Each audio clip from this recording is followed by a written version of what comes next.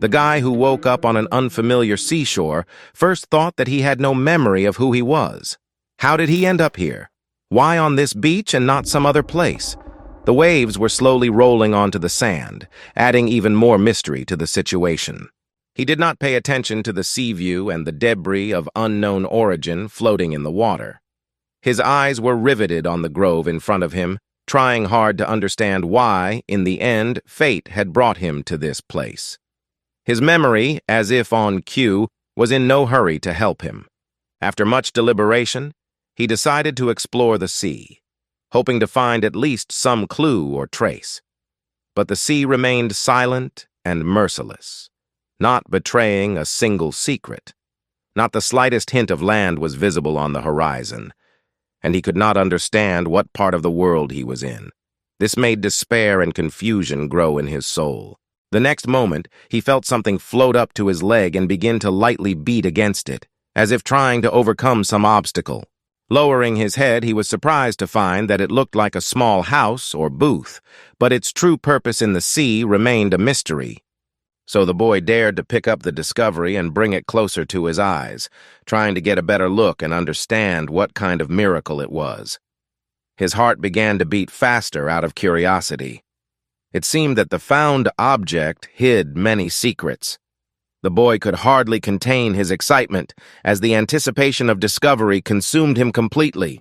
To his even greater surprise, he saw the inscription "Mail" on the box itself. This meant that somewhere in this forgotten place, there were still people who received this correspondence. The mystery began to fuel his curiosity, raising more and more questions. Who are these recipients, and why here in such a remote corner of the world? With these thoughts in mind, he carefully opened the lid of the box, expecting to discover even more incredible things. Looking around, he saw a peg to which he seemed to be tied. Quickly approaching it, he put the box back in place. "Perhaps we should take a walk along the shore. I'm sure I'll find something there," he said enthusiastically.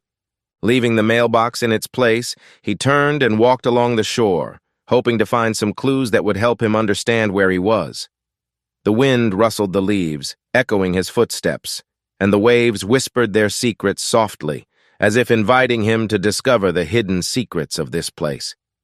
Each step made him more confident that the answer was just around the corner, and he just had to keep going to finally find out the main truth.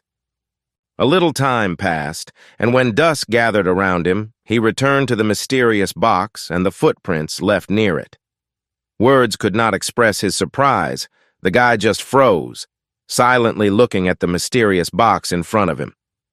The leather box gave in to the cold light of the moonlight, adding even more mystery. As he approached the box, he asked the void, "Is this really an island? I walked around it from all sides and finally ended up here again." Receiving no answer, the guy with mixed feelings slowly turned toward the dark forest. Should he take the risk and go in, or should he stay put and wait for someone to find him? Doubts gnawed at him from the inside, but the clock inexorably moved forward, speeding up his thoughts. The darkness instilled fear in his soul, but even more frightening was the fact that in the deep silence there was not a single chirp of night insects, not the slightest sound, except for the dull noise of the sea behind him. It seemed that the world itself was frozen in anticipation of something unknown. The boy was staring intently into the distance, thinking about different possible scenarios, feeling completely lost. His thoughts were whirling like a whirlwind, and he could not figure out which way to go. Should he go forward, risking danger, or should he take a step back and lose his chances of success? This difficult decision was overwhelming his mind. Leaving the long deliberations behind, he decided not to wait for help on the shore, but to rush into the grove and look for answers there. In the darkness, he made his way through the branches and tall grass, feeling how painfully they scratched his skin. The grass reached his waist, and he thought that this island might be completely uninhabited because no one took care of the vegetation here. A second later, he raised his head, and at the same moment, his eyes were blinded by a bright stream of sunlight. The light was so blinding that he instinctively squeezed his eyes shut and covered them with his hands. All this happened at night, which only added to the mystery and magic of this unexpected phenomenon. However, the next moment, the boy, covering his eyes from the sudden torrential rain, shouted in amazement that this was some kind of unheard-of devilry that he had definitely not signed up for. After running a little further, he noticed a stone in the distance that shone brightly in the sunlight, despite the fact that the torrential rain still did not stop. It seemed that nature had decided to play by its own rules, creating an amazing contrast between the downpour and that strange stone that was attracting him like a magnet. The next moment, the sun rose again and darkness reigned, but contrary to expectations, the boy noticed that the stone he had seen earlier remained in place. Feeling the storm approaching, he decided to wait out the weather in a shelter. He hurried and hid under a large stone, and just in time, the sky opened up and it started raining again. The drops seemed to beat a drum beat on the ground, both chaotic and incessant.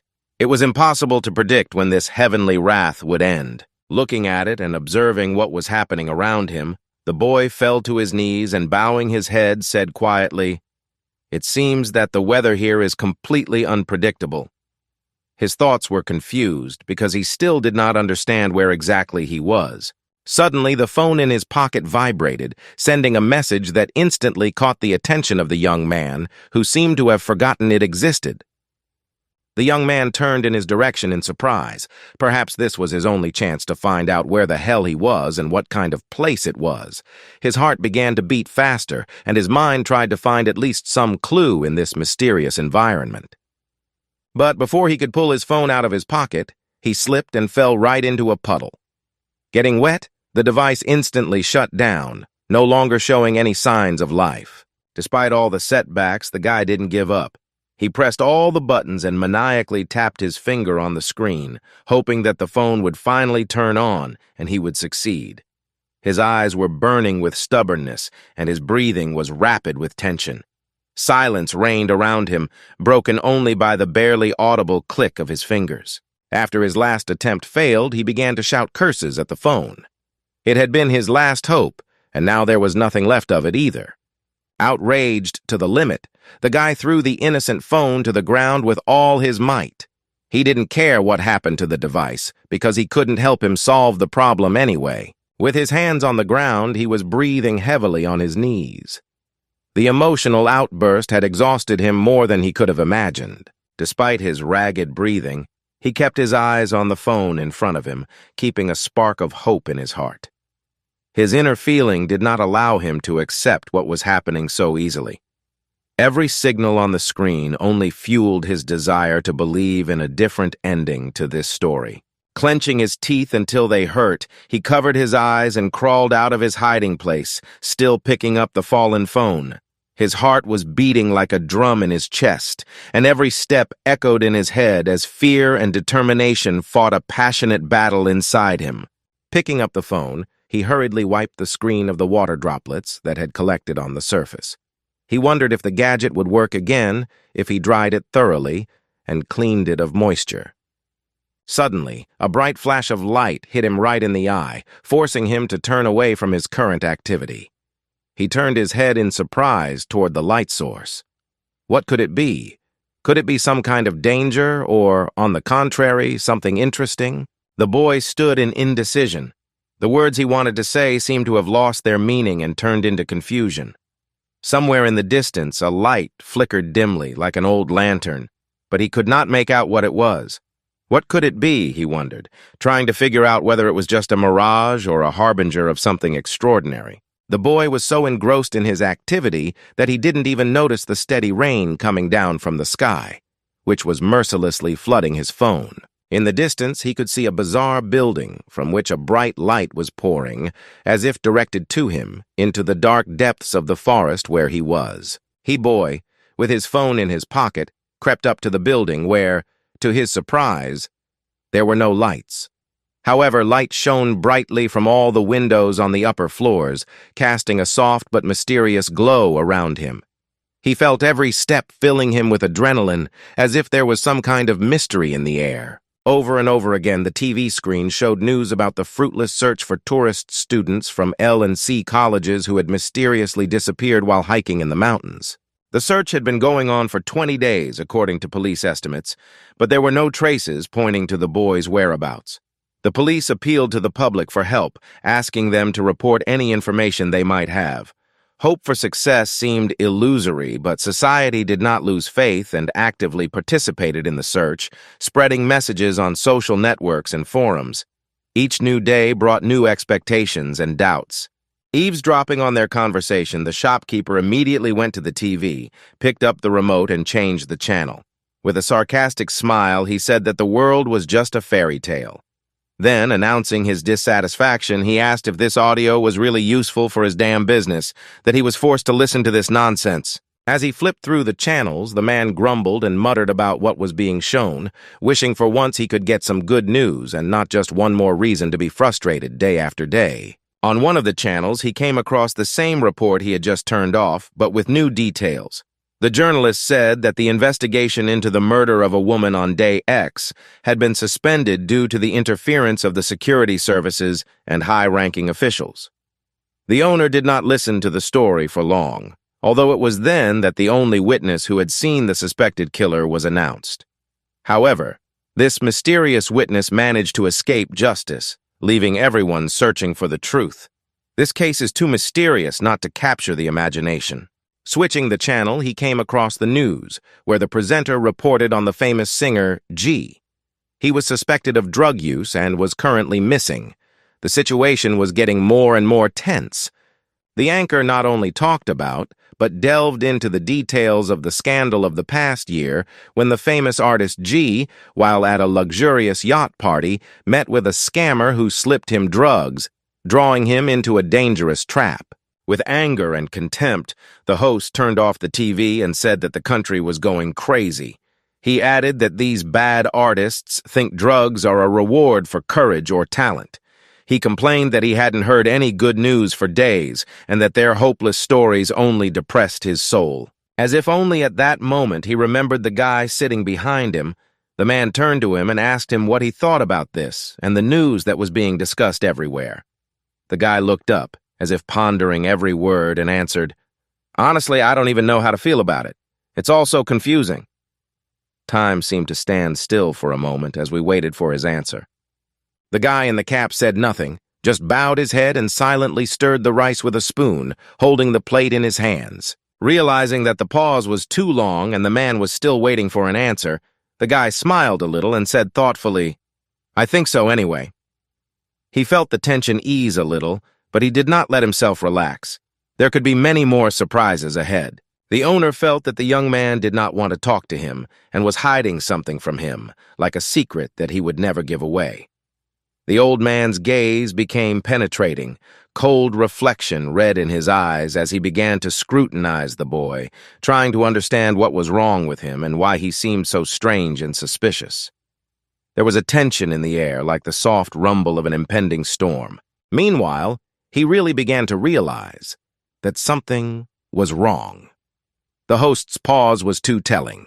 Raising his head, he cast a penetrating glance at the man, but did not say another word. Not wanting to tempt fate and linger in this uncertain place, the guy quickly took a large bill out of his pocket and put it on the table, paying for the food. Without wasting a second, he got up and started packing quickly to leave the restaurant immediately. His intuition told him that delaying could be costly. Without hesitation, he turned around and began to walk out of the restaurant. He didn't forget to thank the owner for the delicious meal, and when he asked for change, he simply replied that he didn't need it, so he could keep it. However, as soon as he heard the words that it all looked familiar, he instantly stopped and turned his head toward the owner who said it. His eyes were full of anticipation. What would happen next? The tension in the air rose sharply. The man quickly approached him from behind and, burning him with a terrible look, asked him grimly, "Are you the murderer wanted by the police and shown on all the TV channels?" Before he could see the last frames of his dream, the guy opened his eyes and found himself in some unknown place. The bright sunlight was mercilessly hitting him right in the face, forcing him to wake up completely. His heart was pounding from the sudden awakening, and his thoughts were rushing around like dollygons on a windy day. The next moment, he jumped out of bed, exclaiming loudly, and threw off the blanket that covered his body. Looking down at his feet in fright, He could not understand where he was and what kind of place this was that seemed so foreign. To calm himself down, he put his head down on his chest and began to inhale and exhale deeply, trying to steady his breathing. His heart was beating like crazy, but he persisted in his rhythmic process, and the sun continued to blaze in the sky, flooding everything around with bright light.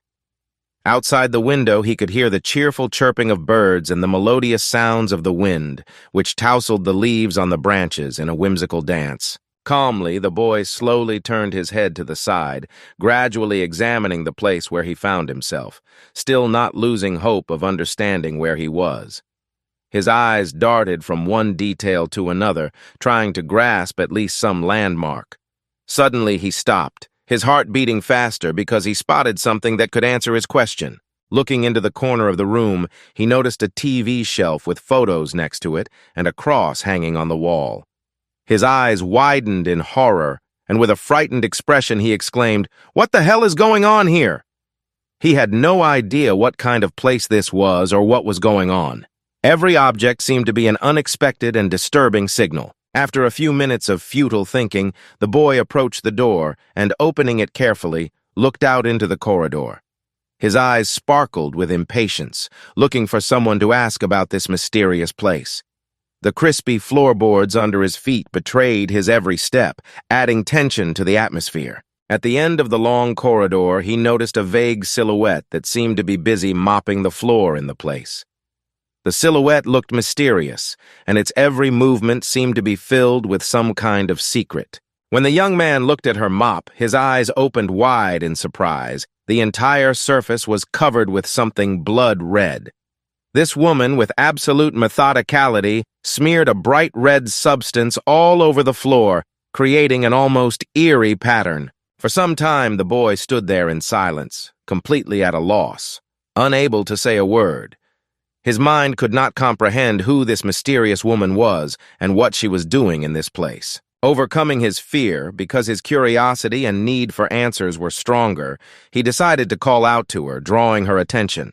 His own heart was beating so loudly that it seemed like it was about to expose his courage as she turned around, smiling slightly. The silhouette quickly turned around, and a tall, middle-aged woman stood before us, asking him what he needed with a friendly smile, apologizing for not noticing him earlier. Her eyes shone with warmth, and her voice was genuinely sincere. Being a bit embarrassed, the hero did not know how to answer, but he felt that he had found a friend. The young man came closer, and when she asked him if he was awake, he answered in the affirmative. Then, apologizing, he asked where he was, because he didn't remember anything. His eyes radiated a mixture of confusion and vague hope, and the wind was quietly carrying the leaves of the trees. The woman's self-assured reply that he was, of course, at her home did not satisfy the boy. Confused to the point of being embarrassed, he asked her again what she meant by this ambiguous remark. The confusion and nervousness on his face told the whole story, while each new moment of tension only emphasized the mystery of the situation. The woman, without removing the mysterious smile from her face, asked him if he had been in an accident or something like that. After all, they had found him unconscious in her yard. Noticing that he still didn't understand, she explained that her young daughter had found the boy and brought him home. They received him hospitably and set aside a room for him to rest. Not sure if what the woman said was true, the boy immediately cleared his throat and thanked her for her help. The woman, not paying any attention, covered her face with her hand and asked him where he came from. The young man hastily explained that he seemed to have been on a ship that had been shipwrecked, but he did not remember the details. His voice was trembling with excitement, as if he had just escaped from the clutches of a nightmare. She was surprised to hear that no one had booked the rooms to date, so she wondered how he had gotten in. Meanwhile, they, the owners, boldly run a small bed and breakfast. Despite its modest size for the island, it is still a real oasis of comfort. So she immediately wanted to know more about the mysterious guest and his unexpected appearance. Turning his head, the guy quickly said that he understood everything, but he immediately asked her where they were because the images and photos did not make anything clear. When she told him that he was at her home, he replied that it was clear. However, it was important for him to know the exact location of the island. After saying that, he lowered his head down, looking closely at the red marks. Watching the boy hesitantly look up and down at the floor, the woman said with confidence in her voice, "You need to get dressed first, and then I'll tell you what to do next." As if he had just come to his senses, he slowly raised his head and asked what she was talking about, furrowing his brow, trying to understand her intentions. The woman slightly closed her eyes, breathed a mysterious smile, and without saying a word, gave him a keen look, then returned to her work. Her actions filled the atmosphere with mystery and tension, aching with cold. As soon as he noticed her gaze, a blush like the morning dawn appeared on his face. Quickly covering his torso with both hands, as if this could make him smaller and more invisible, the boy muttered excitedly, "Please forgive me for looking like this." His voice shook like the wind in the November branches. The woman smiled and replied that there was no need to apologize. She invited the young man to go back to his room and promised to bring him some clothes he could wear. The young man quickly thanked her, not expecting such a generous gesture. His heart was filled with warmth, and he felt a wave of relief sweep through his body. After a while, the guy returned to his room and sat down on the bed, stuck in thought about the mysterious hotel on the desert island. His thoughts were confused. The answers slipped from his fingers, and his sense of unease only grew. What was this place? Who could have built such an oasis in the middle of nowhere? And most importantly, why did he end up here? All his thoughts were filled with this strange woman with a mop in her hands. She didn't seem to see anything unusual in him at all. She simply said that he needed to get dressed to get answers to his questions. It seemed that she knew a lot more than she appeared to at first glance. Judging only by her behavior, the boy instantly guessed that she had deliberately stopped him and forced him to return to his room. Her sly look and subtle smile gave away her true intentions. He took note of these small details, realizing that it was all part of her plan. Reluctantly, but without objection, he turned back deep in thought, preparing for what might happen next. The unknown excited his imagination, making his heart beat faster. At that moment, he heard a sharp knock from the door, which instantly snapped him out of his deep thoughts and forced him back to reality. He quickly turned his head in the direction of the sound, and seeing who it was, allowed the person to enter. When he saw a tall girl in fishnet tights and bright makeup enter the room, he was petrified, unable to say a word. His gaze was frozen on her, and his heart began to race. Who was she, and what was she doing here? The girl, slowly removing the smile from her face, handed him the clothes she had brought and cheerfully said that they were exactly what he needed to wear.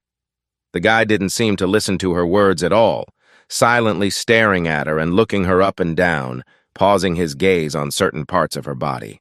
The tension in the air was almost tangible, as the invisible sparks between them grew brighter and brighter. She was obviously not happy with such close attention to her, so she irritatedly asked why his gaze kept wandering up and down. Without waiting for an answer, she added even more sternly that it was incredibly rude and uncivilized. Her face was flaming with indignation, and her words were so harsh that there was a barely audible tension around her.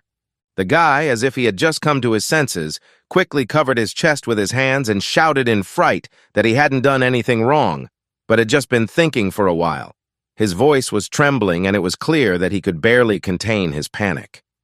The other characters in the comic froze next to him, watching his reaction in surprise. Anxiety filled the air, and everyone seemed to be waiting for further developments. The girl smilingly admitted that she was just joking because he looked at her so strangely. Then she asked him his name with interest. The young man looked off into the distance for a moment and admitted that he didn't really know his name. He remembered for sure that he used to have one, but now he couldn't remember it.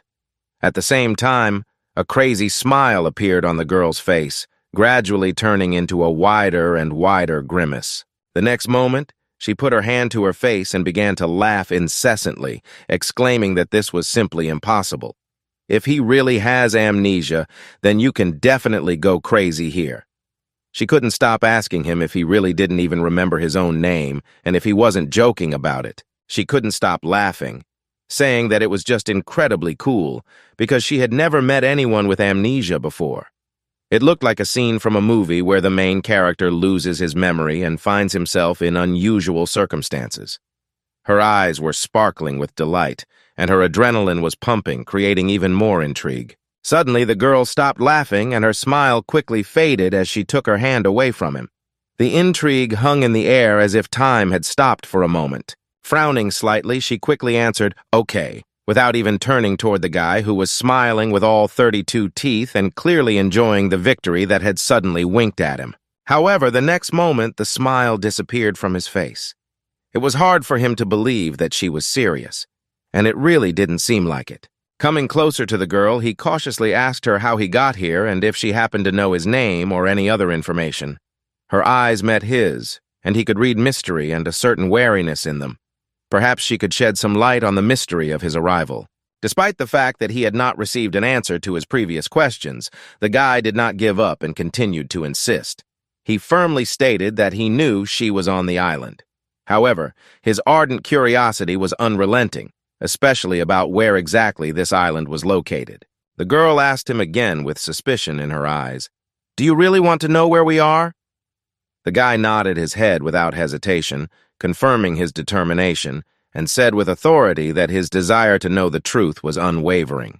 The insidious smile that distorted the girl's face did not bode well. It was now quite clear that he would not get all the answers he needed from her. His heart was pounding harder, and his self-confidence began to dissolve like smoke in the air. A fog of doubt was already enveloping his mind. Still smiling and ignoring the people standing in the doorway, she calmly asked him what he meant by "where," adding that they were at home. She didn't understand why he was so insistent on knowing where he was and why this question bothered him so much. This added a certain mystery to the situation. Shortly after the events that changed their lives, the whole family gathered in the kitchen, where an atmosphere of warmth and comfort reigned. Everyone, from young to old, sat at the table and folded their hands in a reverent prayer gesture, as if trying to connect their hearts in a single rhythm. The silence was eloquent, with only whispered thoughts and deep breathing filled with gratitude and hope. The head of the family took his place at the head of the table, reading the prayer aloud with his eyes closed, not paying attention to his family sitting next to him. After a moment, he finally finished, said "Amen," and raised his head, looking intently at the guest who was seated across the table from him. After a while, he smiled, looked the boy straight in the eye, and assured him that although their table was not overflowing with food, he asked him not to be shy and to try everything there. The boy immediately picked up one of the plates of hot meat, his face shining with a sincere smile. Overjoyed, he said that they had a real wealth of food, and he thanked them from the bottom of his heart for the generous meal and warm welcome. The man, as if not paying attention to his words, asked him intently about his wounds and whether he was in good health. In response, he raised his hand, showing the bandages, and smiling slightly, said, "Don't worry, it's nothing serious." Hearing the words of approval, the guy happily picked up a knife and fork. His movements became more confident as he began to cut the juicy steak on the plate in front of him. An inexplicable excitement filled every cell of his body, and with each cut, the steak yielded to his determination. Taking a small piece with his fork, he immediately put it in his mouth and began to chew thoroughly, trying to feel every note of the steak's flavor. His taste buds were eager to reveal all the secrets of the skillfully prepared dish. As soon as he took a bite, he immediately realized that the food was delicious, and without hesitation, he put another bite on his fork. But at that moment, the silhouette of a woman appeared behind him, and as she came closer, she asked him how he liked her food. The tension in the air increased, and he didn't even notice her approach. So many emotions in one moment. The young man shuddered, turned sharply in her direction, and after a little thought said in embarrassment that it was really incredibly delicious. He added that she was an incredible cook. Her culinary talent was undeniable. However, to his surprise, even after all his words, the woman continued to stand silently over him, looking at his face carefully. It seemed that she was not satisfied with the compliments and wanted even more praise. The tension was building. She didn't know what to expect next. What did she want to hear again? So he picked up a knife and stabbed it decisively into a piece of meat. After that, he confidently declared that the meat was not only not raw, but also not overcooked. It was perfectly cooked, a real culinary masterpiece. While enjoying the steak, the guy noted that the sauce had a subtle peanut flavor. It is slightly sweet and full of flavors, creating a perfect harmony of flavors with the meat. At the end of the dinner, he admitted that he's not usually a fan of steaks, but this one was simply amazing. He couldn't even imagine that on such an isolated island you could taste something like this. The woman suddenly smiled, and this time it seemed that her answer was finally fitting. After surviving his gaze, she finally stepped back and with a wave of her hand turned back. As he watched her sit down at the table, the man said with admiration that his wife was indeed a great cook. He realized how lucky he was to have such a master of the culinary arts. The young man instantly agreed and then, changing the subject, asked if they could tell him where he was now. However, the man suddenly interrupted him and turned to Romy, ordering her to pour tea for the guest. Romy instantly followed the order. Quickly pouring tea from the kettle into a cup, she handed it to the man, placing it in front of him with the words, "This is your tea." He didn't even have time to say anything when he was even more surprised. A cup of tea was placed in front of him, which awakened in his memory an old, forgotten feeling, as if he had once held the same cup in his hands. His heart began to beat faster. Its color resembled the same shade of the strange liquid he had seen in the hallway. The hostess was carefully trying to wipe it off the floor as if it were some kind of curse. Meanwhile, Romy, still holding the kettle, smilingly informed him that it was dogwood tea. With barely noticeable pride in her voice, she asked if he would agree that this drink was incredibly tasty and healthy. Listening to her describe its bright red color and details, her sister suddenly laughed, saying that it was as red as human blood. When her sister shouted at her to shut up, the girl only added to her laughter. She stuck her finger in her direction, saying defiantly, "You better shut up yourself!" And that's not all. She called her sister a whore with disdain. The tension between them grew, their conflict escalating with every passing second. The man at the head of the table slowly wiped his mouth with a napkin. Then, casting a gloomy glance at what was happening around him, he ordered everyone to be quiet in a cold tone.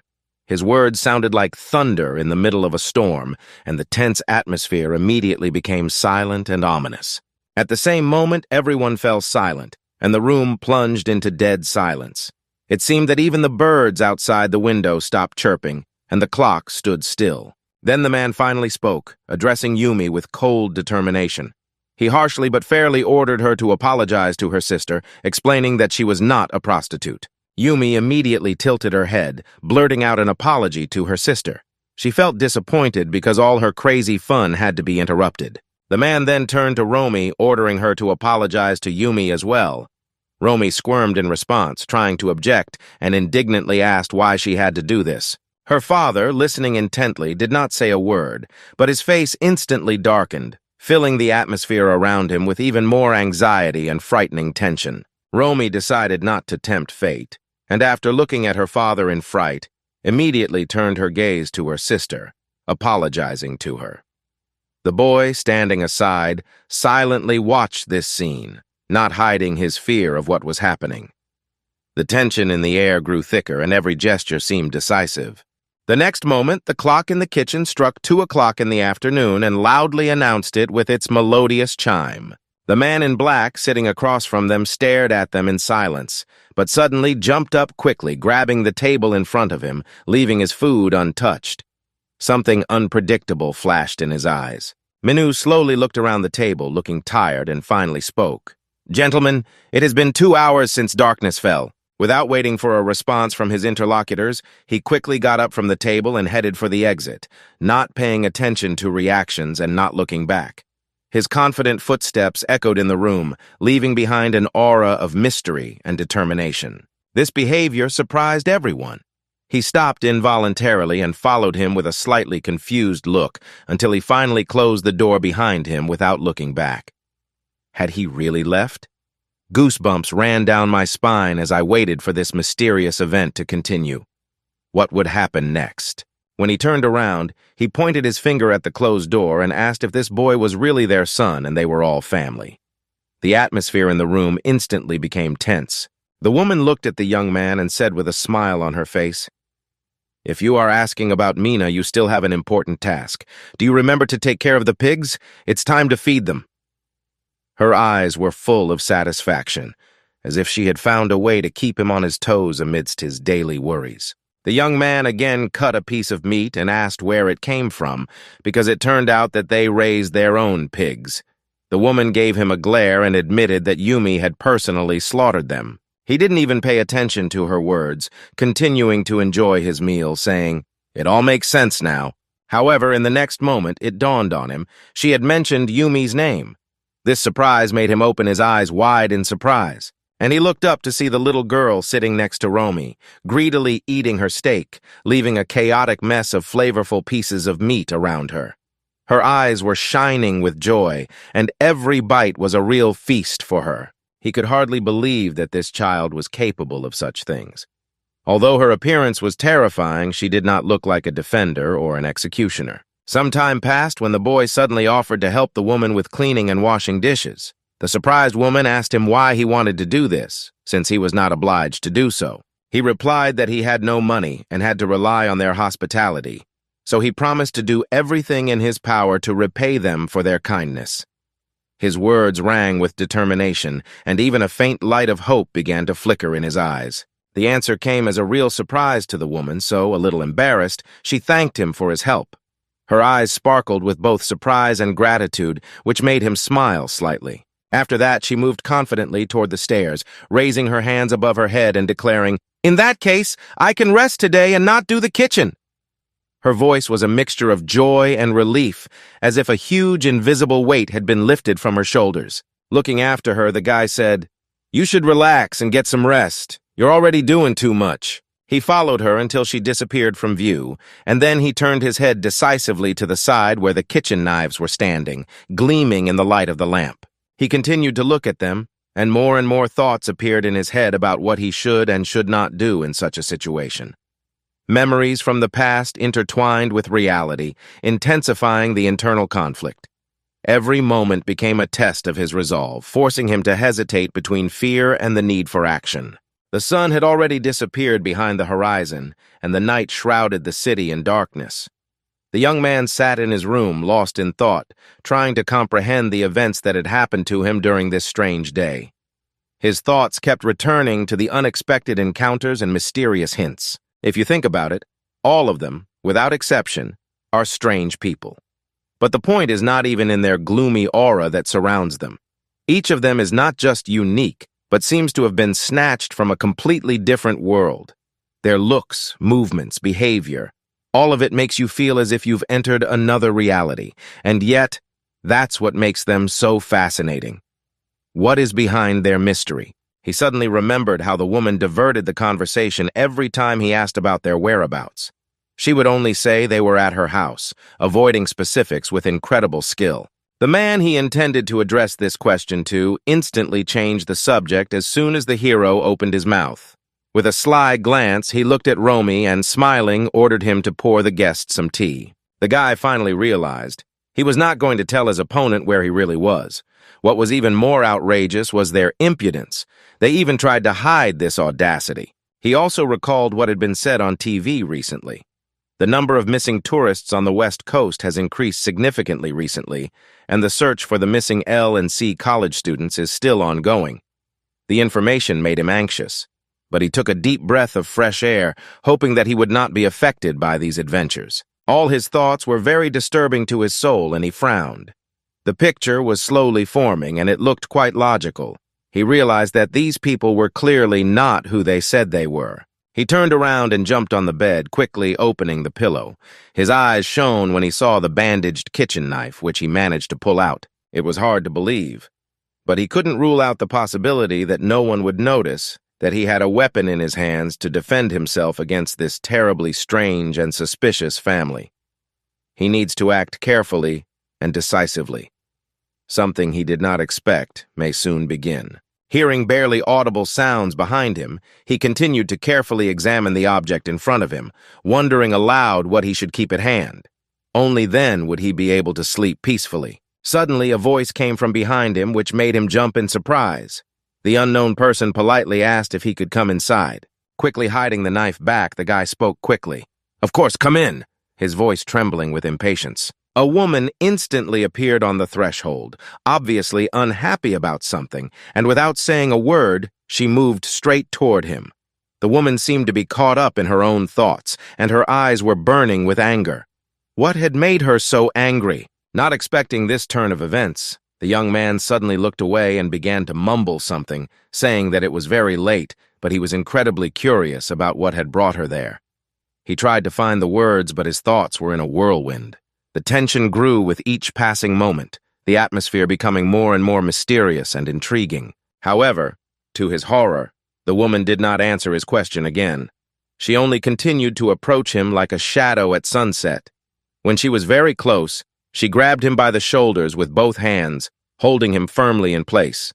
The boy's heart began to beat faster, as if warning him of the imminence of an unknown disaster. Leaning over, the woman pierced him with her eyes, asking in a chilling voice, "Where is my kitchen knife? Or did you really think I wouldn't notice?" The guy looked her in the eye silently, not saying a word, trying to figure out what to say. It was absolutely unacceptable to show panic even for a moment. The woman looked the boy straight in the eyes, trying to see at least some hint of panic that could make him reveal all his secrets. She thought that fear of the possible consequences would make him break down and tell everything in detail like a little boy. But would he keep his cool in this tense situation? However, he only quietly asked what kind of kitchen knife she was talking about and what exactly she needed from it. The boy's answer was so unexpected that the girl simply could not hide her shock. Her hands, which had been holding his shoulders tightly just a second ago, instantly slipped down, and she hurriedly stepped back a few steps. Time seemed to stand still for a moment, and a tense silence reigned around them. After a quick laugh, the woman smiled softly, apologized, and assured me that, of course, this was impossible. It turned out that she had simply made a mistake. Looking at her rapidly changing behavior, the guy became even more focused and cautious. Finally, he took a deep breath and asked her if she really had lost her kitchen knife somewhere and was looking for it. The woman confirmed that she had, but said she suspected Yumi of having taken it. She constantly forbids Yumi to do so, but it seems that the girl does not always listen. The boy, who was listening to her uncertain words, smiled stupidly, asking what she meant.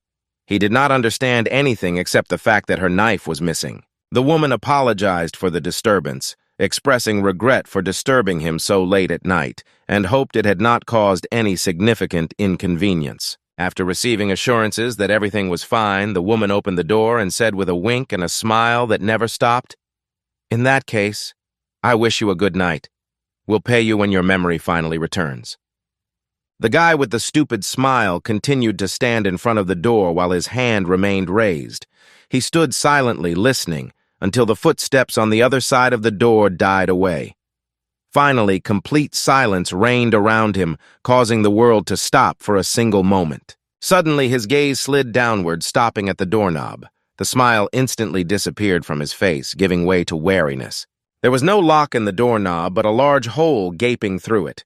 Judging by the marks on the wood, the lock had been removed on purpose. Watching all this, the boy realized that the situation was becoming more and more eerie. The house, filled with strange, almost supernatural things, caused him genuine fear. The doors were especially disturbing.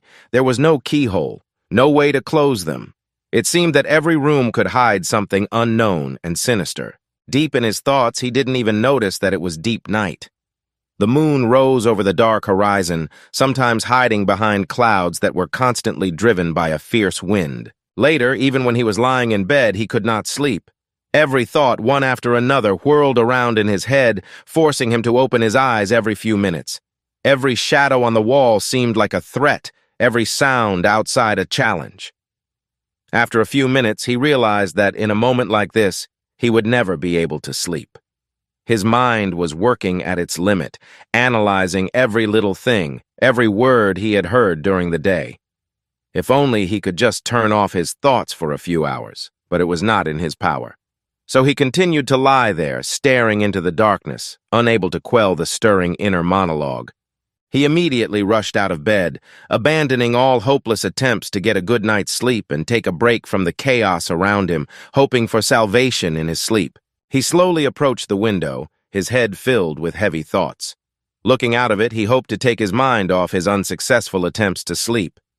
His gaze wandered over the night landscape, searching for peace in the darkness. But instead his heart felt tense.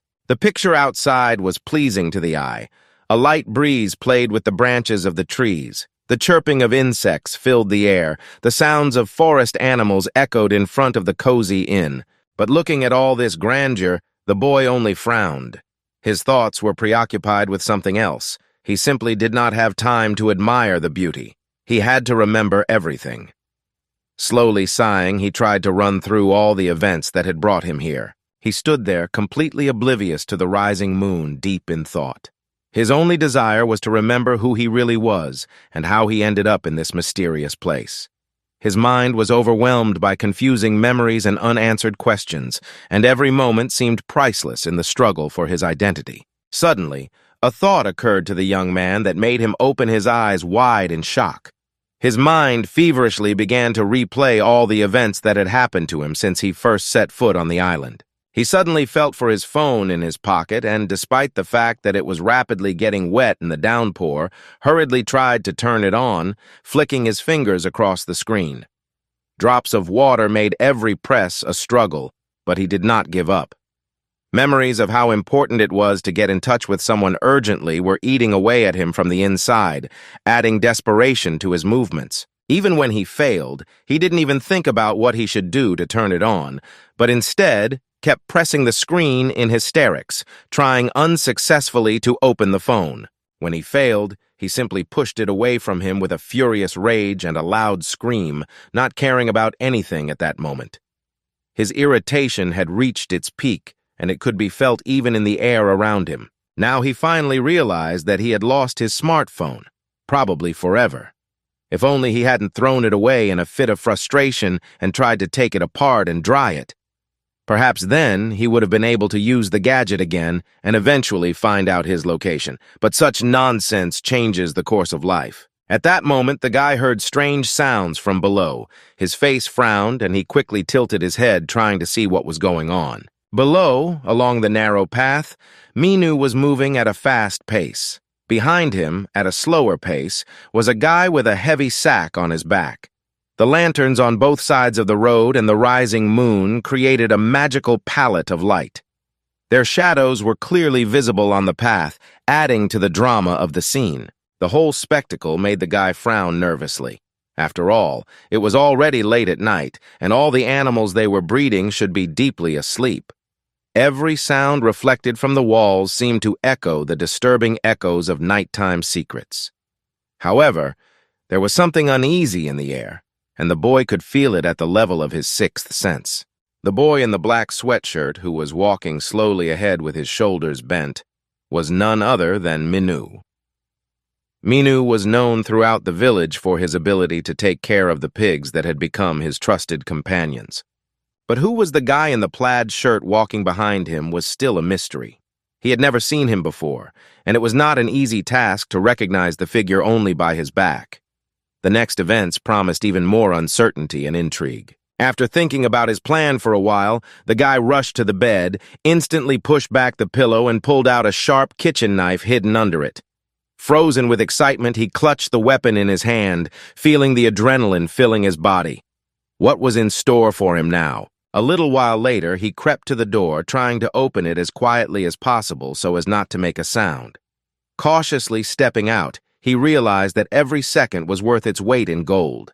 He had to act quickly and without making too much noise, otherwise he would be caught instantly, and then who knows what could happen to him. And his heart was beating faster and faster like a drum, reminding him of the danger. Without leaving the room completely, the boy quickly looked around the neighborhood, looking for any signs of presence in the corridors. His heart was pounding faster. Adrenaline was pumping through his veins, creating a sense of tension. He suddenly remembered the mysterious guy he had seen with Mina. He definitely hadn't been at the dinner, otherwise he would have recognized him immediately. Moreover, his appearance did not fit the family at all. Who was he, and what was his connection to Minu? Determined to find out what was going on here, the boy boldly moved forward along the dark corridor. After checking several times that there was not a soul around, he slowly approached the creaking stairs. Each step added to his anxiety, and the dull echo of the footsteps seemed to remind him of an invisible threat. Quickly turning around one of the corners, the boy tried to sneak down the creaking stairs, which betrayed his presence with every step. He wasn't sure if the owners of the house had heard this treacherous sound, but he hoped he had managed to go unnoticed. A tense silence reigned around him, which only added to the adrenaline in his veins. Passing the stairs, he hurried to the exit and was about to touch the doorknob when he heard a conversation from the kitchen that made him slow down. While he was trying to quietly open the door, he simultaneously listened to Yumi in the kitchen making excuses to her mother.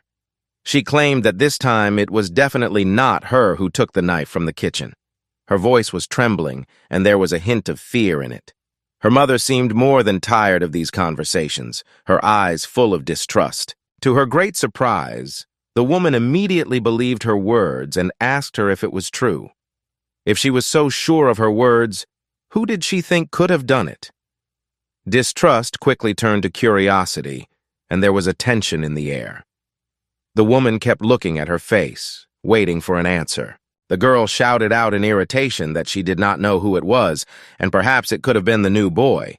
The woman replied with calm confidence that it was absolutely not him, because she had already checked him out. The boy's eyes widened in shock when he heard the woman ask the girl not to tell him that she was going to search his room tomorrow while she was cleaning it. To which the girl mysteriously replied, "Who knows?" The young man froze in front of the door, his heart pounding furiously. Her words, like a bolt from the blue, froze in the air. Maybe he's hiding a knife under his pillow. It was a good shot, but fortunately it looked like they didn't know for sure. Coming to his senses, he instantly pulled the door handle, jumped out, and slamming it shut behind him, ran away from this ominous house. The moon never stopped shining, casting its soft glow around. It seemed that its brilliance was especially bright tonight. The boy, not paying any attention to what was happening, was watching Min closely. He noticed that Ming told the other guy next to him that they would see each other in the morning. It seemed that the other guy hadn't heard what he said because he stood there silent, staring at him intently, as if he was waiting for something more. Then Minu, with a cold cruelty in his gaze, said grimly, "I'll see you in the morning." It wasn't just a hint, it was a clear signal. Pack your things and get the hell out of here. This time, the boy finally paid attention to the words that came to him. He gathered his belongings and the boards he had brought with him, and saying, "Okay," he started walking back along the forest path. As he walked, a twilight haze began to gather around him, adding to the atmosphere of mystery and a bit of anxiety. Unaware that someone is watching him from under the trees, he suddenly stops. Anger burns in his eyes and he tenses his jaw. He bursts out through clenched teeth. "They're all just crazy bastards!" Looking at him, the guy smiles. It seems that he is not happy with this family either. Perhaps he could help and tell them where they were and what was going on here. So he immediately came out from behind the tree and coughed softly, attracting attention. However, the boy just froze in fear, not turning his head to the sound. He seemed to have turned into a statue, his body petrified and his thoughts frozen in place. The situation was becoming more and more tense, the atmosphere was thickening, and time seemed endless. Quickly turning around, he grabbed a saw and shouted loudly that he hadn't said anything because he was working and not being distracted from his studies. Meanwhile, the guy slowly approached him, holding the knife behind his back with one hand. The tension in the air grew as if a storm was about to break out. Ignoring the guy's clumsy attempts to justify himself, he gestured for him to shut up.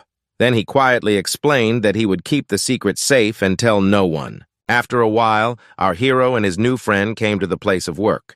They saw a small old shed in need of repair and renovation. Cracks in the walls, a darkened roof, and old doors needed a strong hand of a craftsman. Looking at the guy in the checkered shirt, the young man said his name was Taii, and then quickly turned away and continued his work. The guy replied in surprise, saying that he understood, and then asked if he lived here. Taii paused and asked if he really didn't recognize him. The young man scratched his head in embarrassment and admitted that, unfortunately, he had been in an accident and lost his memory, so he could not recognize him. Hearing his question about whether they had met before, Taii put his hand to his head, took a deep breath, and stared at the ground, as if looking for answers to all his problems. The guy did not hesitate and firmly stated that he might know where they were. Taii replied that he had no idea and added sternly, "Don't ask that question." Their conversation became tense. Who knows what the mysterious Taii is hiding? It's especially not a question you should ask that crazy family. And judging by what he sees, this time he doesn't really remember anything. Determined not to hide the truth, Taii decided to tell. He recalled that last night, in a downpour, he noticed his silhouette on the beach in the middle of the night. I watched closely from the forest as he moved inland until the warm light of the hotel lanterns shone on his face and he confidently entered the hotel. From the looks of him, the young man was exhausted and apparently did not pose a serious threat to others. However, one could not underestimate the inner strength that still shone in his eyes. As he approached the hotel, he saw the lights on inside and said with relief, "Thank God there are people there. Perhaps they can help me." Suddenly, a shadowy silhouette appeared behind him in a dark raincoat with a shovel in hand. This mysterious stranger was Taii. Without hesitation, he instantly swung the shovel he was holding tightly in his hands and at the same moment hit the guy hard, knocking him unconscious. After saying that, Taii furrowed his brows and said seriously that the boy had to prove his usefulness to them. A slight darkness surrounded his words, and a range of uncertainty spread between them, as if a cloud were struck by lightning. The young man had to act quickly to gain their trust. He nervously asked why he had to do this task, since he might eventually leave the island anyway. His voice rang with doubt and curiosity, each word like a cry into the abyss. He could feel the shadow of fear wrapping around his mind, but the desire to leave the remote island and find freedom was stronger than anything. Taii furrowed his brows again, looking at him intently, and then said in a confident voice, "You have to do it, because you already have a debt." Sometime later, when the young man had already returned, the woman decided to make her rounds of her inn.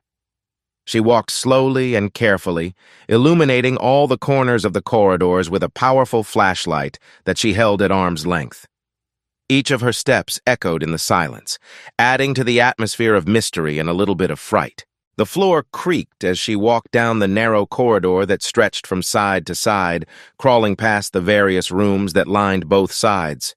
Each step seemed to peer into the secrets hidden in the shadows of these ancient walls. The woman first passed by the young man's room, leaving the corridor plunged into darkness behind her. Her footsteps were almost silent, creating the feeling of an invisible threat approaching. But then she decided to return. Something was too suspiciously quiet, and she decided to check if the guy was still inside, or if he had already escaped. Standing in front of the door, she quietly asked the boy if he was asleep and why it was so unusually quiet outside the door. The tension in the air made her heart beat faster, and a ray of moonlight barely penetrated the curtains, adding to the intrigue. The guy felt his soul leave his body and go to his heels. He hadn't even thought about sleeping, but now he was seized with panic. All the time he was lying there with his eyes wide open and his head buried in the pillow. His thoughts kept praying for one thing, that she would disappear from his sight as soon as possible. After hesitating a bit, she decided to look inside through the keyhole, but the boy still didn't answer. Her heart was pounding with every second of silence, and her curiosity was getting the better of her fear. What was waiting for her behind that door? To her surprise, she could see the boy lying on the bed through the crack, or at least his silhouette was visible under the covers. The next moment, she smiled and asked how he could have fallen asleep, especially under such circumstances and in this mysterious house after all. The boy's eyes, who had been listening to her, opened wide with horror again. He couldn't sleep because of this, and he wasn't even going to sleep. What was happening around him scared him to death, reminiscent of real-life nightmares. After a while, the barely audible footsteps began to fade away. It seems that the woman was tired of her unsuccessful attempts to bring him to the truth, and she decided to go about her business. Despite this, the boy remained under the covers for some time, with only his head poking out, listening carefully to the creaking floor. His heart was pounding in his head. Gritting his teeth against the tension, he wondered how much longer this would really last. Cold sweat trickled down his face, and there was no sign that it would end anytime soon. After calming his panic, he lay down with his face to the window, but sleep seemed to elude him. The events of the previous day were so deeply embedded in his mind that it was much harder to forget them than he had expected. Against the backdrop of the nighttime city noise, the feeling of anxiety only grew, making his thoughts spin in countless circles. Sleep never came, despite his endless attempts to find a comfortable position on the bed. Nervously stretching himself into a magical slumber, he looked up at the window again. It seemed like at least 5 long hours of insomnia had passed. No matter how long he looked out the window, the moon seemed to deliberately not want to disappear, giving the impression that it would last forever. A little later, it finally began to dawn, and the gloomy darkness of the night that enveloped everything around him gradually receded, giving way to the morning light. The sound of the sea waves could be heard for several kilometers around, although the wind had almost stopped, and an unusual silence reigned in the air. Somewhere in a distant corner of the world, near a small wooden house in a tree, a mysterious silhouette was seen through the branches on an old swing that was swaying gently. Only when one looked closely could one discern that this shadowy silhouette belonged to a little boy. Despite the early hour, he was still actively doing something, despite the fog and chill. He was holding the same phone that the boy had lost. A spark of curiosity flashed in his eyes as if wondering, "What kind of device is this?" Opening one of the icons on the desktop, the boy quickly pressed the first button he saw, accidentally activating the flash and taking an unexpected photo. A few more hours passed, and the sun finally rose, lighting up every corner of the world with its bright light.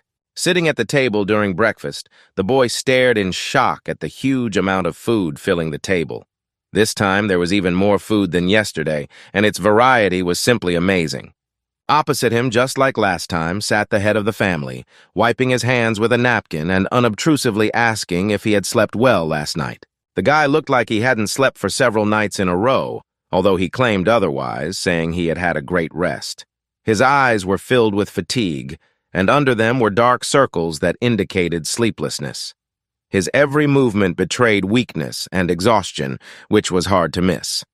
However, his assurance sounded painfully unfounded and even a little uncertain. However, to his surprise, the man did not listen to him at all, as if he was letting the words pass him by. And then, as if everything was clear, he noticed that he looked extremely exhausted. Romy intervened, suggesting that perhaps this guy was one of those people who simply cannot sleep in unfamiliar surroundings. The guy responded by assuring her that everything was fine and there was nothing to worry about. The man suddenly smiled slightly, making the cold atmosphere warm up a bit. Deciding to change the subject, he inadvertently asked if the boy had regained his memory, or had everything remained the same, and he was still in the darkness of oblivion. The boy furrowed his brow and muttered uncertainly that, in fact, it had not returned at all. In response, he heard a worried, "This looks pretty serious." Ignoring Yumi, who was having a real battle with the food, throwing it at Romy, the man finished his speech and assured the boy that his memory would definitely return. Now they were all in a whirlwind of intrigue, and the future looked so uncertain, but full of hope and possibility. This man may not have been a doctor, but he knew for sure that it was not worth dwelling on this and similar trifles, because it would not bring anything good. Instead of worrying, he decided to act decisively and confidently, like a real hero in his own comic book. The young man, with a tired sigh, thanked him for his concern and, unable to argue, silently agreed with every word he said. Suddenly his eyes opened wide in surprise. Only now did he notice the table, which was covered with a mysterious cloth. What could be hiding under it? His heart was pounding faster. All the dishes on the table were completely different from the previous night, but the number of them literally made the table burst. Each dish looked appetizing and unusual, filling the air with unique flavors. The woman decided to give him a smile and, laughing, said that today everything would definitely turn out perfectly. The guy, a little embarrassed, replied that it was true, although he was feeling anxious deep down. He looked at her intently, thought for a moment, and then asked her if she was really preparing all this by herself, without any help. As soon as he asked the question, he regretted it. The atmosphere at the table changed instantly, like a bolt from the blue, and became completely different. Everyone sitting at the table simultaneously focused their gazes on him, silently watching. The atmosphere was filled with tension, but no one dared to break this almost magical silence.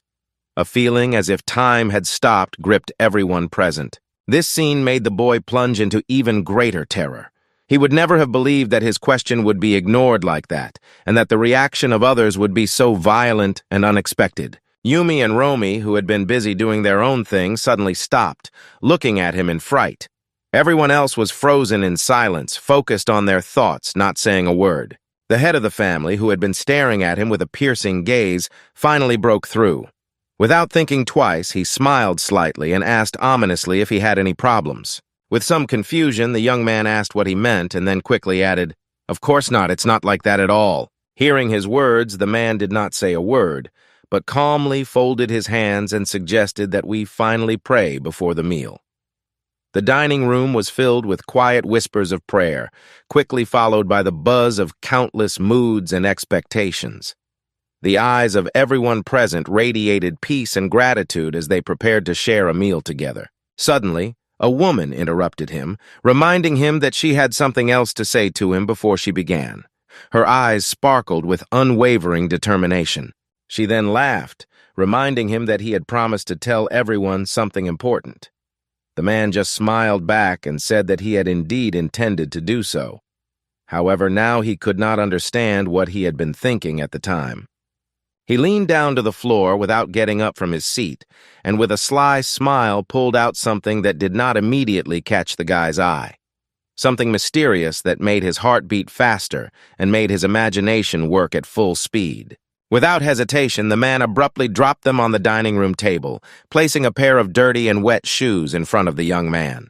The boy, with an absent gaze, stared at them, immersed in the tumultuous memories of the previous night. His eyes, although open, seemed empty, reflecting the kaleidoscope of emotions and events that swarmed in his mind. Time seemed to stand still, and every detail of that evening came to life again before him. At that moment, his thoughts were focused on only one task: to go down the stairs as carefully and quietly as possible so that they would not make a single sound. His heart was pounding to the rhythm of each step, and the floor under his feet seemed like a trap, ready to give him away at any moment. As soon as he reached the front door, his attention was drawn to the absence of his own shoes. Walking outside barefoot or without socks was simply unthinkable, so he decided he had to put on something. Suddenly, his brain began to frantically search for solutions to the situation. His choice fell on a single pair of shoes that stood alone by the front door leading to the unknown. And these same slippers that had just been his hope were now playing a bold farce, standing on the table in front of him as if mocking his recklessness. Suddenly, the man spoke decisively, saying that someone had gone outside last night. His conclusion was undeniable, because someone had returned from the street with wet and soiled clothes. The atmosphere in the room became tense, and everyone in the room felt the tension of these words, as if they were all gripped by a premonition of an unknown threat. His voice pierced the air, adding even more chaos to an already tense moment. The boy stared at the man intently, not about to give up or admit his guilt. His steadfastness was unwavering, as no one around him had any idea who the stranger was. With every second of silence, the air in the room thickened with tension.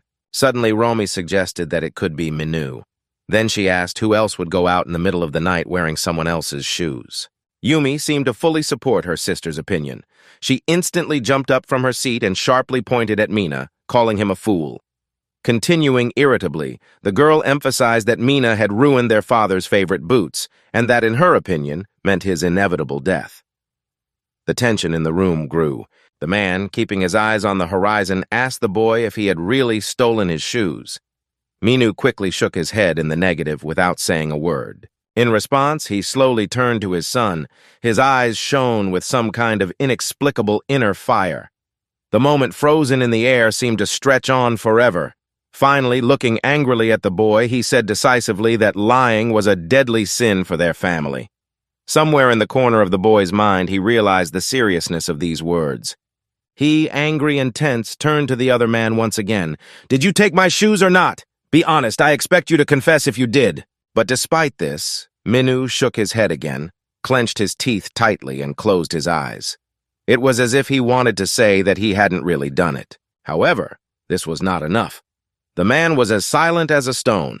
Then the other man, growling in a threatening voice, asked a question that chilled the blood in his veins. "Did you put on my shoes?"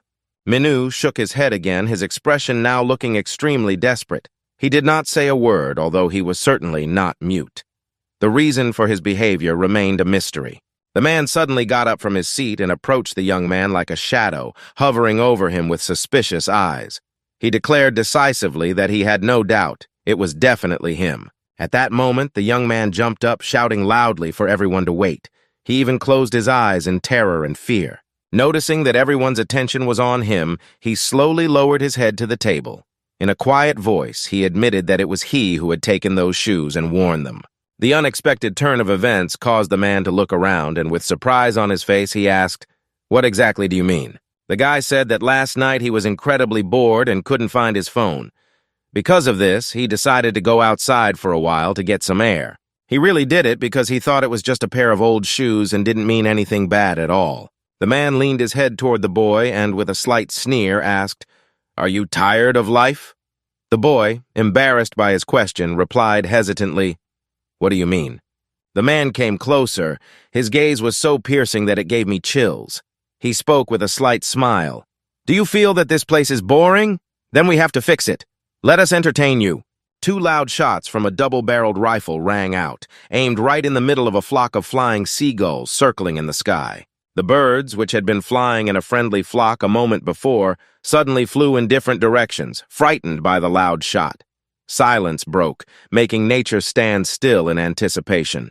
And one of them, which the man hit, instantly flew down like a stone and fell into the water with a roar, causing a giant splash. The man skillfully reloaded his rifle without taking his eyes off the target and coldly remarked to the young man that usually when they hear gunshots, they feel threatened at every turn. Adrenaline filled the air, and they were in for a dangerous hunt. As soon as this happens, the characters fly in different directions at breakneck speed, like sparks in an explosion. However, there will always be a few who will not have time to react to the time and will stop in a strange confusion, as if hypnotized. When he finished speaking, he raised the rifle once again, took careful aim, and was ready to shoot at the next bird that was carefree in the sky, unaware of the mortal danger. His eyes were focused, and his hands held the weapon confidently. Pulling the trigger, he looked at his target once more, ready to act. The deafening sound of the gunshot made the guy reflexively close his eyes, but even this moment did not make him look away from the scene unfolding in front of him. He watched the events fearlessly and steadily, despite the danger and uncertainty. His heart was beating faster, but he summoned all his willpower not to miss an important detail. Meanwhile, the man hit the bird again, and it flew down, just like the previous one, right into the water. From the echo of the shot, it seemed that even the trees froze for a moment. Another, now helpless prey was among the waves. The bird's body plunged into the river current. Looking at this, he said, "So this is how it really works," and turned to the boy, looking at him with a piercing, eerie gaze. The young man wasn't too impressed. He just furrowed his brows, seemed to stare back at the man calmly, hiding his true fear. Although his heart was beating like crazy in his chest, no emotion betrayed the depth of his inner turmoil. No matter what happened next, he was determined not to show his weakness. Suddenly, without saying a word, the man handed the surprised boy a weapon, as if to offer him to take it himself and try to shoot a couple of seagulls. It was unexpected and intriguing. The boy hesitated, but his curiosity overcame his fear. The young man decided not to argue with the man, and without further ado took the gun from his hands. Now he stood there, clutching the weapon tightly with both hands, his eyes staring into the distance. After examining the weapon from all sides, he said thoughtfully that he had never held a rifle before.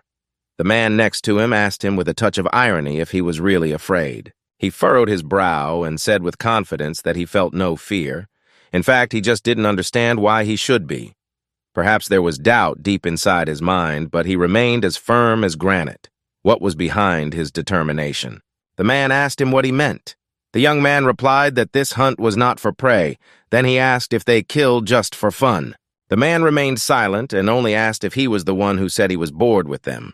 The young man was confused and could not say anything in response. Then he turned and pointed to the flock of newly formed birds and confidently said that he could shoot one of them on the fly. A spark of challenge flashed in his eyes, and everything around him immediately froze, as if waiting for the outcome of this exciting scene.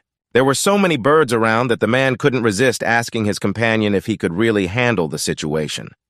After all, at first glance it didn't seem too difficult, but his doubts remained. Even after a few minutes, the man heard neither a response nor a shot, which made him very nervous. The time outlasted like an eternity, making his heart beat faster and faster. Cold sweat slowly trickled down his forehead, and anxiety filled every moment of silence. Without turning around, as if he could feel what was happening behind him, the man asked, "Did you really point a gun at me?" His voice was calm, but his eyes shone with unwavering determination, ready to act at any moment. The guy didn't respond, only frowned even more and asked with indignation, "Why didn't anyone explain where he was?" The situation seemed threatening, and there was an incomprehensible chaos around. Without any excitement, the man calmly asked again, without specifying what he wanted to know. However, the boy, irritated and nervous, shouted out, demanding to know where they were. His voice sounded like thunder in the silence of the night, creating a feeling of indescribable tension. Every muscle in his body trembled with hidden anger and fear. Who is this mysterious guy in the plaid shirt with the face of a fool looking like a slave? He always runs around the heroes, following their instructions without a single complaint. The man suddenly turned to the boy, and the boy couldn't stop shouting questions about how they ended up on this godforsaken island. Without hesitation, he took a decisive step forward, approached the boy, and jerkily grabbed the rifle with one hand, pointing it directly at his chest. There was a threatening tension in the air. So, continuing to hold him, looking into his panicked eyes, I said in a cold voice that this island has no name. The silence that followed my words was so thick you could cut it with a knife. A shadow of fear flashed in the guy's eyes. He realized that he was trapped. And that guy in the checkered shirt was not a slave at all, but their valuable employee. They simply run a small hotel where every guest is worth its weight in gold. As well as all this knowledge, he also realizes that he is, in fact, just a guest who is allowed to stay in this hotel. However, every time he stops in the corridors with mysterious paintings on the walls or smells the delicious food from the kitchen, his heart starts to beat faster. It seems that every corner of this building hides its own incredible and mysterious stories. Feeling tense, the boy asked frightenedly, without delving into the answers, what exactly the man was doing and what he was trying to achieve. His heart was beating faster, and his thoughts were racing through his head like lightning. He continued to talk, ignoring his question, and told him that the cost of staying at their hotel was 150,000 won per day, and that meals cost an additional 11,000. In addition, the cost of shooting lessons is 30,000 yen, but he is not paying a penny. Listening to him say that, despite all the risks, he dared to threaten the owner with the weapon, the young man nervously shouted and begged him to let go of the gun. His heart was beating like crazy, and his hands were trembling with fear, but his voice was filled with desperation and determination. However, the man was not going to let go of the rifle. He wrestled it away from the confused young man, who had deliberately panicked and found himself in a desperate situation. Now his eyes were shining with fear, but his strength had left his body. He could not even imagine such an unexpected turn of events, or that a stranger would so casually and easily snatch the gun from his hands. Without hesitation, he sharply pointed it in the boy's direction, continuing to drill him with his piercing, terrifying gaze without saying a word. The tension in the air was so thick that it felt as if it could be cut with a knife. He continued to pierce him with his terrifying gaze, as if waiting for him to take decisive action or ask questions that could change the situation. The silence between them hung like a sharp blade, but still hope was in the air. However, the young man only drilled him with his gaze in return. His eyes sparkled with sparks of panic and fear, which openly reflected his state of mind. The young man, noticing the smile on the man's face, immediately closed his eyes as if trying to protect himself from the inevitable. Meanwhile, the man, without hesitation, carefully but confidently, began to squeeze the trigger of the gun. The feeling of tension grew with each passing second, like a thunderstorm approaching with terrible force. As soon as the man pulled the trigger, the space was filled with the loud sound of a gunshot. The young man immediately sat down, covering his eyes and head, and screamed with all his might. The silence that had preceded this moment seemed to be torn apart, and his scream was a mixture of fear and pain. He continued to tremble, silently swallowing every second of fear. The realization of his own stupidity, which could have resulted in death, did not leave him for a moment. Every nerve was stretched like a string, and only the thought of an imminent threat filled his mind. His eyes were filled with fear. Now he knew for sure that the second shot was about to be fired, and this time he would certainly die. The echoing sound of the trigger echoed again, but this time no shot was fired. As if the shadow of death had escaped him, the boy was still alive, despite the determined squeeze of the trigger. The man with the gun raised to the sky smiled and said, "This is a 2-shot rifle. As soon as I fire 2 shots, I need to reload." The words were lost in the rustling of the trees, further enhancing the intrigue. And the boy finds it very funny because he is penniless, and therefore unable to conduct a full lesson. Looking at the boy lying at his feet, the man asked him with an ironic smile on his face if he knew that the gun was not actually loaded. The boy raised his head and met his gaze, wondering if this was a trap or just a play on words. The tension grew. Without waiting for an answer, he spoke coldly. "If this is not a joke, then you should know that such dangerous pranks can end tragically." Looking at his broad smile, the man's eyes bulged with surprise and asked if it was really true.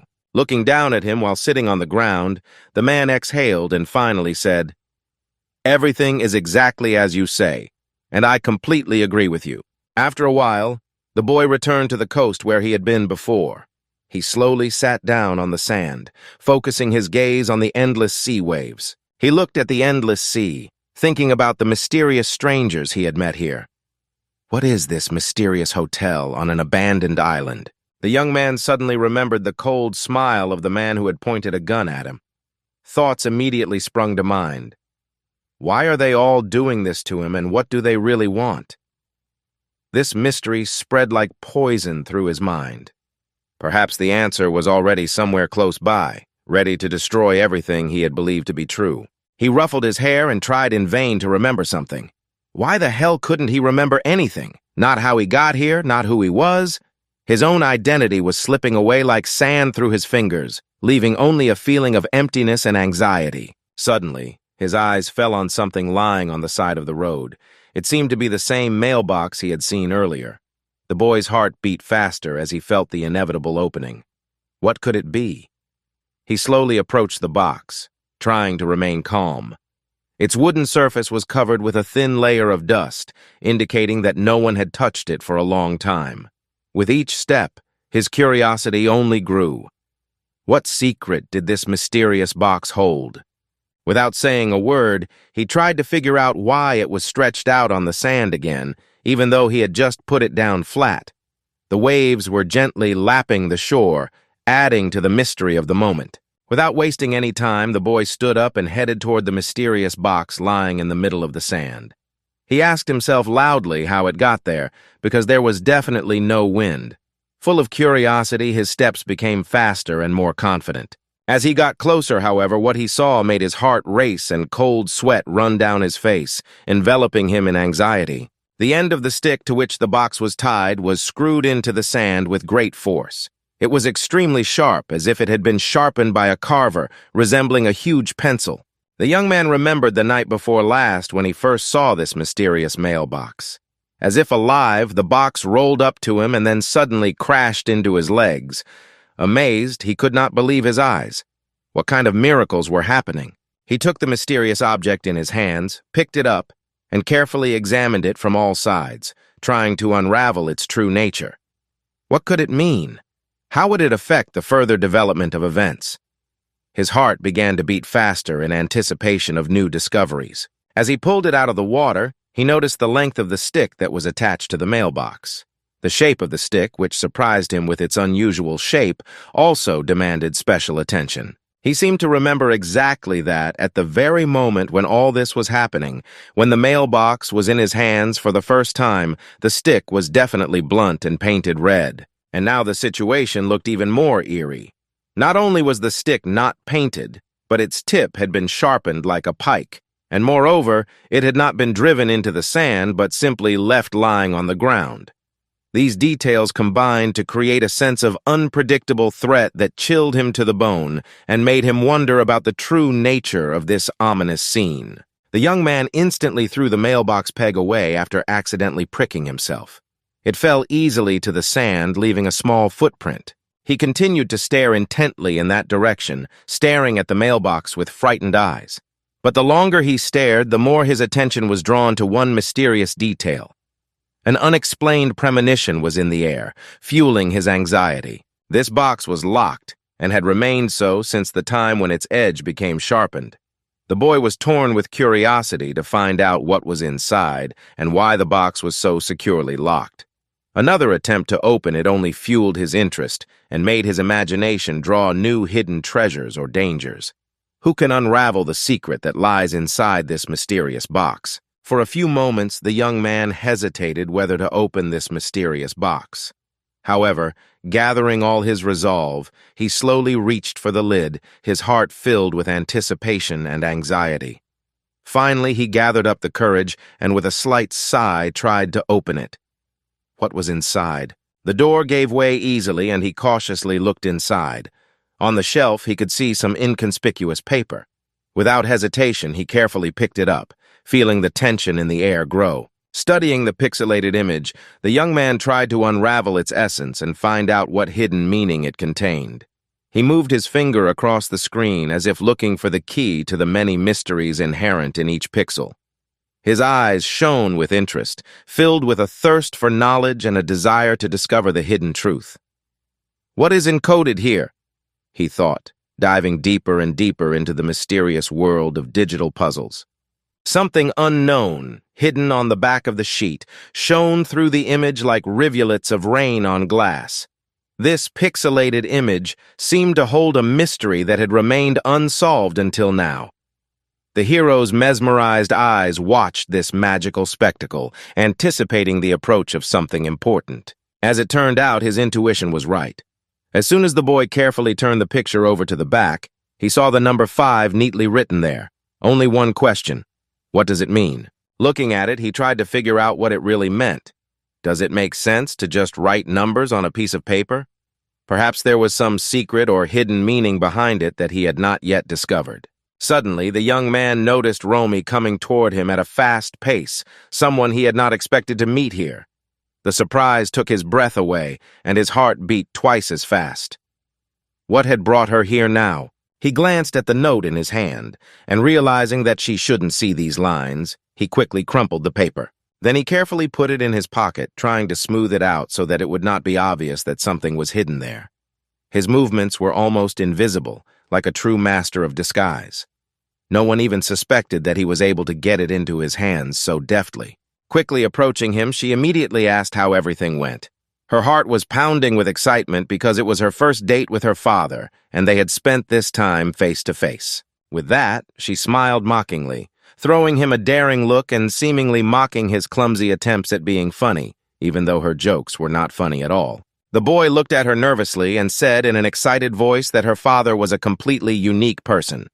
He believed that many people could learn from him. The girl, smiling, agreed and added that he really was. Then, with a lightness in her voice, she offered to take a walk. Without waiting for the guy's reaction, she confidently walked forward, putting her hands behind her back and throwing involuntary glances over her shoulder as if calling him after her. Without saying anything in response, the guy silently followed her. He followed slowly, trying not to get too close, although the girl was walking slowly too. Looking at her, the boy said that her father had told him that this island had no name. The girl agreed, adding that it was true. When he asked her logical question that they were still in Korea, she only vaguely replied, "Maybe we are." Then the guy asked if they had just illegally appropriated an entire island in Korea. The girl stood up abruptly, frozen in her tracks by the unexpected question. After a few seconds of silence, she looked directly into the young man's eyes and asked with concern, "Isn't there anything else you're interested in?" The tension between them seemed almost tangible. After that, she turned sharply in his direction and, speeding up her pace, confidently walked toward him. All this time she was silent, and her eyes shone with an incomprehensible mixture of feelings. The silence became even more tense, like an invisible stream that suddenly burst into a powerful wave. She came even closer to him, gently threw both her arms around his shoulders and leaned forward, putting her body on him as if leaning on him with all her strength. This moment seemed to stop time. She was leaning on his shoulder, and he didn't even know how to perceive it. Embarrassed, He just stood there silently with confused thoughts in his head and looked at her, trying to hide his embarrassment. At the same time, the girl felt a real freedom, as if she had become a part of this fantastic world. She asked him if his imagination was limited to this. Did nothing more exciting catch his attention? Her words flew like arrows, full of challenge and at the same time a veiled invitation to new adventures. The guy blushed, awkwardly adjusted the collar of his shirt, and asked her how old she was. How could she talk to him as if she were older? The girl said firmly that there was no need for such questions. They were both adults, and wasn't that enough? The girl's words stunned the young man even more, and his eyes widened, reflecting a mixed sense of surprise and shock. At the same moment, the girl reached out her hand to his face and gently stroked it. The guy just grimaced but did not say a word. The girl kept joking with him, as if she was amused by his reaction. In her mocking smile, she seemed to enjoy the process. Every time he started to get embarrassed, she only teased him more, throwing in new words that made him blush even more.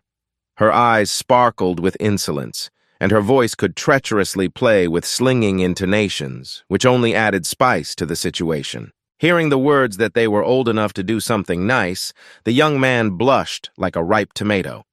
Various inappropriate images and scenes began to flash in his mind, stirring his imagination. Resigned to his own doubts, he followed the girl along the sandy shore. He could not guess what she wanted from him, but now he did not care. Her eyes flashed with a mysterious gleam that made him move forward, forgetting everything else. The water gently touched his feet, and mystery enveloped his mind. After a while, they finally reached the pier. Looking at it, the girl said with a smile that it was rock fishing equipment. She added that usually such equipment costs 30,000 won, but this time it was free, at the expense of the institution. Joy and excitement immediately overwhelmed them, and they felt that their adventure was just beginning. What he heard and saw made him freeze again, but this time it was bitter disappointment. After thinking about it for a while, he asked if it was true that she had been talking about fishing from the beginning. The girl suddenly turned in his direction, squeezed her eyes slightly, laughed merrily, and in a moment confirmed his words, saying that everything was exactly as he had just said.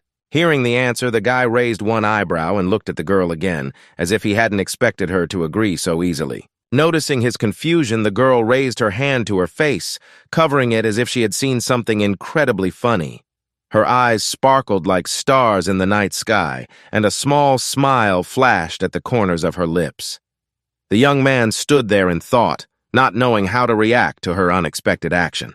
And then, unable to hold back her laughter any longer, she laughed out loud at the guy, completely oblivious to his depressed state. So when he saw everyone around him laughing joyfully, his face instantly flushed red. Nervously clenching his fists, he abruptly blurted out, "What's so funny?" The girl, unable to contain her laughter, immediately explained to the panicking guy that he looked ridiculous. Then, with a playful sparkle in her eyes, she asked him what he had expected. They were so engrossed in their argument that they didn't even notice that someone was watching them closely from a bullseye. The guy said, with resentment in his voice, that he did not expect such behavior, to which the girl confidently objected, claiming that it was his fault. After all, if he was sincere, then why would he be so angry? Their voices grew louder and louder, and the observer held his breath, preparing for the next step. After a few moments of excitement, peace and quiet finally came. Now the two were sitting on an old wooden dock, next to two fishing rods, immersed in the measured process of fishing.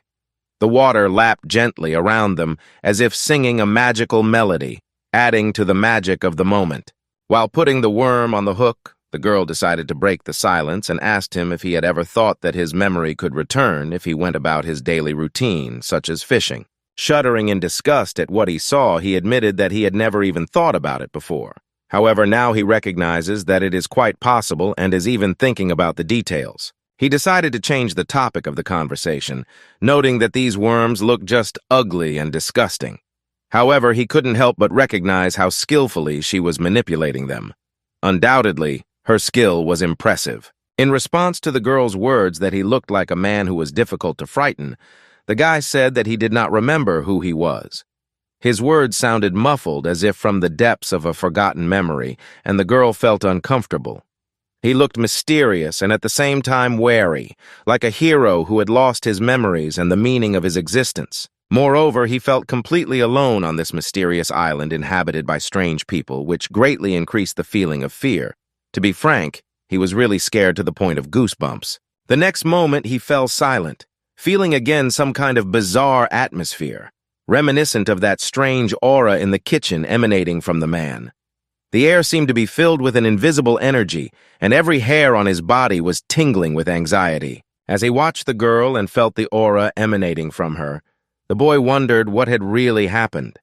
Had he accidentally said something inappropriate? The next moment, the girl took a deep breath and apologized. She added that she was sure he had gotten a bad impression of them, and she knew they seemed like weirdos to him. Her father is a very strict man.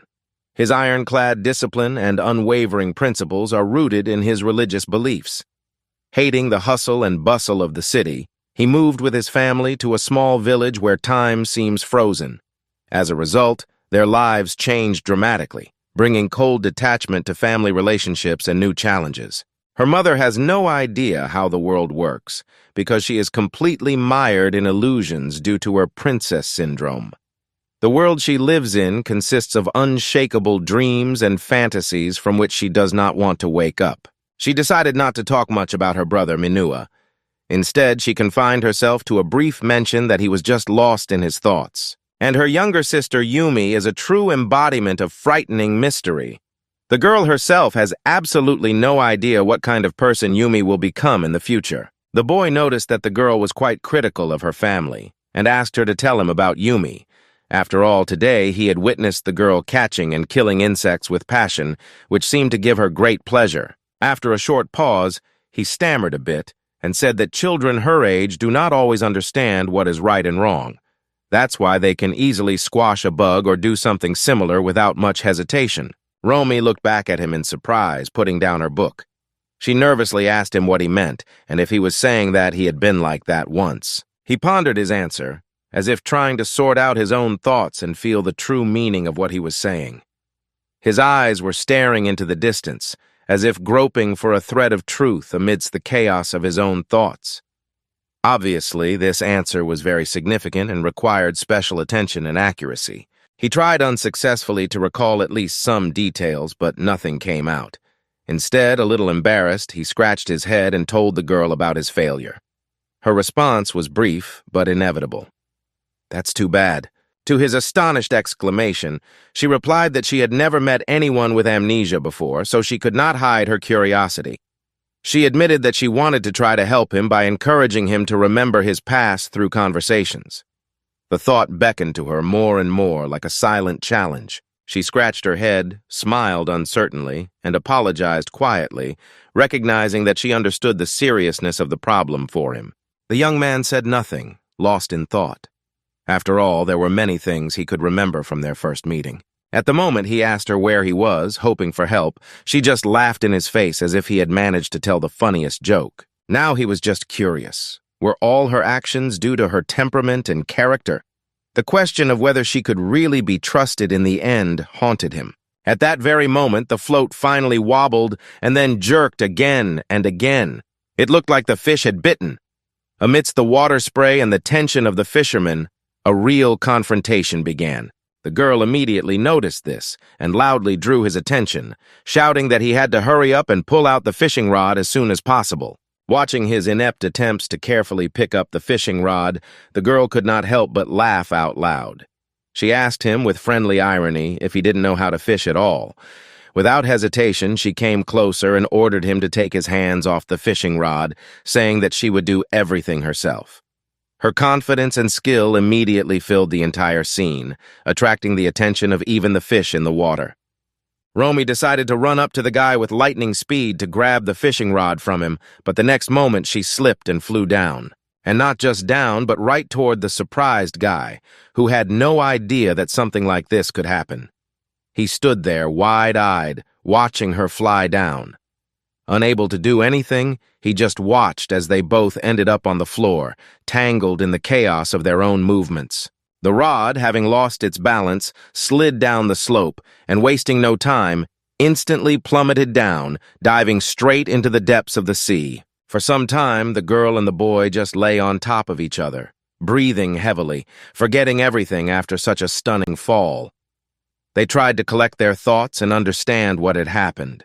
The minutes dragged on, filled only with their rapid breathing and frantically beating hearts, but they still couldn't move, waiting for their confused minds to return to reality. Watching the girl hesitantly get up, the boy called out to her in concern and asked if she was okay. Then, smiling slightly, he added, "You should probably be a little more careful." Roma didn't say anything, but first looked to her right, then to her left, as if looking for someone who might be watching and eavesdropping on them. Her eyes intensely searched for shadows in every dark corner, and then, without further ado, she pressed on his shoulders, forcing him to sink back down and lie on the stone he had just gotten up from. Her movements were quick and confident, making the situation even more tense. Every word she said was not wasted. Everything was aimed at achieving the goal. Leaning down a little, the girl quietly, almost in a whisper, addressed the stunned boy with a request to save her, if by some miracle it was possible. Her eyes shone with hope, but also with deep fear at the same time. She went even deeper again, lowering herself until her hair fell on the boy's face, causing him to hold his breath. Looking him straight in the eyes like a helpless victim, the girl again quietly asked him to save her. With bitter desperation in her voice, she added that she just wanted to leave this damn island. Roma, having dealt with what was bothering her, quickly moved away from the dock. She didn't say a word, didn't even turn around as the wind blew her hair away from her face. Her steps became faster and faster, as if she were running away from something invisible, silent but determined. The guy continued to stand still, sinking deeper and deeper into a whirlpool of thoughts about what she had done and what words she had said. His intuition screamed that something was wrong, but he still tried not to believe it. But his doubts grew steadily. He stood on the very edge of the cliff, absorbing the endless expanse of sky and sea, and wondered if she really wanted to leave this island. Doubts plagued his mind. Was this whole situation a ghost, an echo of some other people's voices? Thinking that perhaps she was simply not capable of doing so, the boy suddenly turned his head and saw the book that Romy seemed to have lost. Suddenly his eyes fell on the book that Romy was reading and seemed to have left behind. Looking at it, the guy furrowed his brows and was ready to call Romy, but at the last moment he restrained himself. The book was strange, to put it mildly. The cover was completely white, as if it had never been in his hands, without any inscriptions or drawings, which only emphasized its mystery. Leaving his doubts and reflections behind, the young man rushed forward, grabbing the book from the ground and lifting it up.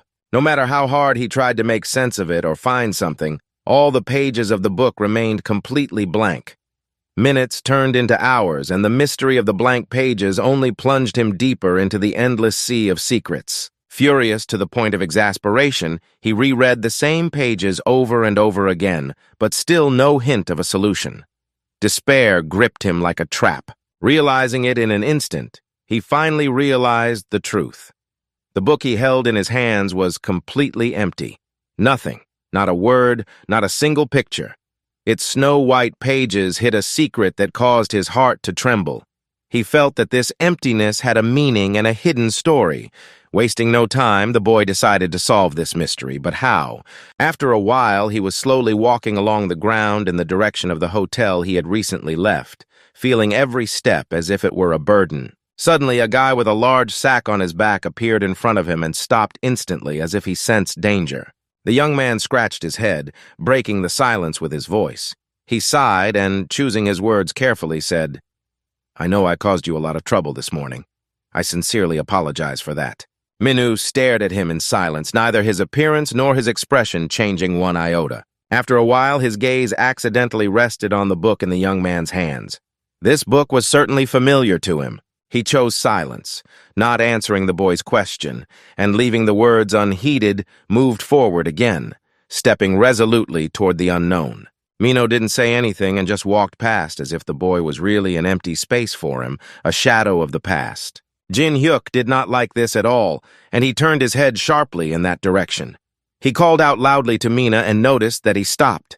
The young man tried to ask something, but the words were stuck in his throat. For a few tense moments, they stood there in silence, killing each other with their eyes. The silence between them was so thick that it seemed like you could cut it with a knife. Minu, noticing that his interlocutor was not going to say anything more, simply turned around and confidently went on his way. His decisive steps made the air around him breathe sluggishly, and the shadows from the trees stretched along his route seemed to whisper the forgotten secrets of the world. As he watched the boy slowly disappear around the bend, he wondered how to approach him and ask him directly if he was being held against his will. Doubts tore at him from the inside, but something told him to act immediately. A flame of determination lit up in his heart and kept him going. After several hours of traveling, he finally reached the hotel.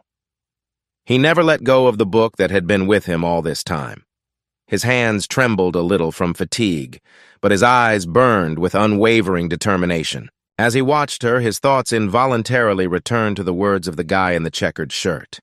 He realized that he needed to convince everyone and prove that he was really useful. Yukito suddenly remembered the moment when the mysterious stranger approached Mina with a sinister smile. He persistently demanded a confession from her, but even when the girl's heart remained unwavering, the stranger declared, "I taught them!" Adrenaline was pumping furiously through her veins, and every puff of air was filled with anxiety. Romy, looking deeply into his eyes, suddenly asked, "Help me get off this island. It is vital for me to get out of here." Her voice sounded anxious, her eyes burning with determination. Not noticing the dreaded Manhwa creeping up, the boy said it actually gave him the creeps. The tension in the air suddenly rose, and you could feel the adrenaline kicking in. In the next moment, Ming appeared in front of him like a shadow, and in a dark, barely audible voice asked, "Can I ask you something?" A chill ran down his spine as if ice cubes had been poured from above. The guy jumped up from where he was standing, screamed in panic, and asked loudly what he wanted from him. Sweat was streaming down his face, his eyes were shining with fear, and his heart was beating like crazy. The situation required immediate intervention, or at least an explanation. With sincere curiosity, he asked permission to ask one question, because he was very interested. "This belongs to Roma, doesn't it?" he asked, pointing to the book Jin Hyuk was holding. His gaze was penetrating and unwavering, as if trying to read the secrets from the cover. The young man refused, saying that if it was a book, he was about to return it to its owner. It seemed to Min that he had grown several meters when he asked in an ominous voice if the guy had killed Roma and was now carrying the book. His eyes glittered with suspicion, and the atmosphere in the room became so tense that it seemed the air was about to burst with tension. Looking down at him, the boy could feel his heart clenching in his chest. He couldn't understand what exactly this mysterious Minu was demanding from him. What unknown forces were behind his stern gaze? It seemed that every movement of this mysterious stranger carried a new threat. Continuing to stare at him with terrifying eyes, Minu said in a firm voice that he had indeed killed her. Looking at the shiny sickle in his hands, Jin Hyuk asked in surprise, "What are you talking about? Why should I kill you? You're fine." However, his words were ignored. They coldly declared that he was now definitely finished, and there was no way for him to escape. Deciding not to try to talk anymore because the threat of death was too high, the guy ran decisively towards home. He could feel his heart pounding in his chest. Every step gave pain to his tired muscles, but he could not stop. Speed and determination were his only allies in this deadly race. He was running like the wind, hoping that he would make it to safety in time and that this madman chasing him would not catch up. His heart was pounding so hard that it seemed like it was about to burst out of his chest. His legs could barely keep up with his desire to escape, and his breathing was becoming increasingly labored. Meanwhile, he could hear the heavy footsteps of his pursuer behind him, which made him even more afraid. Would he be able to escape from this trap? But when he reached his destination, he was horrified to find that the door was actually firmly locked. Panic began to squeeze his heart like a noose. Was it all for nothing? He started pulling on the door handle in a panic, shouting, "Why is it even locked? What the hell is wrong with this door?" The atmosphere of tension filled the room. Every movement of his hands was more and more vigorous, desperation trying to take over. Ming only stubbornly approached his opponent, not intending to retreat. He was absolutely convinced that it was this man who had killed Romy without even checking. Adrenaline was boiling in his veins, every step filled with determination and anger. The world seemed to stop for a moment where only the two of them existed. Jin Hyuk grabbed onto his last hope, turned to Min with the speed of lightning, and exclaimed in a panicked voice, "Have you gone completely crazy?" His eyes shone with intensity as he repeated himself over and over again. "I already told you, I did not kill Romy! You're just out of your mind, you psycho!" Minu ignored all his words and persistent requests not to come closer or touch him. Each time he pretended that the requests did not exist. Despite all his efforts to calm down, the guy continued to scream frantically, ordering them to leave him alone because he thought he was just crazy. His screams tore through the silence of the night, causing surprise and fear in everyone who was nearby. His heartbeat sounded like the drums of war, and his eyes shone with panic and despair. It seemed that the whole world froze at that moment, concentrating all its attention on this strange sight. At that very moment, Yumi appeared on the scene. She called out to her brother and told him, quite nonchalantly, that she had seen Romy just a minute ago. Her words seemed ordinary, but there was a mysterious sparkle in her eyes. Smiling slightly with the pleasure of finally attracting attention, the girl explained that she had just organized a small fashion show in her room. Minu turned his head sharply toward Yumi, asking in disbelief, "Is Romy really alive?" Yumi, with bitterness in her eyes, answered quietly, "Unfortunately, yes." The girl confidently stretched her hand forward and pointed to the book, saying insistently, "Give it to me!" He didn't seem to understand her words at first, so he asked her again what she meant. His eyes radiated with confusion, as if trying to penetrate the veil of incomprehension. As he felt his heart begin to speed up its rhythm, he caught a hidden meaning in her voice that made him even more perplexed. Yumi made her final arguments, reiterated that she was talking about the book, and at that moment her smile did not disappear from her face. She picked up the comic book and, frowning slightly, began to flip through it quickly. It looked as if she was really reading each page carefully. In fact, it seemed as if she was very interested in something. After a while, she sighed heavily with boredom, looking at the boy with a look of distrust and disappointment, as if to ask, "Really?" And then she threw the book back at the boy, who stared at her in amazement as cold sweat continued to pour down his face. Tension filled the room. Every muscle in his body became taut as a string, his eyes wide open. The boy tried to understand what had just happened and what would happen next. The girl wasted no time in approaching her brother and offering to help him with his work. Minu's face lit up when he heard this and agreed without hesitation. "But Romy is her older sister anyway," he exclaimed, trying to make the girl show some respect for the situation. But she tilted her head to the side and asked defiantly, "Well, who cares?" The young man almost lost his temper because he realized that a moment ago his life was hanging in the balance. This made him frown and take the situation more seriously, and so they just walked away together, without saying a word of apology for trying to kill him. This made him even more angry, fueling the anger in his heart. As he watched Minu and Yumi gradually walk away, the gloomy-looking young man shouted after them and ordered them to stop where they were. His voice was piercing, like a bolt of lightning that spread a dark cloud over the two friends. They flinched in surprise, sensing his anxiety from a distance. Everyone instantly turned in his direction, and the girl's face remained smugly smiling, directed directly at the boy. At that moment, someone squinted his eyes ominously, telling them in a threatening tone to wait and apologize for all the mess they had made. He looked at Mina and said in a low voice, "You're crazy." For a few minutes, Min just silently studied the young man with his piercing gaze, as if to say with his eyes that he was incredibly lucky to be alive. Jinhek himself was not going to give up so easily. His eyes burned with determination as he stared intently into his opponent's eyes, as if defying fate. Yumi turned to Min, eyes twinkling, and asked with a hint of suspicion in her voice, "Have you learned something?" Minu, like a spring, shook his head in denial in all directions, creating a whirlwind of hair. She turned sharply to the boy, holding her arms out to her sides, and defiantly stated that he claimed he hadn't done anything wrong. Jin Hyuk, irritated beyond belief, shouted back that he had almost killed him. Yumi turned to her brother and asked him in disbelief if he really wanted to kill the Ajusi. Swallowing nervously, her brother admitted that he thought the Ajasi had killed Romy. The situation escalated, and the tension between the siblings was almost tangible. No one could predict what would happen next. The girl replied that under such circumstances he should be rewarded, which put the boy in a deep stupor. He did not understand why she was saying that. The next moment, the girl laughed and jokingly slapped him on the leg, saying that she was just kidding. The boy, watching everything that was happening, tried to understand what was really wrong with this child. In his opinion, this was not the time for jokes. They were discussing important and serious issues. Something here clearly aroused his suspicion. Yumi turned to him again and said with a smile that her brother thinks slowly, so he should just ignore it. A playful sparkle sparkled in her eyes. She was clearly enjoying the moment.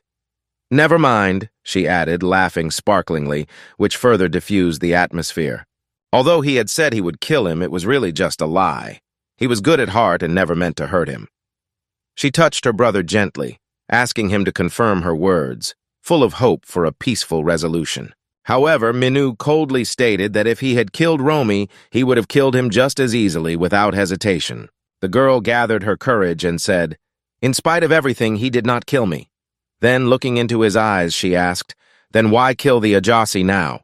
The man nodded in the affirmative, confirming his reasoning. Yumi quickly turned to Jin Hyuk, her eyes blazing with undisguised indignation. "Are you really planning to kill my sister Romy?"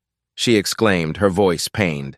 The boy did not immediately understand her words. Frowning warily, he asked her what she meant. Yumi, putting all her determination into her eyes, stared at him intently, her face expressing fear and anger at the same time. She repeated the question she had already asked once, this time in a voice that sounded like a taut string. "Isn't that right?" The boy asked in confusion what she was talking about and why he needed to kill Roma. The girl turned defiantly to her brother, raised her fist, and confidently said that everything was fine. All differences had been settled. The girl cheerfully suggested, "Let's go down to the pigs and look at them for a while." Together with her brother, they took a few steps toward the farm. Jin Hyuk, alerted by their sudden departure, put out his hand to stop them and asked anxiously, "What do you mean by settled?" Leaving all doubt behind, the guy again loudly exclaimed that she should apologize properly because she had scared him so much that his heart almost jumped out of his chest. Yumi turned around sharply, enraged by his incessant yelling. With veins in her arms swollen and fists clenched, she walked toward him like a storm ready to collide. Looking at him with sincere compassion, the girl asked, "Ajasi, do you really have a heart problem?" She smiled a creepy smile as if keeping a secret, and confidently declared that this was not the case, asking if she was mistaken. Receiving no answer, she asked, "On the other hand, don't you think you are being too cruel to a sick person?" Her brother has always stood out for his strange behavior. It is almost impossible to find even a drop of common sense in him. Instead of understanding the situation and supporting his sister, he is constantly complaining and complaining. The boy replied irritably that it was not about complaining at all.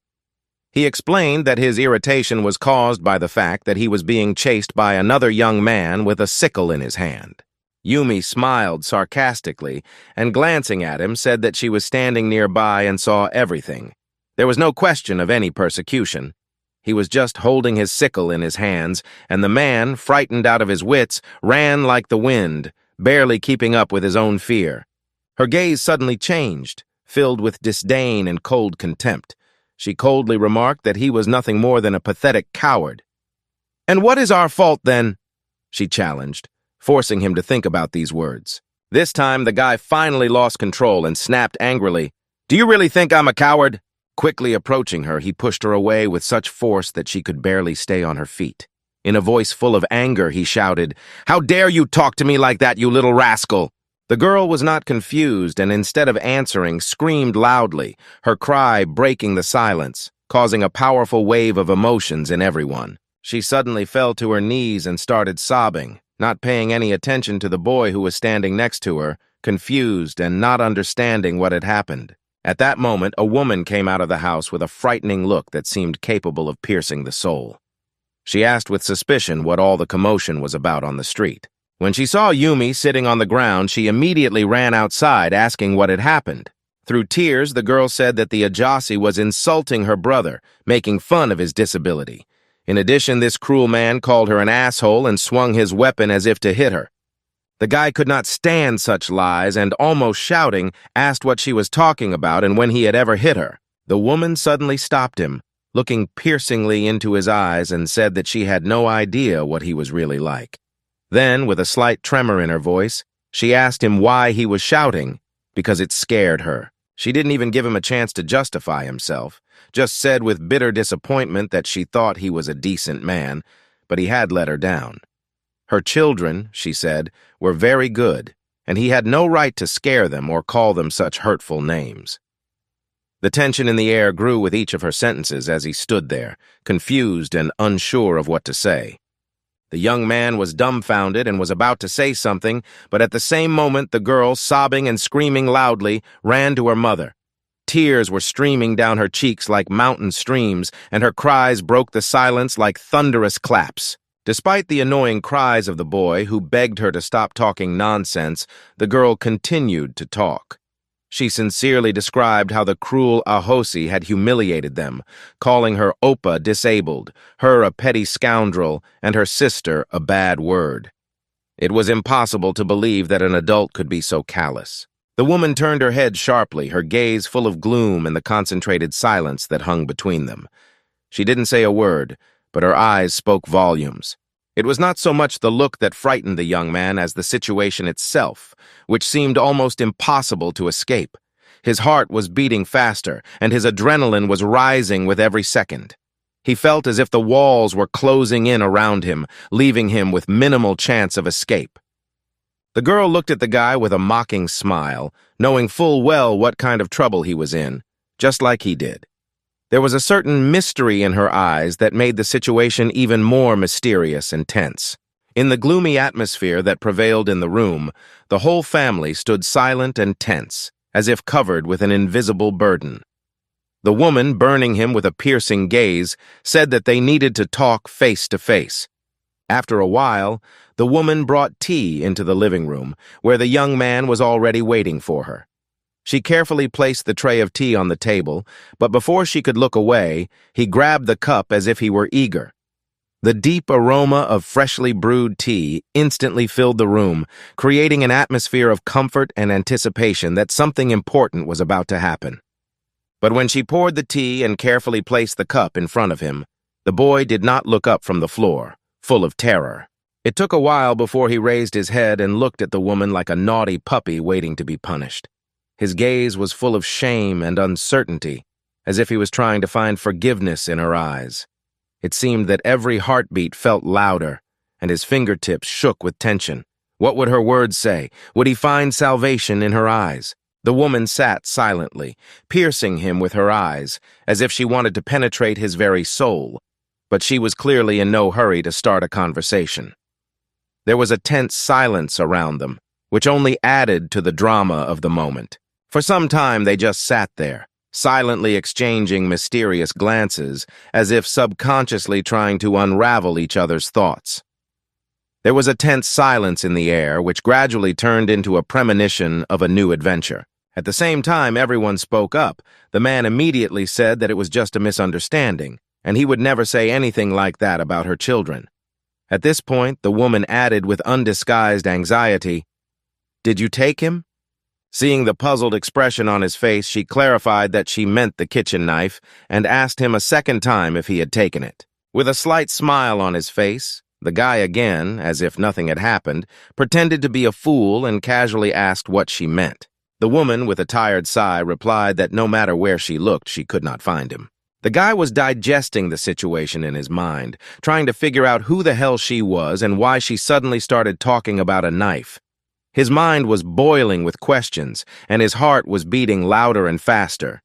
He could feel the danger slowly creeping into his mind through the words of the mysterious stranger. Meanwhile, the woman said that she had been thoroughly searching his room, combing through every nook and cranny as if she were looking for something very important.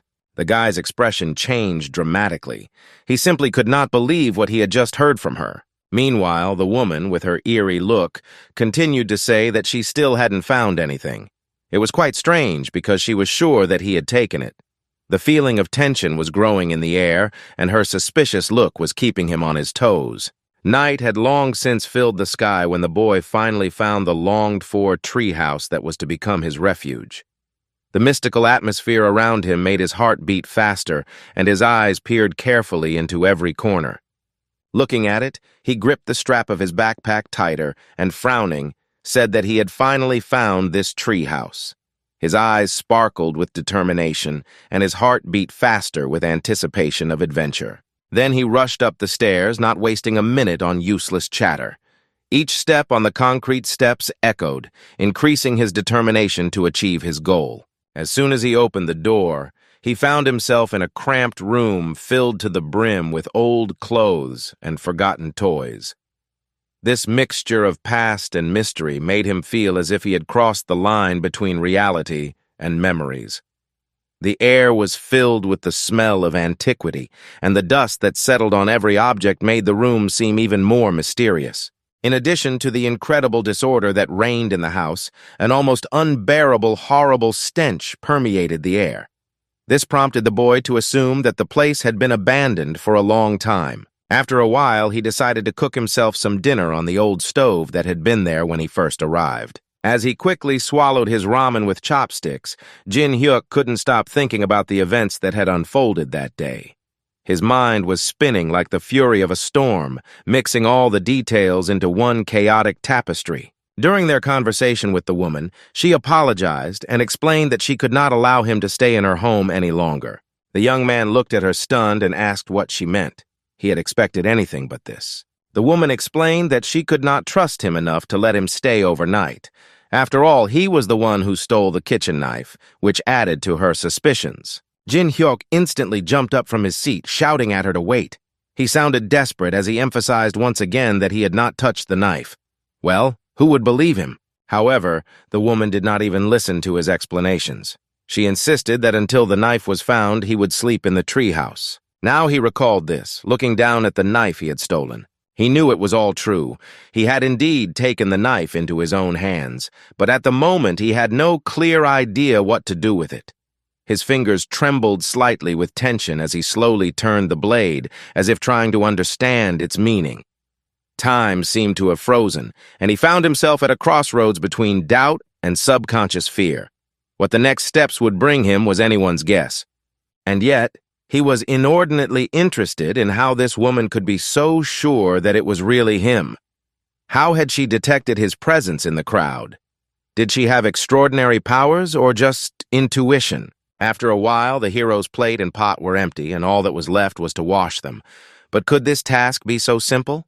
The young man lay on the wooden floor with his arms outstretched, deep in thought. It seemed to him that he would have to live here for a while, but it seemed even better.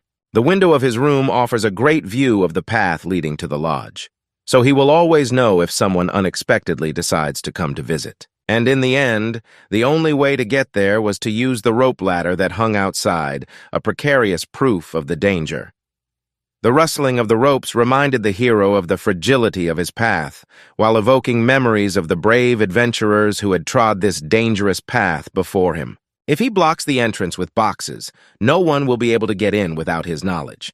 This will add another obstacle to the path of potential uninvited guests, and he will also gain a sense of control. Isn't this the perfect plan for those who want to keep their secrets? The young man smiled with pleasure and a little tiredly, thinking that he would finally get a good night's sleep that night. He was looking forward to a soft bed and warm blankets that would be his saviors from the stress of the last few days. As he felt the peacefulness approaching, he realized even more how much he needed this rest. Feeling a mosquito bite him painfully on the cheek, he slapped his palm, trying to kill the insolent bloodsucker. Wrapping himself tighter in the blanket, he stretched out on the floor, not caring much about a comfortable place to rest. For some time, he lay silently on the floor, staring out the window which overlooked the street, where the moonlight shone brightly. Inside him, he was uncontrollably begging the moon to hide behind the clouds at least for this night, because its cold light only increased his fears and doubts. After a while, he finally closed his eyes, falling into a short but restless sleep, full of bizarre visions. When he opened his eyes, he immediately heard the long squeak of a swing, weighted down with metal chains that resonated with a mystical echo. Wasting no time, the boy quickly jumped to the window and cautiously looked out, trying to figure out who was lurking outside his comfort zone. To his great surprise, there was a small child sitting on the swing who seemed to be completely unaware of his presence. The swing was slowly rocking, adding a touch of mystery to the scene. The intrigue grew, forcing the boy to predict what would happen next. Jin-Hek kept his eyes on the child, trying to figure out what was wrong with him. Why did he come here of all places? Sighing, Jin felt anxiety and uncertainty growing in his mind, and the mysterious child was not even going to explain his intentions. Was it a simple coincidence or something more? The next moment, the young man looked back sharply, casting a disgruntled glance in his direction as if he felt his scrutiny. However, the guy was not looking at him at all, but at the phone in his hands. He clearly noticed that it was in fact his own phone. Meanwhile, the boy, apparently tired of swinging on the swing, stood up abruptly and ran headlong into the thick of the forest. The ground beneath his feet shook slightly, the leaves rustled, and the sun's rays penetrated the thick branches, creating magical patterns of light. Jin-Hyuk gathered his courage and called out, "Hey, wait a minute! I've got your phone here!" His voice was full of hope that it would stop the stranger in time. However, the guy not only did not stop, but continued walking, not paying him any attention. The herd of people in front of him retreated as if he were invisible, and only those who stopped to look at him noticed his incredible stubbornness. His eyes burned with determination, and his footsteps sounded as if each one of them had its own significance in this world. Then he rushed down the stairs trying to catch up with the boy and kept calling out to him to wait. Footsteps were pounding underfoot, and his heart was racing with adrenaline. His face was red and his eyes were determined. Every step he took seemed like a frantic race of time that could not be lost. The dark grove, shrouded in shadows and whispers of unknown creatures, held secrets that frightened even the bravest. The strands of fog floating between the trees seemed to be deliberately calling, but no one dared to take a step there. Swallowing quickly and with fear, the boy eventually ran in that direction, determined not to lose his phone again because of fear. The feeling of imminent danger made him run even faster, adding adrenaline to every step. The guy ran forward, not paying attention to the bushes and grass that met him on the way. He had no time for such trifles now. When he reached the endless field, he stopped to catch his breath. Now he is sure that he has lost track of the boy forever. He will never catch up with him from now on. However, hope was still alive in his heart, so he determinedly climbed through the dense bushes, hoping to find something useful or meaningful. Dirtied and scratched, but undeterred, he moved forward, feeling with every fiber of his being that the solution would be around the next bend. His determination knew no bounds, and the unexpected sounds of the forest only added adrenaline to his already inflamed blood. The field stretched out before the heroes in a vast expanse, so immense that it seemed as if it swallowed up the entire horizon. The next step was always uncertain, and even simple movement seemed like a real challenge. Every movement required effort, as if the field resisted their steps. After a long effort, the young man, breathing heavily, wandered across the field without reaching any goal, and wondered aloud where everything had gone. He even looked around, but it was all in vain. He couldn't see or find anything, which made him fall silent in confusion. Was it all just his imagination? The silence tightened his chest, and the air became heavy and tense. Not a single clue, not a single trace. The emptiness aroused doubts and suspicions. How to explain it all? Swallowing again with fear, he thought, what if he really had lost this boy? He should be worried now. The anxiety grew like a storm cloud, drowning out all other thoughts. This place is just incredibly creepy, and he's already lost sight of him, so he'd better get back before it's too late. At that very moment, a strange sound came to his attention, coming from the side and in the distance. It frightened him, but at the same time gave him hope that all was not lost. He felt as if there was a ray of light in the dark tunnel, urging him not to give up. Turning in that direction, he loudly asked if that was where the boy was hiding, and if he was really there, let him come out. A strange sound suddenly came from next to him, which immediately caught his attention and made him turn around. From the other side, to his horror, he suddenly heard a sound almost simultaneously with the one he had heard before. From the height, he could clearly see how the young man was instantly surrounded by 4 black shadows, which, without stopping, were rapidly approaching him from 4 directions. The young man was trapped, unable to resist or oppose anything. The only thing he could see around him were black shadows that were steadily approaching him. He could feel the cold of fear shackling his limbs, but fear only added to the dark outlines of eeriness and uncertainty.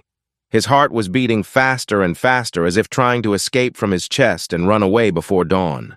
Vague and mysterious silhouettes gradually began to emerge from the darkness.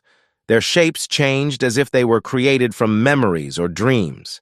There was something extraordinary in their movements, something that made my heart beat faster, and the feeling that they were hiding an important secret. Jin-hyuk was in real shock, his body covered in cold sweat and his eyes wide with horror as he tried to comprehend what he was seeing. His mouth opened so wide that it looked like he could swallow the entire room when he saw one of the shadows come to life. That shadow turned out to be a pig in a dark suit, gracefully standing up on its hind legs and looking straight at him. A strange creature stood before him. A pig's snout distorted its face, but the rest of its appearance, including its clothes and physique, was completely human. While he was staring at one of the enemies, the other 2 quietly and swiftly appeared behind him, ready to attack. And what was most striking was that all these monsters with pig snouts surrounding him, to his horror, looked very much like the local inhabitants of the island. How was this possible? His mind could not comprehend how such a horrific metamorphosis had taken place, and whether he was actually seeing it with his own eyes.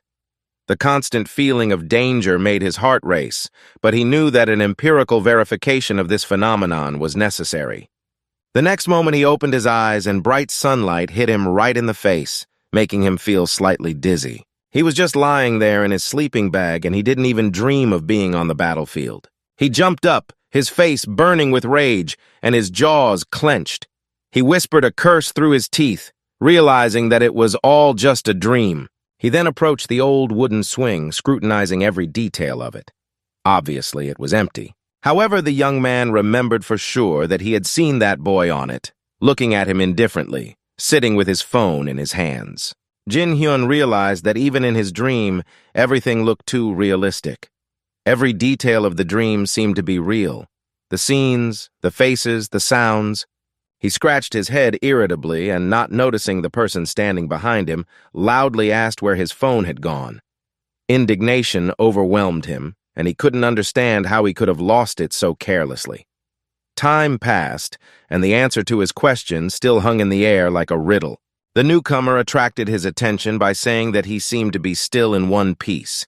His eyes shone with suspicion and his voice sounded tense. He turned around and greeted Taii, but the latter merely asked him why he had disregarded his advice. Jin-hyun, sitting nervously in his seat, asked in surprise, "What do you mean? What kind of advice are you talking about?" Taii started unloading the door, muttering about how he had already told him not to annoy them. After all, it only makes life harder not only for them, but also for him. As he climbed the steps with the door on his shoulders, he asked if he understood correctly that there were no doors in this hut. Then, putting the heavy burden on the ground, he confidently said that he was here to fix everything and restore comfort in this house. The young man thanked him and offered to help carry the heavy load. As he carried it, he said that the hotel owner had assured him that he was just an ordinary employee, nothing special. But the young man felt there was something more to it, something that needed to be investigated. Taii asked him again for the last words and then said with a broad smile, "If they say I'm an employee, then I guess I am." Jin-hyun thought with a furrowed brow and looked at the other man and said, "I knew it." He then asked if he was being held there against his will. Taii stopped suddenly as if he were paralyzed, and then after recovering a bit, he countered with a question. "After all you've seen, do you still have doubts?" He didn't say anything else, and Jin-hyuk just exclaimed, "Oh my God!" as they dragged the heavy door up the steep stairs. The tension grew, and it seemed like every step would be their last. But they kept going, not giving up. After much effort, Taii finally hammered the last nails into the door frame, satisfied with the result of his labor. After checking it for strength, he began to carefully descend the ladder. From the top, he shouted that he had finished the job and would lock it later.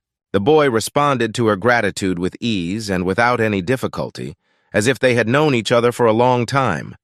This time he didn't ignore her, and there was real warmth in his words. Now their gazes crossed for a reason. A special, invisible line of understanding began to emerge between them. Watching Taii walk further and further away, the boy could not stand it. He shouted his name and asked him to wait. Would Taii stop? He stopped abruptly and turned to his friend curiously, asking what was wrong and what could cause such anxiety. The guy, who had been listening to the question about running away, suddenly stopped and asked again, leaning forward slightly. "Did you say to run away?" His eyes sparkled with curiosity and slight tension. The guy explained that this family, owned a boarding house. This means that they have a connection with the outside world, so it's not as simple as it seems at first glance. He was just shaking with joy because he had a brilliant idea. He shared his excitement with Taii, explaining that they should have visitors from time to time. His eyes shone with excitement and determination, as if he saw endless possibilities in front of him. He intertwined his hands, emphasizing the importance of every detail of his plan. "Imagine, Taii, this idea can change everything," he exclaimed, and an unstoppable flow of energy seemed to fill the room. So to book a hotel room, they must use the phone or the internet. The heroes opened their laptops and began to quickly search for the best options. A call in the hotel lobby broke the silence. The fingers danced across the keys as if the decisive moment of a dance competition was taking place on stage. Would they be able to find the right room in time? And of course, they had to have a boat to take them all the way to the island and then use it for traveling. Taii listened carefully to his interlocutor and then, with a calm and emotionless expression, summarized, "It is quite likely that this is the case. In any case, I wish you good luck." As he turned and started to walk away, the boy shouted again, asking him to stop. He desperately asked why he was being so cynical. Hearing the suggestion that he should flee the island, Taii froze in place, his face clouded with shock and severity. At that moment, a guy ran up to him and, after catching his breath, exclaimed that, as he had predicted, these people were really crazy, so he should help his friends and get out of here quickly. He was loudly indignant that he couldn't remember anything at all, and he had also lost his phone, so he couldn't handle this situation alone. Besides, given that their situations have so much in common, they should help and support each other, right? At times like this, it's really worth joining forces and acting as a team, because together it will be easier to overcome any obstacles in their path.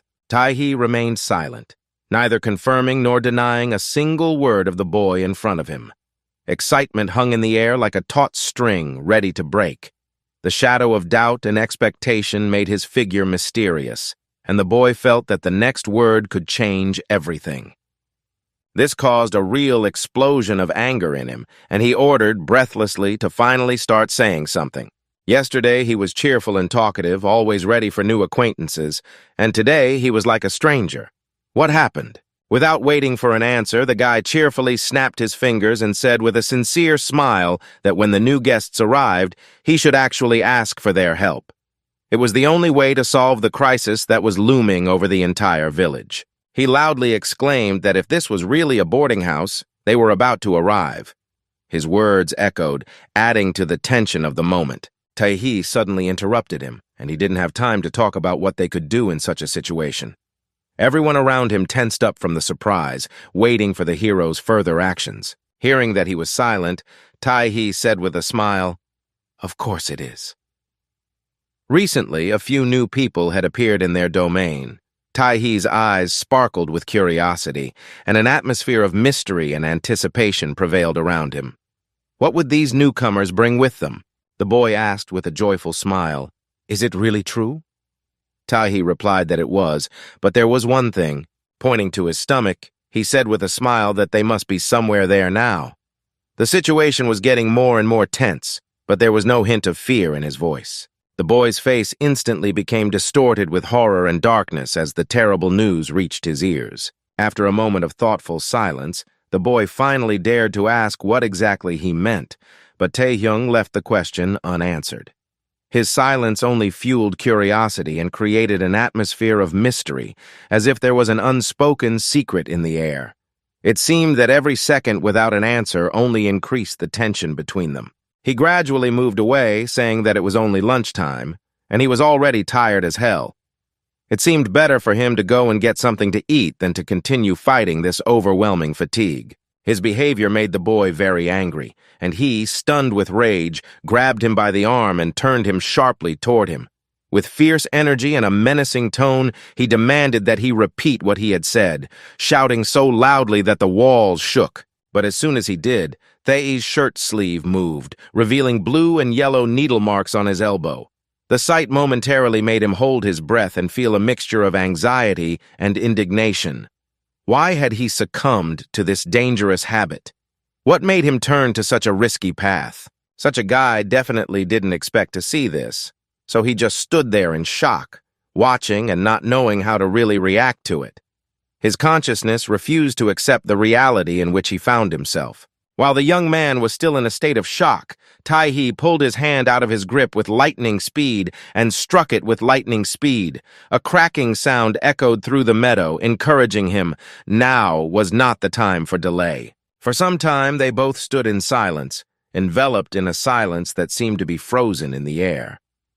Finally, Taii gathered his courage to break the silence and asked if he had seen everything that had happened. The boy, who did not understand anything, shook his head thoughtfully and asked him what he had said because he had not heard. Taii turned sharply toward the young man, his face twisted with a crazy smile, and his ominous gaze penetrated to the bone. His eyes seemed to burn with the fire of hatred. "Did you see all that?" he hissed, his voice breaking into a whisper. "You little bastard." Taii turned in his direction with a crazy grin and terrifying eyes. His voice sounded like a bolt from the blue. "You saw everything, right? You're a real bastard." This guy was stunned and didn't know what to say because he hadn't expected such behavior from Daehyung. It was completely unlike the Taii he had known before. His old friend behaved so unpredictably that from that moment on, nothing seemed stable or predictable. The predatory gleam in Taehee's eyes indicated hidden intentions that the boy could not even imagine. This behavior made him very angry. Gritting his teeth, he furrowed his brow and sharply asked why he was talking like that. Did he really think he was weak? With anger in his voice, he asked where he got the idea that he had the right to talk to him like that and call him names. Had he forgotten who he was dealing with? Looking at the trembling boy, he asked, "These marks on your arm, are they needle marks?" He nodded his head, staring at the floor. The next moment, the guy grabbed him tightly by his clothes, not allowing him to break free and run away. The situation was escalating, the tension in the air increasing with each passing second. The young man grabbed Taii by the collar and, turning to him, said with contempt, "You're a real junkie." He looked intently into his eyes, asking if what he had said earlier was true. He raised his eyes to the sky and asked him with a thoughtful look what exactly he meant when he said that these people were somewhere inside him. The boy cast a frightened glance at his interlocutor, having no idea where to start or how to justify his words. His heart was beating faster with every second of silence that hung between them like a fog that was hard to dispel. After a while, they finally calmed down and decided to go to the treehouse where the boy lived to talk. Taii, scratching his head awkwardly, said quietly that he was really sorry. The young man asked in surprise if he was just joking, even when he said he had knocked him out with a single blow to the back of the head. The hero realizes that he needs to prove his usefulness to others, but he has doubts. What if all those words were just empty promises? Was he really able to influence others? These thoughts surface along with the anxiety that has been growing inside him like a stormy sea in a storm. Every moment spent in the struggle for recognition seems contradictory, raising doubts and questions. Taii, sitting across from him, honestly admitted that this was indeed what he had done. He sincerely apologized, explaining that he was just joking. Jin-hyuk quickly rushed to him, striking him blow after blow, loudly asking if he hadn't been punched in the face lately, and who would even joke like that, especially with a man suffering from amnesia. After listening to his apology, the guy curiously asked if they were really running a small business here. Taii nodded and confirmed that yes, it was true. He was incredibly interested, because it was quite common for him to believe other people's words so easily. Jin-hyuk raised his eyebrows in surprise and noted that he should have said that right away.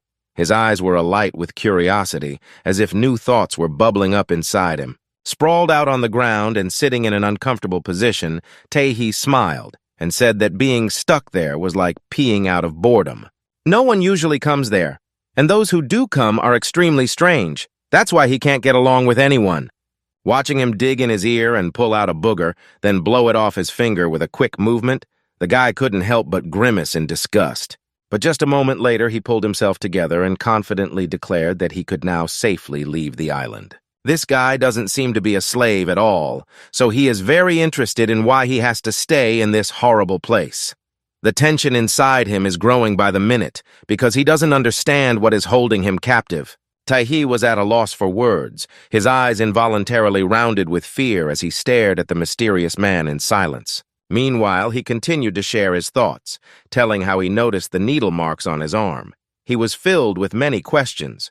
Where did these marks come from, and what could it mean? His brain was working hard to find the answer. An analytical approach is always his strong suit, but this time the situation seemed more confusing than usual. The fog in his head grew thicker with each passing moment, and his lack of understanding only increased the tension. His hands bore marks that looked as if they had been left recently, almost just now. This added to the mystery of his appearance. Taii was silent, numb with fear, unable to find any words to answer. His gaze was focused on the face of the boy in front of him, realizing that there was no point in answering his question.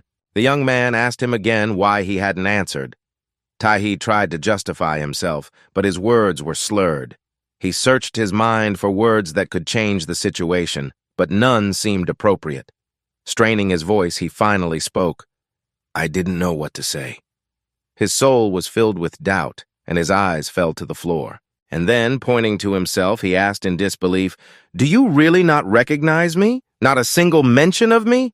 Jin-hyuk raised his eyebrows in surprise, looking at the other man, trying to catch the essence of his confusing speech.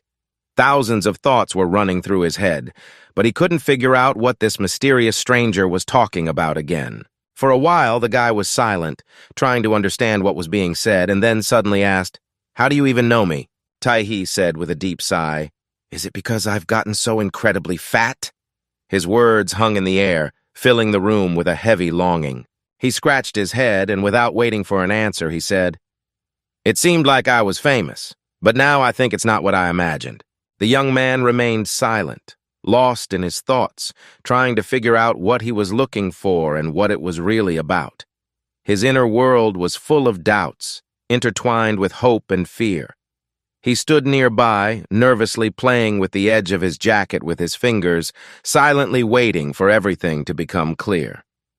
There was some hidden anxiety in his eyes, but he didn't want to stop. Perhaps it was at this moment that he would take the most important step in his life. Taii slowly stood up, his eyes radiating grim determination. Suddenly, as if on cue, his arms, body, and legs began to perform incredibly complex and synchronized movements. All the while, the guy was looking at it all with surprise and confusion, not understanding why he was writhing so desperately, as if in a fit of convulsions. Tired of his unsuccessful dance attempts, the guy in the checkered shirt suddenly pointed at himself and said that he was actually an idol. Looking directly into the boy's eyes, he proudly said, "I am a celebrity. I am Jin Taii, a former national star." All this time, the guy was silent, trying to understand what this stranger was really doing and whether he was lying to him. The tension made him stop breathing, trying to sort out his thoughts and feelings. Judging by his memories in the restaurant, the TV screen was showing something similar to what he was seeing now. The dancing shadows and flashes of light momentarily transported him to another time and place, where everything seemed all too familiar. The news anchor was talking excitedly about a sensational investigation. It turned out that last year, at a luxurious party on a yacht, artist G unexpectedly met a drug dealer, which was the beginning of his dark path. After that, he went missing. He recalled how his host turned off the TV in anger and contempt, saying that the country was going crazy, adding that these worthless artists considered drugs a well-deserved reward for courage or talent. The owner bitterly noted that he hadn't heard any good news in all these days, and it depressed his soul. Only bad news, like a dark cloud, covered his heart. Gradually, he began to realize what had happened. He had just remembered a part of something important that seemed to have disappeared from his memory. This fragment of memory, like a spark, ignited a fire of curiosity and concern in him.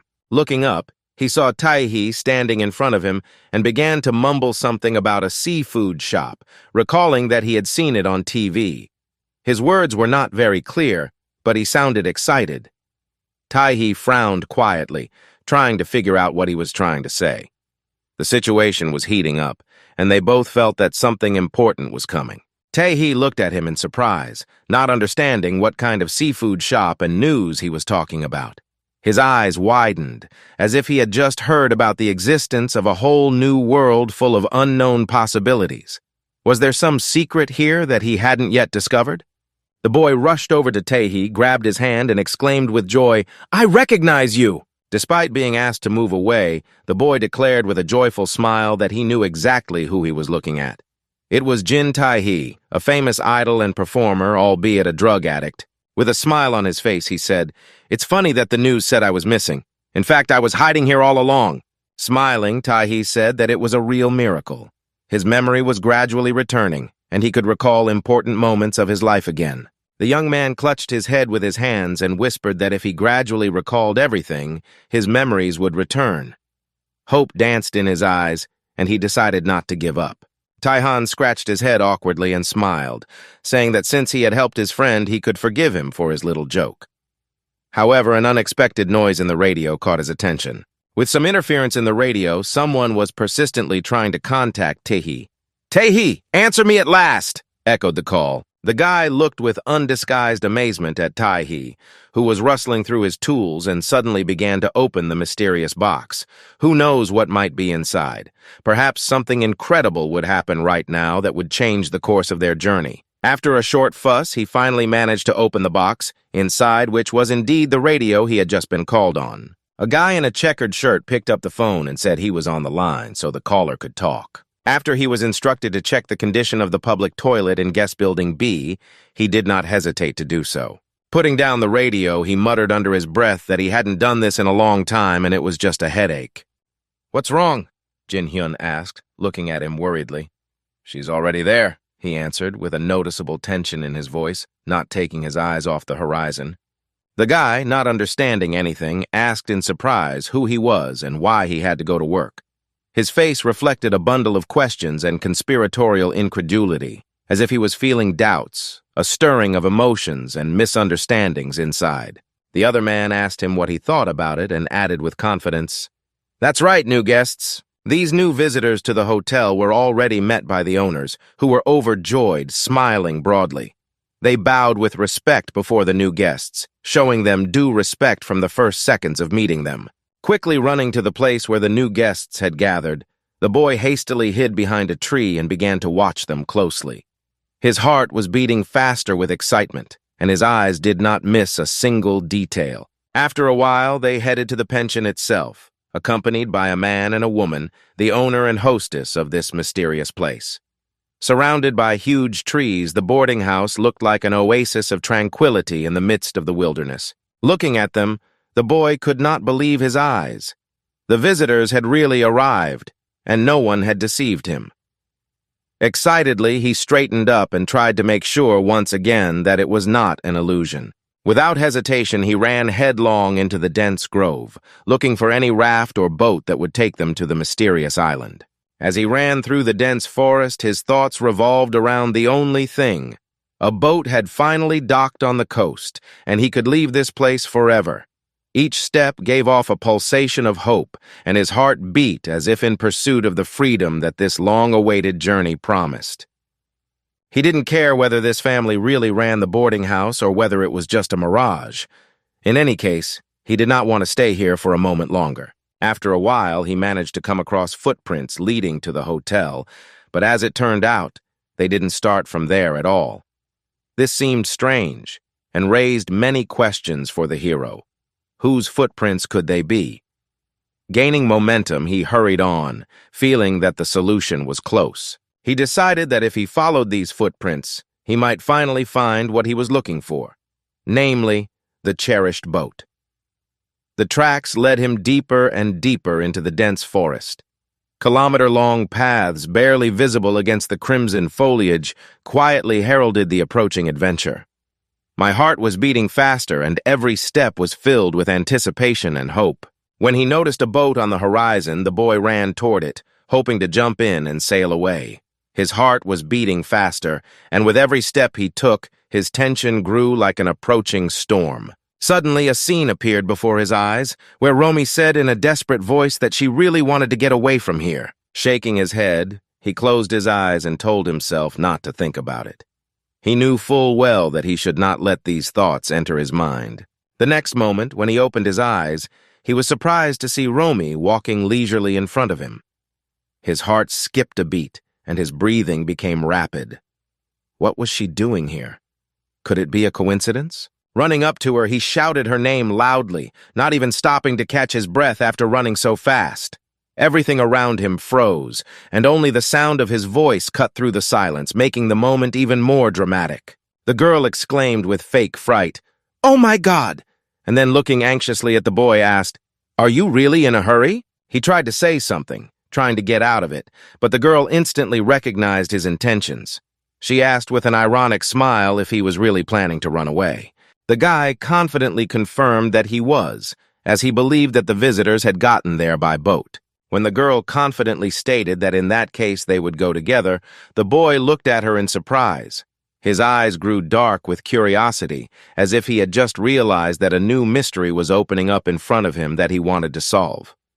Perhaps this is how great adventures begin, with one bold decision and a pair of surprised eyes. The next moment, Romy jumped up to the boy with lightning speed, stopping just a few centimeters away from him, as if they were on the verge of a fight. Looking him straight in the eyes with sadness, she silently begged him in her heart. Finally, unable to stand it, she said in despair that she was just begging him to let her do it. Her voice sounded so desperate that her heart almost broke. The guy thought for a moment, his heart doubting her words about her family, but it was beyond his power not to help. Then he asked her if they were really abusing her and if what she said about their behavior was true. The girl was lost in thought for a moment, as if an unexpected idea had struck her, and her forehead furrowed slightly, as if she was facing a difficult choice that was insidiously whispering answers to her. Meanwhile, Jin Hyuk gently hints at the lost book, almost convincing her that she left it for him on purpose. Then he asks her why she did it. After thinking about it for a while, the girl frowned and quietly said in response to the first question that they were not her real family. Her words cut through the silence like a sharp blade, and the air seemed to become heavier. It wasn't long before they were running down the beach together, looking for a boat to help them cross the sea. The hot-headed boy turned to Roma and asked her with confusion in his voice if she was okay.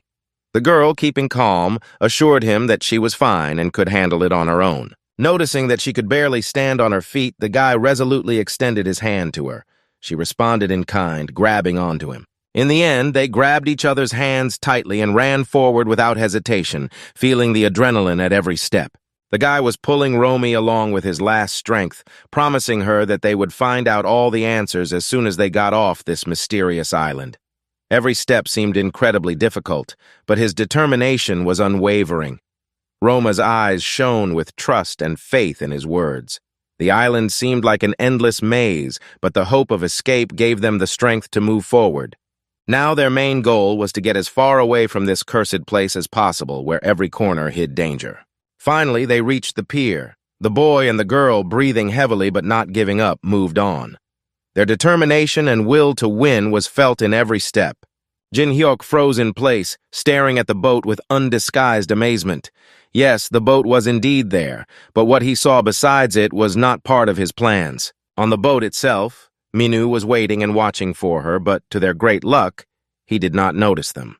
They managed to hide behind a rock, and the boy, breathing heavily, scolded Mina, who appeared nearby. Suddenly, the girl said that she would distract him, and Jin Hyuk asked her in surprise what she was talking about. Turning his head in her direction, he asked her with concern in his voice if she was sure that everything would be okay. Romy replied decisively that if something went wrong, he would have to save himself, leaving everyone to their own devices. As she was leaving, she asked him to promise her with tenderness in her voice that under any circumstances, he would come back for her. Her words seemed to shed an invisible link between them, promising hope in every note of farewell. She confidently stepped forward, raised her hand, and called out loudly to Mina. The girl smiled radiantly and waved, inviting him to come closer. "Mina, come here, I have something to show you," she whispered mysteriously. The inexplicable gleam in her eyes made Mina very curious and slightly excited. Minu began to slowly rise from the seat in the boat where he had been sitting, gaining weight with every movement. As he approached Romy, he asked her why she had come and warned her that if her father found out, she would not be happy. Romy exclaimed that she had only come for a short time. Digging through her purse, she pulled out a bright red lipstick and began to slowly paint her lips, giving them a seductive shade. She asked with a radiant smile, "Did you see that?" Then she added, not hiding her pride, "My father gave me this lipstick last time. It's the latest in fashion." In response, Minu remained silent, giving her a look filled with dissatisfaction and silent anxiety. As he watched her attract attention to herself, he decided to compliment her lipstick and say something about her exquisite appearance. However, not quite understanding all the intricacies of cosmetics, he froze in mid-sentence, trying to find the right words. His awkwardness only strengthened her confidence and mysterious smile. Looking at the guy behind her brother, she laughed and remarked that he was actually quite boring. Meanwhile, Jin Hyuk silently walked up behind her, clutching a cold stone in his hand, and without hesitation, he swung at Mina. His every movement was invisible, like a shadow that suddenly came to life, threatening to break the silence and change the course of events. At that moment, the air around them became heavy with tension, and everyone's hearts echoed with the danger. As if anticipating his movements, the hero instantly turned around and caught the enemy by the arm just a few centimeters from his head. The scene froze for a moment, every muscle tensed like a string. Strength and power filled the atmosphere, foreshadowing the inevitable explosion of events. Feeling someone's hand squeezing him with increasing force, the guy let out a cry of pain, not understanding how the enemy had learned about his back attack. The situation was escalating, adrenaline was rolling in waves, and fear was mixing with anger. My muscles were tense, and every movement seemed to result in a new wave of pain. The air smelled of danger as he realized that his spy mission had failed. Mina, squinting her eyes in the dark lighting, abruptly asked why this guy really needed this mysterious stone. With unexpected speed, the hero grabbed his opponent's arm, jerked him off balance, and without hesitation, hit him with his other hand with all his might. He instantly hit the enemy in the neck, and the next moment grabbed him by the same area. Squeezing tightly, he lifted the enemy above the ground and began to strangle him, demonstrating his incredible strength and relentless cruelty. Romy rushed forward with incredible speed, trying to get Mina's attention. She desperately shouted her name, wanting to distract the girl from her attacker and give the boy a chance to escape. The guy, frowning and struggling to control his emotions, insisted that she not interfere and just run away on her own as she could not help. At that moment, Ming threw the boy down, sending him flying through the air. He flew a few meters and fell with a delicious thud, rolling a few more meters on the ground, far from the girl. The girl exclaimed with anxiety in her voice, trying to stop Min. She admitted that he had done this only because she asked him to. The young man shouted at the top of his lungs to Roma, begging her to leave him and run away as fast as she could. Minu's dark shadow loomed over Roma, his menacing expression unrelenting. In a voice full of anxiety and indignation, he spoke her name as if it were a sentence. Then, slowly and forcefully, he said that she could not simply run away from her fate. At that moment, a guy suddenly ran up behind them and grabbed Mina firmly across the chest, knocking him down and holding him in place. Despite the ominous look in Minu's eyes, which penetrated his every cell, the guy boldly said, "Romy, that's enough. Go away at last." And no matter what, she promised him that one day she would definitely come back for him. Her eyes shone with determination, and her voice sounded with absolute confidence that left no room for doubt.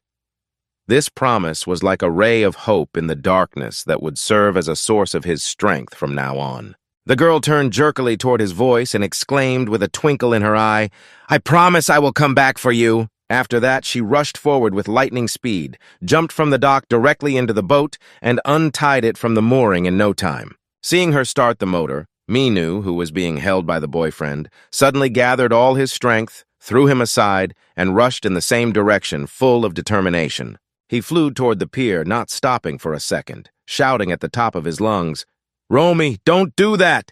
It will get you into big trouble with your father!" His face was full of despair, and his chest was pounding with panic. Even though it didn't help, he was still yelling at Roma that leaving would only make things worse. His voice mingled with the sound of the rain, creating an atmosphere of tension and despair. He tried to make her realize that she was making a big mistake, that her decision could have fatal consequences, but his words were drowning in hopelessness, just like that evening in the darkness of the night. However, Romy was already too far away to hear what he was shouting at her and what he wanted from her. She was running like the wind, as if hiding from the whole world. Perhaps there was a storm raging in her mind that clouded her senses, and the voices seemed to be just whispers in the wind. Suddenly, a young man lying on the ground behind him laughed out loud, shattering the silence around him. At the same moment, Minu turned sharply in his direction, staring in surprise, and the closer he got, the more tension filled the air. Looking directly into his creepy eyes, the guy said that he was just a brainless bastard. A smile bloomed on the young man's face as he admitted that he didn't know why he didn't want to let them leave the island, but he is incredibly excited about what he will do next. All the while, Minu kept his fearsome gaze on him as if absorbing him with his presence.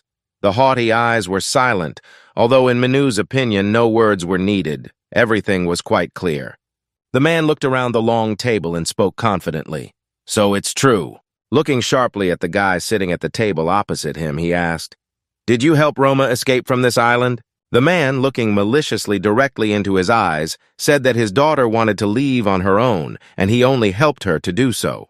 The man, without looking away from his piercing gaze, replied that only he could decide what was best for his daughter and what she would do in her life. The young man began to slowly boil with rage as he listened to the man boldly assure him that he had no right to interfere in their family affairs. Suddenly, a woman interjected, regretfully informing him that Romy had taken the last boat on the island.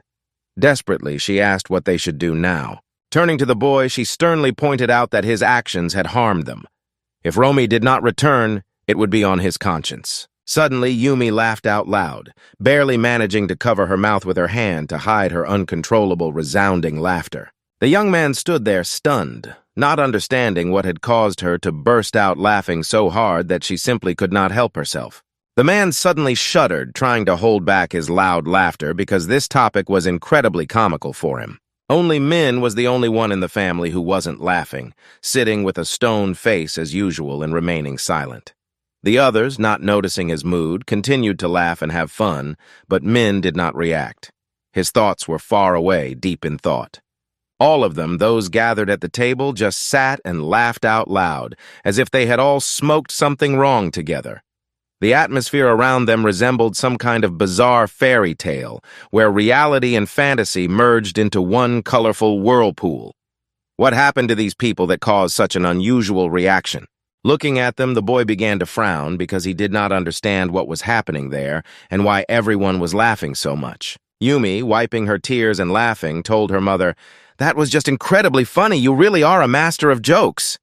The man said with a big smile and laughter, "Your wit is simply incomparable. It's something extraordinary." All this completely freaked the guy out. At first he was calmer and mostly just surprised, but later he became angry. Indignation burned in his heart, and he could no longer contain the anger that was building up inside him. Jin-hyuk squinted angrily and asked menacingly what was so funny, and weren't they the ones who had been mocking Romy all along? His gaze was so piercing that it seemed capable of piercing through anyone who dared to smile. Absolute silence fell around us, intensifying the tension of the moment. Everyone sitting at the table instantly fell silent, and their gazes turned menacingly dark. This was especially true of Min, who had recently been seriously beaten. The atmosphere in the room was tense to the point where it seemed that something was about to happen. Meanwhile, the guy kept talking like a runaway train and told us that Romy had confessed to him that they were not her real family. And now, as proof of his words, he opens an old book in front of them, and it turns out to be completely empty. He admitted that he didn't really understand what this mysterious empty book hid, but he was convinced that she was definitely looking for his help. The eyes of its cover seemed to penetrate his soul, trying to convey ancient secrets. His call, like a magnet, drew him to every page, every letter, unwritten but still present. He knew that this call could not be ignored. All the family members stared at the book in silence and then, without saying a word, turned their gaze to the boy. The silence around them grew more and more tense, like a taut string. He looked at them, his gaze simple and uncomplicated, though his face remained grim and focused. Folding his hands on the table, the man made a surprised face and said with regret, "You must be completely out of your mind." Jin-hyuk, who was staring at the man with growing bewilderment, frowned more and more. His eyes glittered with the fire of rage, and his hands were already preparing for a swift counterattack. You could almost touch the tension in the air, and every second seemed like an eternity. Suddenly, a lively woman with an irrational laugh interrupted the conversation and said that Romy had always been a real free thinker. She loved to tease everyone around her and always added zest to any situation. Yumi just rolled her eyes and twirled her finger at her temple, hinting that she had already told him, "Romy is a real psychopath, the devil's partner." The woman sternly interrupted her, saying that this was no way to talk about your own sister. However, the girl stubbornly replied that she understood this perfectly well. The man, looking at the boy with a smile, said that he had not intended to go so far at first, but now he believes that it would still be indecent towards him. On the one hand, his gaze expressed confidence, but in the depths of his eyes, one could see a shadow of doubt. However, he finally dared to propose an open and sincere conversation that could change everything. Tension was in the air. Every word seemed extremely important. Then he suddenly asked if anyone in the room could identify who he thought was the most crazy. Everyone looked at each other intently, confused for an answer. The atmosphere was filled with tension. Everyone was going through possible options internally and trying to avoid meeting his eyes, which seemed to penetrate the soul. The young man was frozen in a state of shock, staring silently in front of him, not understanding what the man was trying to do.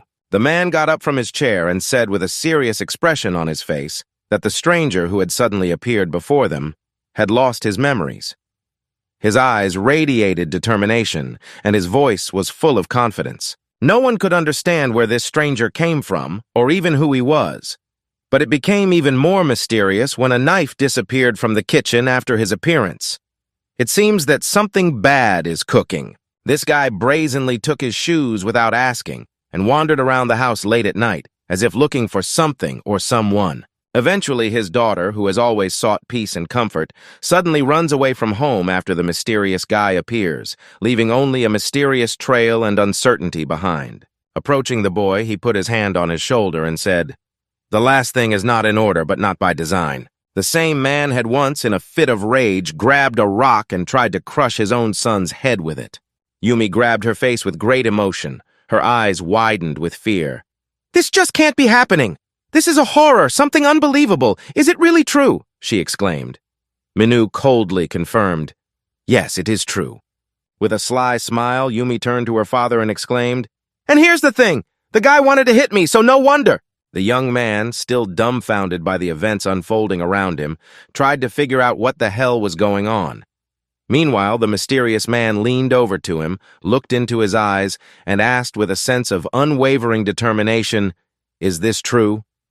Receiving no answer, he asked again if she was telling the truth. The guy was silent again, trying to comprehend how it had happened that he was the one in the end. But he knew one thing for sure. He could not give in to their words and let himself be convinced. A memory of a long-standing promise flashed through his brain, which now weighed heavily on his shoulders. He gathered the remnants of his willpower and determination, preparing for the decisive step. Taking the hand of the man who was surprised by his behavior off his shoulder, he stood up, straightened his back, and said with deep gratitude that he really appreciated the help of all these people, especially for a homeless guy like him. He deeply apologizes to the family for any inconvenience he may have caused. He admits that he is fully responsible for what happened to their daughter. Yumi, immersed in her boredom, listened to him talk again and again about the need to get off this island at any cost. The desperation in his voice was almost palpable as he begged her to let him use the phone or the internet. His determination and passionate desire to find a way out of this situation filled the air around him with energy. He emphasized that his situation required immediate medical attention because he was not just a victim of a shipwreck. He needed medical attention, and he could not stay in this place any longer. The guy, not getting an answer, said that, as others had said, he was really crazy. Therefore, they should let him leave as soon as possible. Hearing the man proclaim that there was nothing there, the boy stopped abruptly and raised his eyebrows in question. "What do you mean?" The man, smiling, explained that there was no telephone service or internet on the island. Yumi burst out laughing and said that there was absolutely nothing there and that she thought it was even fun.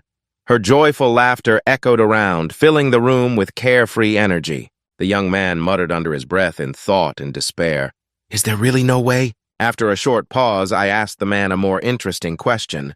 "What happened to the guests? Did they decide to stay here or did they move on?" The answer could have cleared up many mysteries. Then a woman suddenly interrupted the conversation, looking at the protagonist and asking with suspicion what exactly he meant by guests. Jin Hyuk frowned warily and asked if they were really going to pretend not to understand again. He then solemnly declared that he had seen them with his own eyes and was firmly convinced that they really existed. His words sounded like a bolt from the blue, dispelling all doubts. He suddenly remembered hearing Taii's voice on the radio, telling him to check the shared toilet and windowsill in guest room B. Taking a deep breath, he realized that all his efforts to convince them had been in vain. He looked in front of him, realizing that it was time to back off. His resolve was unwavering, and he took a step forward, preparing for the next challenge. Then the character abruptly took off from where he was standing and rushed forward. His movements were so lightning fast that even the wind could not keep up with him. When he reached the stairs, he rushed up without a moment's hesitation, each step on the stairs sounding like a heartbeat, fast and decisive. As soon as he reached the room, he immediately threw open the door and, breathing heavily, burst in. His heart was pounding like crazy, and sweat was beading on his forehead.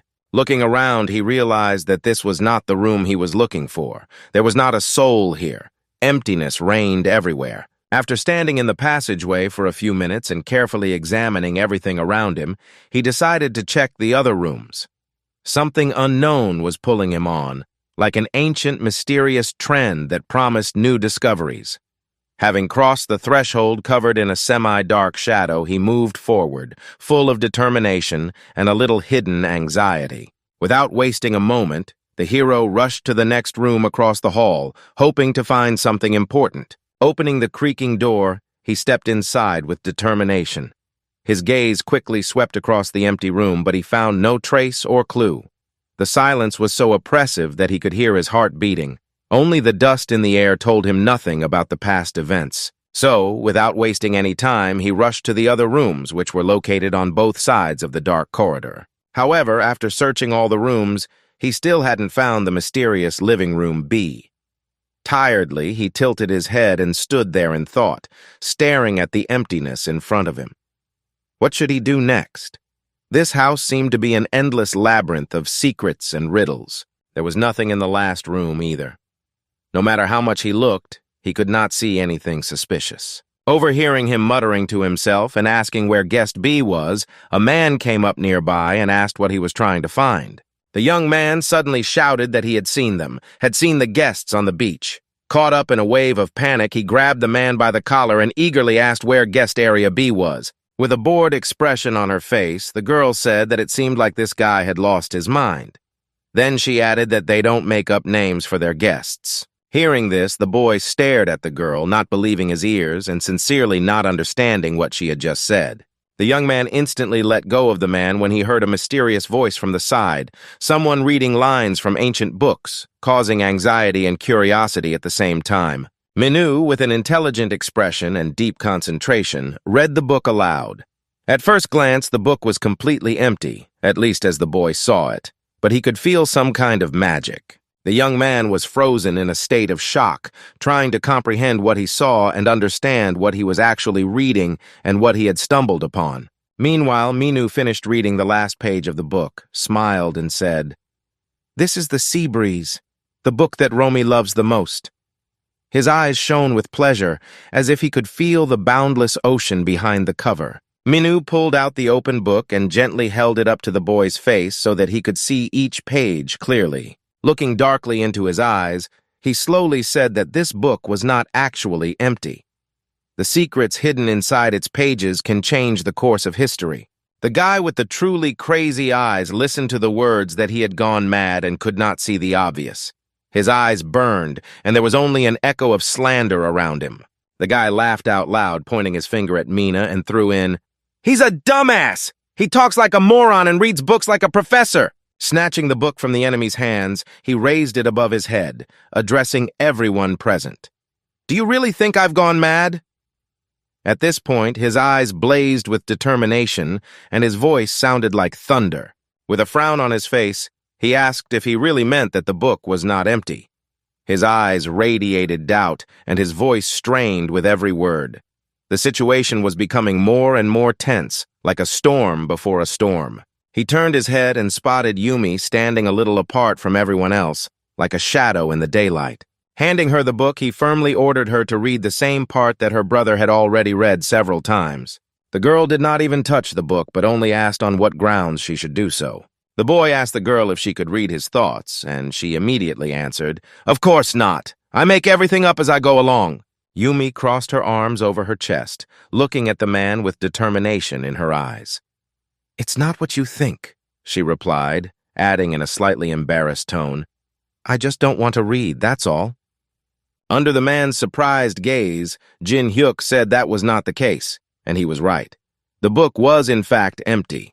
The tension hung in the air like an invisible pole. Looking at the unknown people in front of him, he asked in confusion who all these people were and what they wanted from him. A shiver ran through his body as he met their cold, mysterious gazes.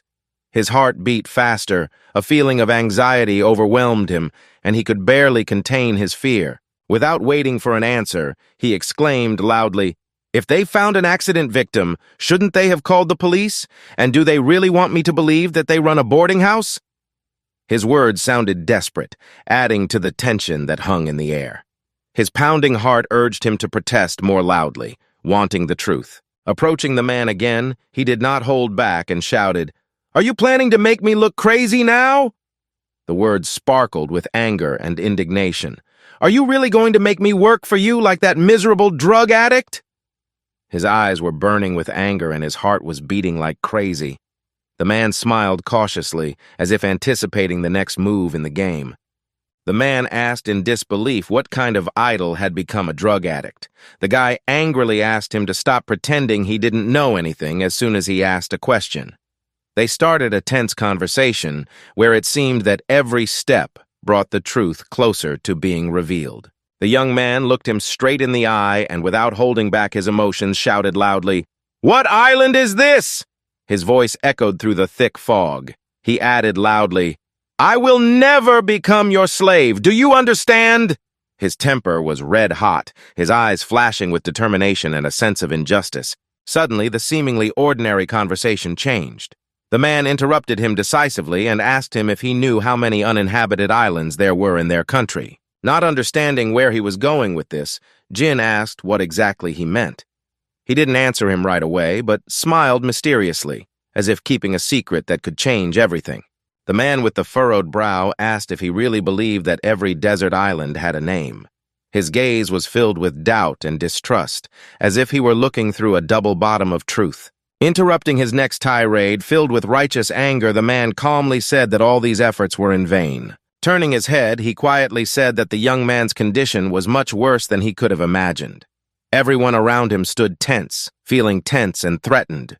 The boy turned his head sharply too, and was surprised to see Taii standing with his gun at the ready. The man approached Taii, but he seemed to completely ignore the young man's calls, absorbed in his thoughts and focused on him. As the man walked by, he deftly took an envelope from his pocket and with a sly smile slipped it into Taii's shirt pocket. Looking him straight in the eye, the hero asked him with ominous determination to immediately isolate the man. The atmosphere seemed to be tense to the point of being stormy. Taii didn't even glance at the retreating man, but kept his cool and said confidently, "I will do it with great pleasure." Jin looked at the gun pointed at him with trepidation, realizing the gravity of the situation, which went beyond the visible. The next moment, he decided to ask Taii what he was doing.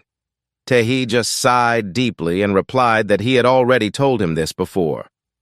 Old memories came to mind for both of them, as secrets still fueled the fire in their hearts. He warned him not to provoke this family, as the consequences could be catastrophic and cost him dearly. Watching the young man's face contorted with anger, Taii smiled slightly and said that he was indeed very gullible. After a while, he brought the boy to his treehouse and nailed the door shut. The boy looked at this with disbelief, but could not resist. The situation became more and more tense, and the silence of the forest only emphasized the drama of the situation. Despair gripped the boy, and the room became like a trap. At night, he lay in bed, wrapped in his warm blanket, and tried to sleep, replaying the events of the previous day in his head. The fluffy pillow under his head should have brought him comfort, but his thoughts were not at rest. They swarmed in his mind like restless insects, forcing him to turn from side to side. However, sleep did not come to him. He was seized with rage, furious at himself and everyone around him. He repeatedly told himself to just stop thinking about it and not try to understand the situation, but it was all in vain. In any case, the harder he tried to understand them, the deeper he fell into their intricate traps. He simply could not afford to wait patiently and slowly for Roma's return. His brain was boiling with one thought: what to do next? How to escape from this cursed island? This thought was constantly running through his mind, but it was impossible to concentrate on it alone. That day, new guests did indeed arrive, and he saw them with his own eyes, so he was quite sure of it. They attracted attention with their strangeness and mystery. However, he wondered if this meant that there might be other buildings on the island, since he hadn't found anything in the house. Perhaps this family was hiding something else under the main building that no one even knew about. He got up from where he was lying and started rummaging through the old things that had been stored there for years. All the while, he couldn't stop thinking that he urgently needed to find something with which to open the door. His eyes darted from one object to another in search of a suitable tool. He simply had to get out of there somehow and meet the people on whom his fate depended. Clenching his fists, he felt a sense of urgency pushing him to act immediately. Pulling out the pipe, he said it looked promising, although he was actually thinking that these people might be in danger. Suddenly, his eyes lingered on a box of darts that looked almost new, as if they had just come from the store. He instantly dropped the iron pipe he was clutching in his hand, and without hesitation, headed for it. He took the board in his hands and examined it carefully. The main part of it was covered with numerous traces of use, indicating its age and history. Turning it over, he found a card made up of pixels glued to the back, exactly like the one he had recently found in the mail. Ego's eyes went wide with shock. He hadn't expected to see something like that again. The sight literally knocked him off his feet, making his heart beat faster and louder. Quickly peeling off the piece of paper, he began to examine it closely, but it was impossible to make out those pixels. Obviously, it was not just an ordinary sheet of paper. Something was hidden behind this chaotic mosaic. The intrigue grew with each passing minute, and his heart began to beat faster. So the boy, guided by his intuition, carefully turned it over to the other side, hoping to discover something new. On the back, he saw a mysterious number 9 that instantly caught his attention. What could it mean? His curiosity was off the charts, and he had to solve this puzzle immediately. Staring at it, still not understanding what was happening, the boy thoughtfully asked the emptiness of the room, "What is this thing?" Hearing some strange noises from the street, he abruptly raised his head and cast an uneasy glance out the window. The sounds didn't stop, dispelling the silence of the night park. They were characteristic creaking notes that resembled the swing of a swing on rusty chains. As soon as he approached the window and looked inside, he saw the same guy who had his phone on the swing. It was a moment of shock, because the guy seemed to have no idea what was going on around him. His heart began to race, and our hero decided to act immediately. When he looked at it, he thought that it must be a dream again. The real world shouldn't be so strange and mysterious. When he looked more closely, he realized that this time it was definitely not a dream, but reality. With each passing moment, his heart was beating faster and faster, filling him with adrenaline. He knocked lightly on the window, hoping to attract the boy's attention, but the boy, as if in a mesmerized state, did not take his eyes off his drawing. Nevertheless, the young man asked him with a friendly smile if he could come up and open the door, since he also lived there. He told me that his family had locked him in there because of a misunderstanding, because he was not a bad person at all. He can't shake the thought that it was that guy who picked up his phone. This certainty worries him. He insists that the phone be returned. But perhaps the boy has something for which he could exchange this troublesome gadget. After all, such situations are not easily resolved. The situation is tense, and he is ready to act for justice. The boy silently got up from the swing and, without saying a word, walked back to the grove. His heart was beating so fast that it seemed like it was about to burst out of his chest. He didn't know what was ahead of him, but he felt that it was impossible to change his path now. The young man shouted loudly again, ordering him to stop, and vowed that this time he would not let him escape. The boy noticed a pipe on the floor, instantly picked it up, and gathering all his strength, swung it, hitting the window. The glass shattered in different directions, leaving behind fragments and a feeling of unbridled energy. Then he cautiously climbed up onto the windowsill, scanning the environment for something to grab onto as he jumped. His heart was beating wildly, every muscle was tensed to the limit. Without hesitation, the boy rushed toward the swing, deftly trying to grab hold of its metal chains. At the last moment, the hero missed, but fortunately he immediately grabbed the post to which the swing was attached with both hands. His heart was pounding in a frantic rhythm as he held on, hanging over the dangerous precipice. His hands, sticky with sweat, slowly loosened their grip, and he was unable to hold on to the bar, rapidly starting to fall down. Adrenaline was rushing through his blood, and his face became a mask of embarrassment and fear. At the last moment, he managed to get his bearings and, flipping over in midair, grabbed the chain of the swing. His movements were so fast and precise that it seemed as if he could read the thoughts of everything around him. As he swung on the rickety bridge, he caught his breath and looked down in disbelief, feeling the fear and adrenaline still pulsing through his veins after such a sharp fall. A little while later, he finally let go of the branch and deftly descended to the ground. Rubbing his back and stretching his crispy joints, he squeezed out a laugh. "I really thought it was over." But it wasn't, and leaning on the swing, he said with a completely serious expression, "Now I have to get my phone back, damn it." He didn't care whether he could make a call with it or not. All that matters is that this phone should help him remember who he really is. Time passed quickly. The past faded away, but the phone held the answers to the main questions of his life. As soon as he stepped away from the swing, a mysterious white fog began to gather around it. In a few seconds, the fog formed a magical ring around the swing, which seemed to shimmer in the rays of the setting sun. The atmosphere changed beyond recognition. The autumn park looked like a set for some fantasy movie. A mysterious fog slowly enveloped everything around. Some gray substance appeared on the swing, but the boy's handprint remained unchanged. The uneasy feeling grew stronger with each passing second, causing anxiety and a premonition of the unknown in his heart. The young man rushed through the forest, following the traces left by that mysterious boy, tirelessly continuing his search. The protagonist could not afford to lose this thread that led him to the truth. The guy was determined, even if he had long since left.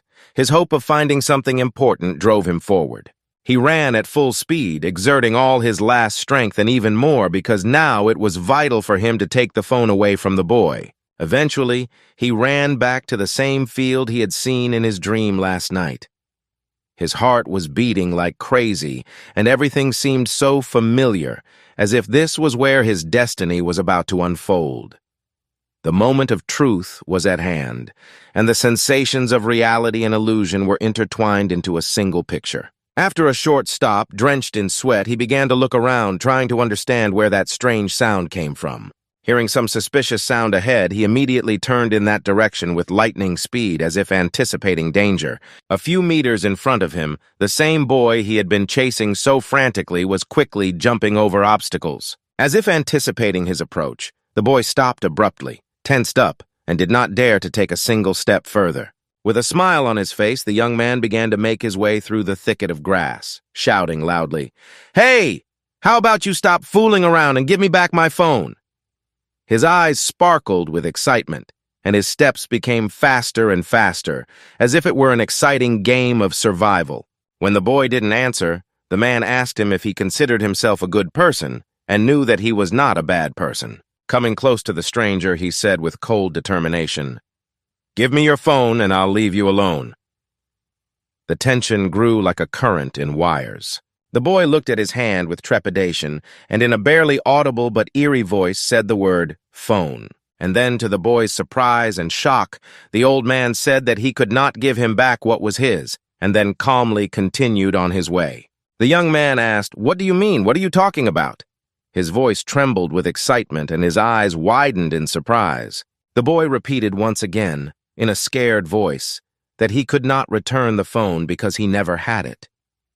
His tone made me break out in a cold sweat, and a palpable anxiety began to hover in the air. Everything around him seemed frozen, as if the place itself felt the power of his words. These words made the young man freeze in amazement, as if rooted to the spot. He could not comprehend why the other man was speaking like that, although he could see him quite clearly. Staring into his eyes, he asked in bewilderment, what did he mean by saying that he had never had it?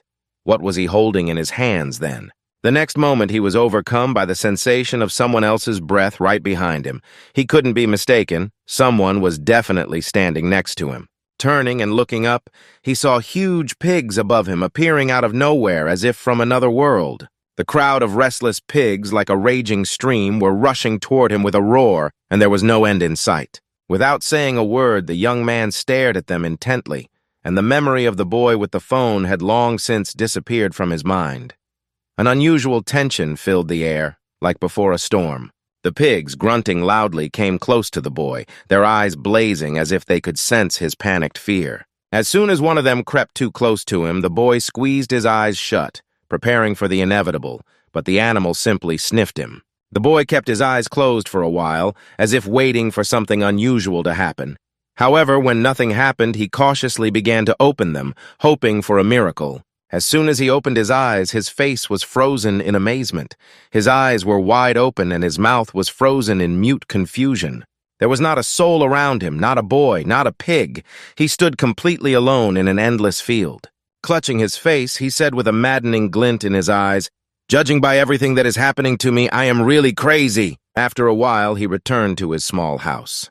When he went upstairs, he saw that the door was not locked in the usual way, but was nailed shut. Finally, he carefully loosened each of them, creating a passage in and out as if opening a mysterious book. Opening the door, the young man tiredly fell into the room, not even bothering to take off his shoes. His eyes showed a deep abyss of incomprehension, and his expression was so confused that no words could convey the emotions raging inside him. Suddenly, his world seemed molten and shapeless, and he completely lost his bearings in reality. What was happening, and why was a mystery to which he could not find an answer? Suddenly, his eyes rested on a pipe lying among the broken wreckage, from which something mysterious was peeking. It seemed that this discovery could change the course of events. My heart sang in anticipation of new discoveries.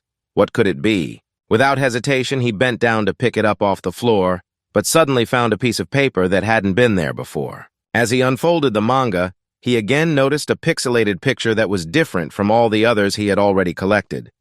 It was a novelty that impressed him with its mystery and detail. Turning it over, he was surprised to see a number written on it, and this time it was a 3. His heart beat faster, as if anticipating a new, unexpected turn in their adventure. The young man instantly burst out laughing, finding the whole situation painfully comical. Staring up at the ceiling, he wondered if he was joking, if he hadn't gone too far. After all, everything looked too serious and mysterious to be a simple prank. The thought made his heart beat faster, predicting inevitable changes. Suddenly, he yelled loudly, asking who the hell was behind it all and what kind of bastard decided to play this joke on him. Throwing open the door, he screamed loudly, ordering the insidious scum to finally come out, stop thinking he was a fool, and reveal himself. Suddenly, he fell silent, and thoughts began to fill his mind like puzzles, traveling to past events and creating a complete picture in his head. He remembered his recent conversation with Taii, and during that conversation he realized that there were fresh injection marks on her skin. It looked very suspicious, and anxiety began to grow in his heart. Taii suddenly remembered the small envelope that the stranger had carefully placed in his shirt pocket. His heart beat faster, and he unconsciously pressed his hand to his chest, as if trying to feel the presence of the mysterious package. What was inside? Then, looking at him with crazy eyes, he ordered Taii to immediately isolate the boy. Taii wasted no time in acting as if guided by an invisible force. The situation took an unpredictable turn, and the tension in the air became almost palpable. Readers could not hold their breath as they followed the invisible play of power and secrets. It dawned on him that perhaps everything that was happening was just a drug-induced hallucination. Doubts took over. And the worst thing about this situation was that they seemed to have put drugs in the food he was eating. This transformed an ordinary meal into a trap that ruined his life. It seemed that even the people close to him were not there to save him from this trap of betrayal. Now he was on the verge of survival, not knowing who he could trust. But he decided not to give up and find a way to uncover the truth. He was ready to face the most difficult challenges. After a while, he decided to figure out what those drawings with numbers were and laid them out in front of him. His heart was beating faster, and his mind was swarming with speculations about the mysterious meaning of these pictures. Each image seemed to be an echo of some secret knowledge, as if the clue was lying just around the corner, if he only looked closely enough. He could feel the spirit of adventure enveloping him like an invisible wind, whispering about unknown secrets and possible discoveries. He looked at them with a thoughtful gaze, constantly repeating the numerical sequence, 5, 9, 3. This repetition was almost ritualistic. His eyes reflected the light of the mystery that was hidden in these numbers. Each time he said the numbers, his voice was filled with the heaviness and mystery of the past. Suddenly, his face lit up with a hint of a smile, as if he had found the answer. Picking up one of the pieces of paper, he frowned and thought, "What is this? It must have some significance," he thought. Perhaps it was something like a mosaic or something similar. The combination of colors and shapes created an incredible visual effect that made it hard to take your eyes off. Each piece seemed to tell its own unique story. The mysterious pattern that appeared before our eyes seemed alive and changing with the movement of the characters. What a fascinating sight! Perhaps it's just an enlarged image, and we see its details in a completely different way. Little things that we usually don't notice are now becoming the main focus. Who knows what secrets are hidden behind those pixels? Perhaps this scene hides more than meets the eye. This magnification of the image changes our perception of the world dramatically, opening up new perspectives and possibilities for our understanding. The young man sat for a long time trying to understand what it was. But having failed, he cursed loudly and decided to give up this unsuccessful attempt. After some time passed, he returned to his search, forcing himself not to think about anything, focusing all his energy on the goal. It was becoming increasingly difficult to avoid feeling everything that was bothering him. But no obstacles could stop him from his determination to go forward. In the end, there really was no point to it all. It could all just be the product of hallucinations. But what if not? What if there is something more, something unknown and amazing, lurking in the depths of this confusing situation? The view through the binoculars was focused on the horizon, and my thoughts were constantly circling around one goal: escape. It was important to concentrate his efforts without letting fear get the better of him. Now he needed to gather his will and carry out his plan. His binoculars were pointed directly at the boarding house, which he believed to be the embodiment of evil. He was as close as he could afford to sneak. The shadows of the evening twilight seemed to envelop the place in an atmosphere of mystery and danger. He saw potential threats in every window, and his heart was consumed with thoughts of the challenge ahead. Only with determination did he feel ready to face this gloomy house. After a while, he sat in front of the knife and the pipe, trying to decide which of the two objects he should choose with the help of complex, logical calculations. Fear and impatience mingled in his thoughts, as each tool carried its own risks and opportunities. Well, the choice was not an easy one. Taking the knife was too dangerous and brave because there was a high probability of running into someone from his family. An unknown fear gripped his heart, but so did the determination of hell to do justice with its power. So taking the pipe, he immediately headed for the exit, taking one last look around the room and closing the door behind him. The knife remained abandoned by the boy, lying lonely on the floor right in front of the front door, silently reminding him of something elusive. Hiding behind the trees, the boy cautiously crept closer to the house, trying not to make a sound, like a shadow in the night. Once he was comfortable, he took out his binoculars and began to watch the house closely, looking at every detail. Every movement in the house seemed suspicious to him, and his heart beat faster with anticipation. As he noticed, all the upper windows were tightly closed, and the lights were off, as if the house was plunged into darkness and silence. In the office window, he could see a man carefully polishing a rifle with a rag. His movements were slow but focused, as if he was preparing for something important. The glow of the weapon, which reflected the last rays of the sun, gave the moment a special meaning and made me wonder what he was preparing for. Watching him tenderly clean and test his sword, the young man whispered into space, "Who is this crazy bastard? His ostentatious piety is not worth a damn." After he strained his eyes a bit and realized what he was doing, his gaze shifted to the other windows where the light flickered. He felt some kind of inexplicable anxiety as he watched the silhouettes flicker behind the translucent curtains, as if to herald something grand. Almost all of the windows faced only empty rooms, but suddenly he came across Yumi's room. Looking at her, he said disdainfully, "You're just a worthless little girl that no one cares about anymore." But he was still very curious about what she was doing there, because it was obvious that it was definitely not studying. The girl sitting at the table was concentrating on tearing off the legs of a beetle she was holding in her small hands. Her face was neutral, as if she were completely focused on her own experiment. At one point, she simply took it by the nose and, holding back a smile, held it high, watching it wriggle helplessly.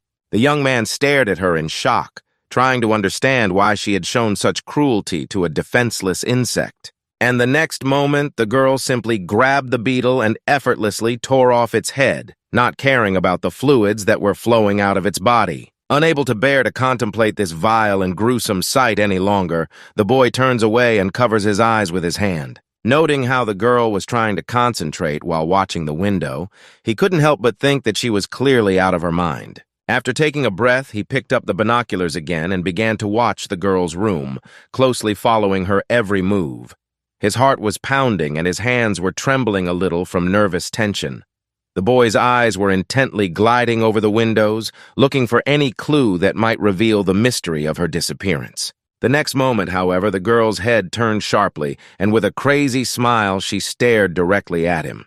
Her eyes, full of unbridled madness, literally radiated a sinister glint, making his heart race. He couldn't believe his eyes when he saw it. Did she really pay attention to him? At that moment, his heart beat even faster, as if in the rhythm of a frantic dance. Yumi sat there for a while, lost in thought, staring at the thick darkness outside the window, as if looking for answers to her questions. Eventually, she shook her head and returned to her work, smiling slightly. Hiding behind the stones, the boy took a hard breath and thought again. It's hardly possible, but this girl is really crazy. The next moment, he heard the door handle click and quickly turned his binoculars in that direction, ready for the unexpected. In the pitch black of the night, in the soft light radiating from the house, Minu's silhouette was clearly visible. He was mysteriously holding something in his hands. The young man, focusing his gaze on his interlocutor, said sarcastically, "You're just an empty-headed asshole. Well, now I really wonder where you're going again this time." Suddenly, his eyes fell on the sack, which was stuffed to the brim with meat and sausage. The boy wondered if they were getting ready to have a luxurious barbecue. But why so much food? Is something grandiose being prepared? With a sense of victory on his face, he smiled and said that now everything was clear to him and he knew exactly where he was going. Minu calmly walked along the narrow alley, not even realizing that the dangerous guy who was on the loose was already watching him.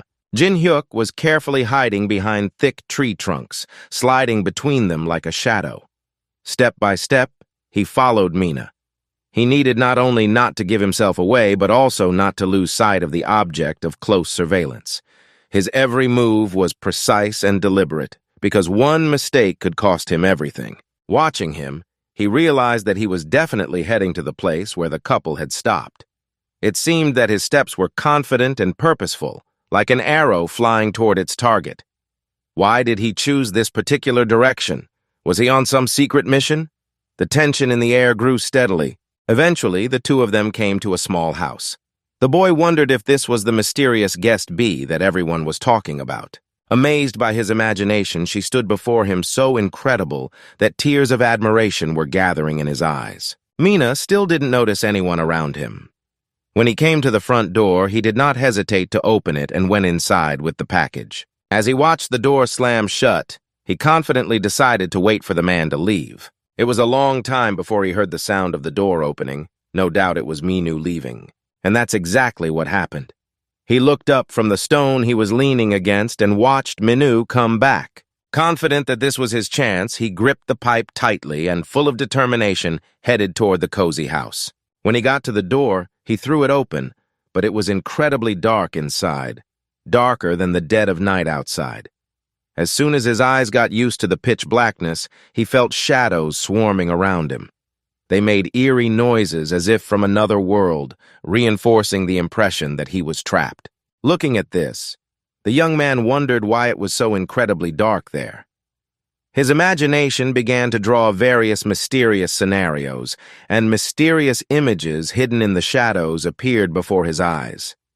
The boy's heart began to beat faster, feeling the anticipation of unknown adventures. Deciding not to take any chances, he stopped at the threshold and asked if anyone was there and could hear his words. His voice echoed in the void, making him feel as if he had plunged into an unpredictable mystery. For a while, he stood there in silence, listening to the thick silence that enveloped the darkness in front of him. When he heard no sound, he grabbed the ladder more comfortably. With a look of horror on his face, he headed inside with determination. His heart was beating faster and faster, and each step sounded like thunder in the silence of the abandoned house. Looking around, the young man still hoped to find something that could help him. However, all his attempts were in vain. No one was around, no one heard his call and did not answer. His cries disappeared into the void like forgotten illusions. The young man did not lose hope and, despite the circumstances, continued to beg, "If anyone can hear me, please respond." His voice broke with excitement, echoing in the empty space. Suddenly, he stopped talking and stared in horror in front of him at something mysterious and eerie that he had just noticed. His heart beat faster, and every muscle in his body tensed in anticipation of the inevitable. On the lighted table in front of him was an ordinary phone, unprotected and left unattended, which seemed even more strange and mysterious. Without hesitation, he cautiously walked closer, trying to make sure that it was not just a mirage but the real thing. Suddenly, the phone came to life and began to sound a ringing signal, as if it were an echo from another world. The young man instantly picked up the phone and, with a joyful smile, greeted the person on the other end of the line. To his horror, he heard a desperate voice on the phone, begging for help through tears. It was completely out of place and insidious, like a terrible nightmare that woke up with a shriek to destroy his peace. Jin-hyun looked up in surprise and asked anxiously, "Who is it, and who do you need to be saved from?" The voice came again, filled with threat. "He wants to kill me, so please save me!"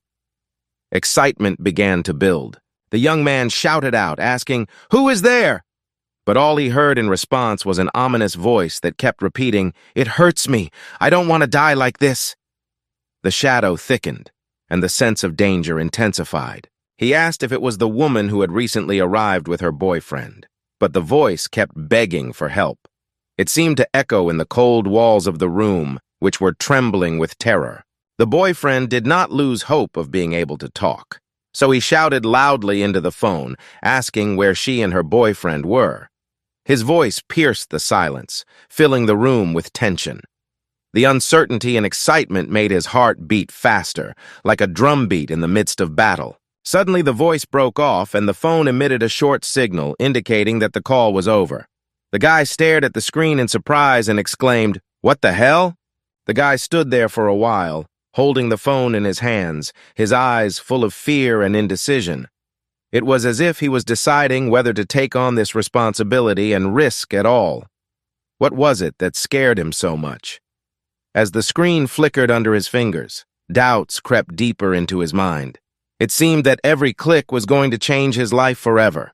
But in the end, he made up his mind and began to quickly dial the numbers on his phone to make the call. Spannung grew with each passing second because he didn't know what was waiting on the other end of the line. When he finished dialing, he put the phone to his ear and held his breath, listening to the rhythmic beeps coming from the other end of the line. The tension grew. Each ringing seemed longer than the last.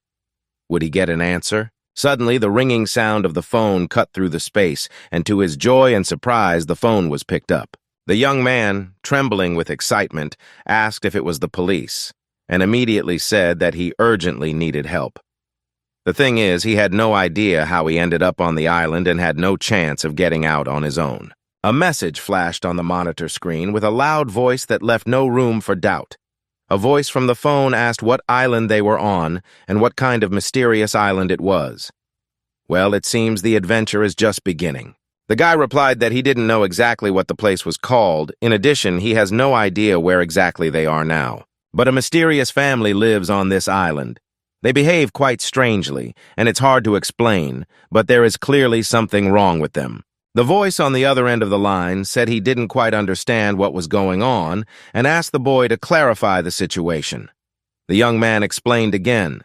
He had been in a terrible car accident which landed him on a mysterious island.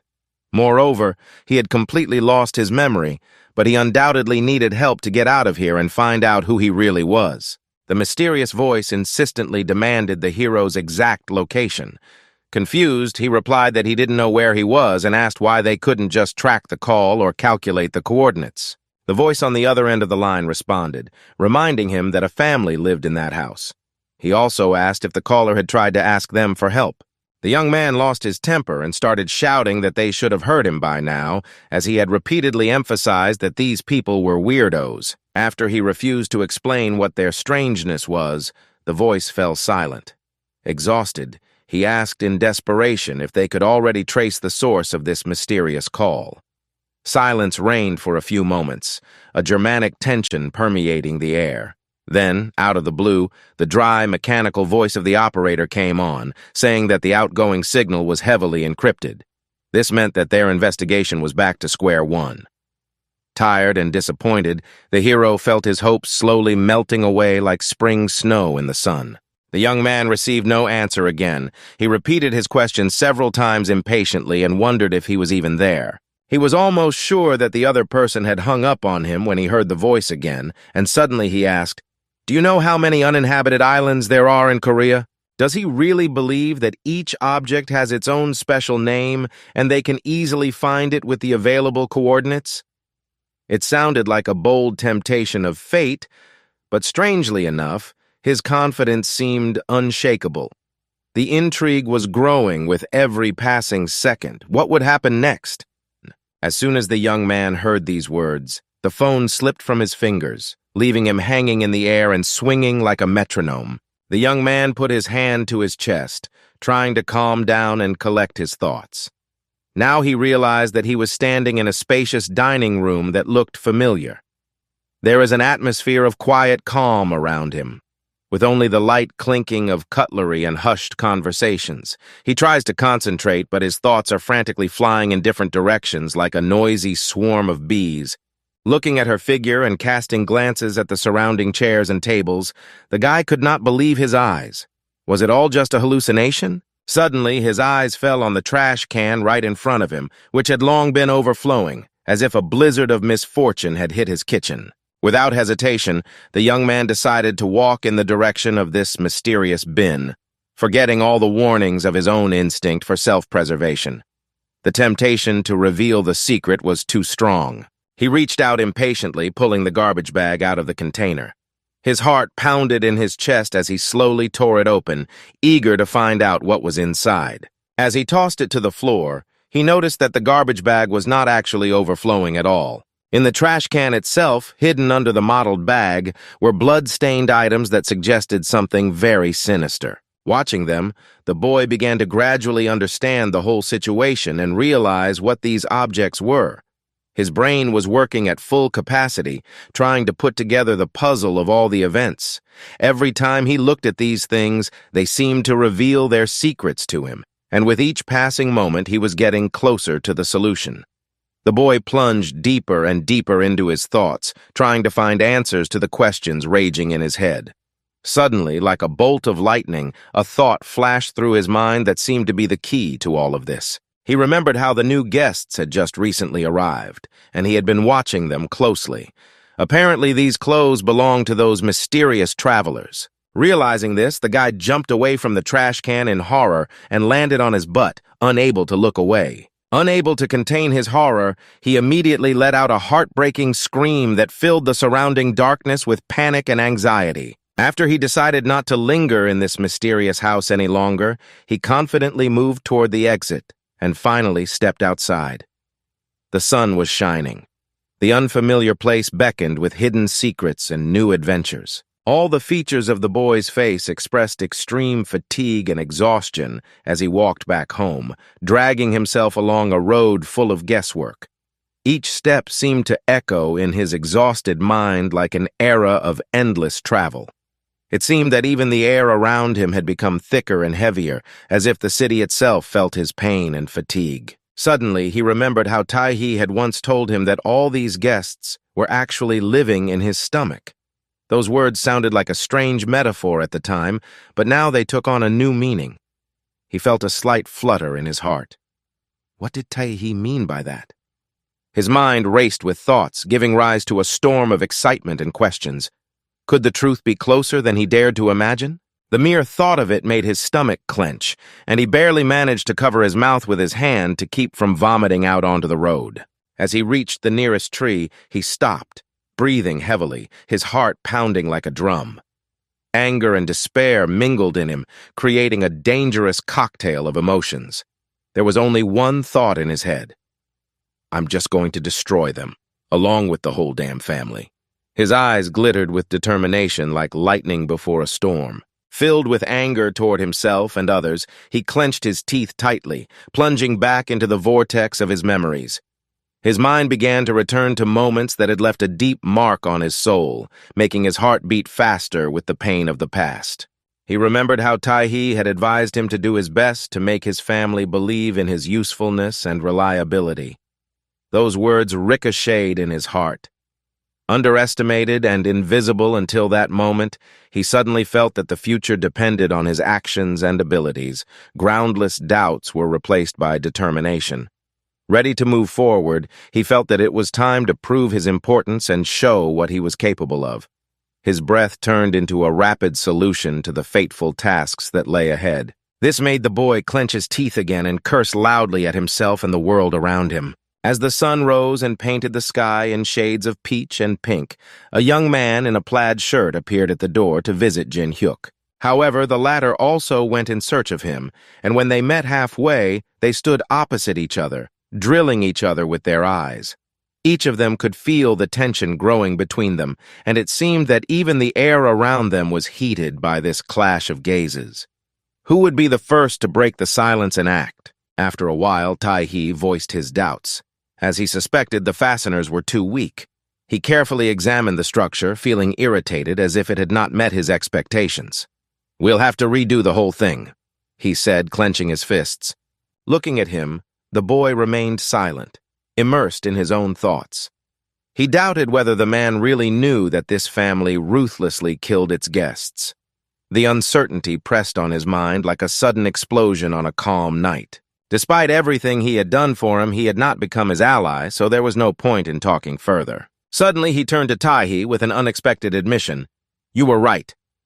Taii raised his eyebrows and stared at him in surprise. The young man explained with enthusiasm that he really wanted to be of service to them, and he was interested in what he needed to do so. His face was lit up with enthusiasm, and it was obvious that he was eager to give all his strength to the common cause. His eyes were shining with devotion, like the lights of hope that burned inside him.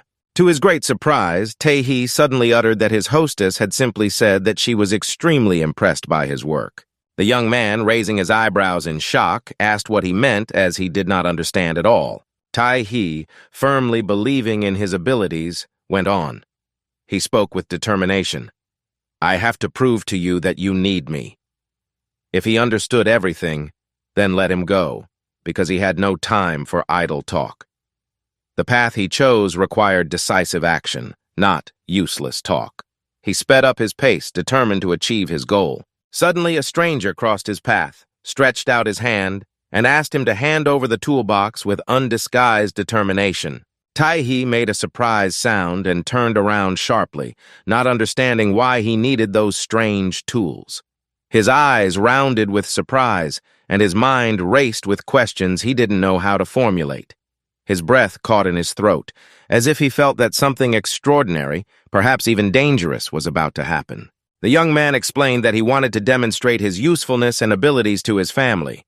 His eyes shone with confidence as he said these words. It was at this moment that he realized how important it was to prove his worth to his loved ones. Taii handed him a set of tools, and sometime later the boy was diligently repairing the fence near his home. Each hammer blow echoed with a loud thud, adding dynamics to the quiet rural landscape. His relatives passed him in amazement, not understanding what had come over him and why he was behaving so unusually. When he saw a burly man passing by, he stopped what he was doing, stood up, and asked him in a friendly manner, "Are you going to the morning shooting?" The man did not answer the greeting or the hero's question. He only coldly asked who let him out. His gaze was a piercing mixture of distrust and deep anxiety. The tension in the air seemed almost tangible. The young man was at a loss for words and just stood there in mute silence, trying to find an answer. The seconds dragged on like an eternity, and the silence became more and more indescribably tense. However, he still couldn't gather his thoughts together to break this silent lull. Then, with a tinge of regret in his voice, he admitted that he had been too rude last night and had been unable to contain his emotions. With his head bowed, he apologized to the man for all his actions and words, feeling the weight of guilt. The man stood still for a moment, watching his hands tremble imperceptibly. His obvious fear and uncertainty made him even more vulnerable. Then he smiled and said that he had decided to atone for his mistake by working hard. His zeal is admirable, but he still believes it is not enough. Determination shone in his eyes, and his every move betrayed his belief in himself. Will he be able to overcome all the difficulties on his way? Noticing the confused expression on the boy's face, he immediately asked if he had forgotten something extremely important. After some thought, the boy lowered his head and admitted that he had taken the knife from the kitchen. He promised that he would return it to his mistress. The man raised his head and said with a deep breath that he had an extremely sincere heart. This was exactly what he wanted to hear. His words sounded so sincere that they seemed to have a special magical power. The young man turned to the man with a shy smile, quietly remarking that he had a small request. He was surprised when the man asked him to pray for him. The surprised listener asked if he was really a believer. The man said that he did not remember anything at all, but listening to his feelings, he had the feeling that he was one of them. Perhaps part of his memory was hidden behind a veil of oblivion, which added to the intrigue. The man said that in this case we should pray for him, and if you think about it, this whole situation is pressing on him from all sides. He believes that they have not been nice enough to him, and this only adds more stress to an already difficult situation. The young man quickly shouted out that all matters had been resolved and added that if he needed anything else in the future, he asked to be notified. He made this appeal with a passion in his voice, letting everyone know that he was ready for any challenge. The man said, "Of course," and wished him good luck and moved on to the place where he had shot. He quickly disappeared into the shadows, leaving behind a mysterious trail of obscurity. The guy watched him go for a while and then went back to his work, thinking that at least for now, everything was fine. All he had to do was calm down and avoid any actions that might annoy this crazy bastard. But one way or another, they definitely have to have connections with the outside world, and how this will affect future events remains to be seen. Especially since Romy fraudulently took possession of the boat, which was the only way to escape from the mysterious island. At that moment, she made a promise that she would definitely return for it, no matter what.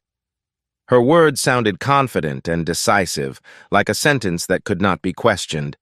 A determination flashed in her eyes, indicating that this promise was more than just words to her. This moment was etched into her mind forever, at a high price, but it will be kept. Everything will be done to fulfill his promises. Now he focused on his thoughts, trying to imagine what Romy was doing at that moment. The next moment, he heard a loud accusation against Romy, calling her an ungrateful girl. This made the boy raise his head sharply. A whole scene was unfolding before his eyes. A man was asking his daughter if she had gone to that strange place again. Roma stood before him in all her splendor, with packages in her hands and dressed in a luxurious designer outfit. Her husband, at that moment, sternly reminded her that he had repeatedly warned her to be careful with temptations. If she did not learn to resist them, she would undoubtedly end up in hell. As she was walking home, a man came around the corner and said, "We have a sermon tonight, get ready." The girl was silent, not answering his words. When he turned around to leave, disappointed, she suddenly laughed and called him an old fart. The young man froze in place in surprise, his mouth open, unable to say a word. Passing by him, the girl suddenly broke into a sincere smile and waved, adding that she was incredibly grateful for the opportunity, because her trip had been surprisingly refreshing. The guy didn't respond. He was so shocked that he didn't know how to react or what to do next. Finally, he realized why the whole family had been laughing so loudly at the words of the woman who had predicted what would happen if Romy did not return. Ignoring the girl who was singing, he stared stubbornly in front of him. His heart was beating faster, but he couldn't bring himself to turn around and express all his feelings. There came a moment when his fate hung on the thin line between desperate silence and a decisive step. When he came to his senses, he turned sharply to the girl and asked her to wait a little longer with hope in his voice. She turned, looking at him with a surprised look, and asked, "What's wrong?" To which the guy replied, worried, "What happened to you?" The reason why she wanted to leave the island was still unsolved and mysterious. He was boiling with rage as he asked in despair, "Is this really the whole reason to hang out on this island?" Suddenly, a few drops of saliva escaped from the guy's mouth, flying straight toward the surprised girl and landing on her glasses. After waiting for a while, she took off her glasses to wipe them off the sticky, nasty liquid and finally answer the guy. After wiping her teary eyes, she suddenly froze, as if she had closed off some important part of herself, and whispered, "This is not over." She felt her face harden, raised her head, and for the first time in a long time looked him squarely in the eye. To his great surprise, she calmly said that, among other things, she had also managed to go shopping. The young man, not understanding what this was all about, furrowed his brow and asked suspiciously, "What do you mean?" The girl reached into her bag and, after rummaging around for a while, pulled out something wrapped in a brightly colored wrapper. Opening her arms, she held out the unfamiliar thing to him, with intriguing words. "This is for you." The nobility of her gesture threw him off balance, making him hold his breath in surprise. The young man nervously tore his gaze away from the box he had just picked up and looked at the girl awkwardly. Her unexpected words that she had suddenly remembered him and decided to buy him something too took him by surprise. Smiling timidly, he muttered a barely audible "thank you," trying to hide his surprise and joy. But the girl's eyes flashed with sparks of understanding, adding an almost magical touch to the whole scene. The girl gathered all her courage, and having said everything that was in her heart, decided not to answer any more of his questions. She turned around and, without looking back, headed home, leaving him in complete confusion. The speed of her steps showed determination and confidence. She knew that everything would change from now on. As if remembering something, she stopped abruptly halfway through and said excitedly, "Wait, there's something else I forgot!" The guy looked at her, not understanding what else she needed if she had already answered his question. He furrowed his brows, trying to understand the hidden meaning of her words.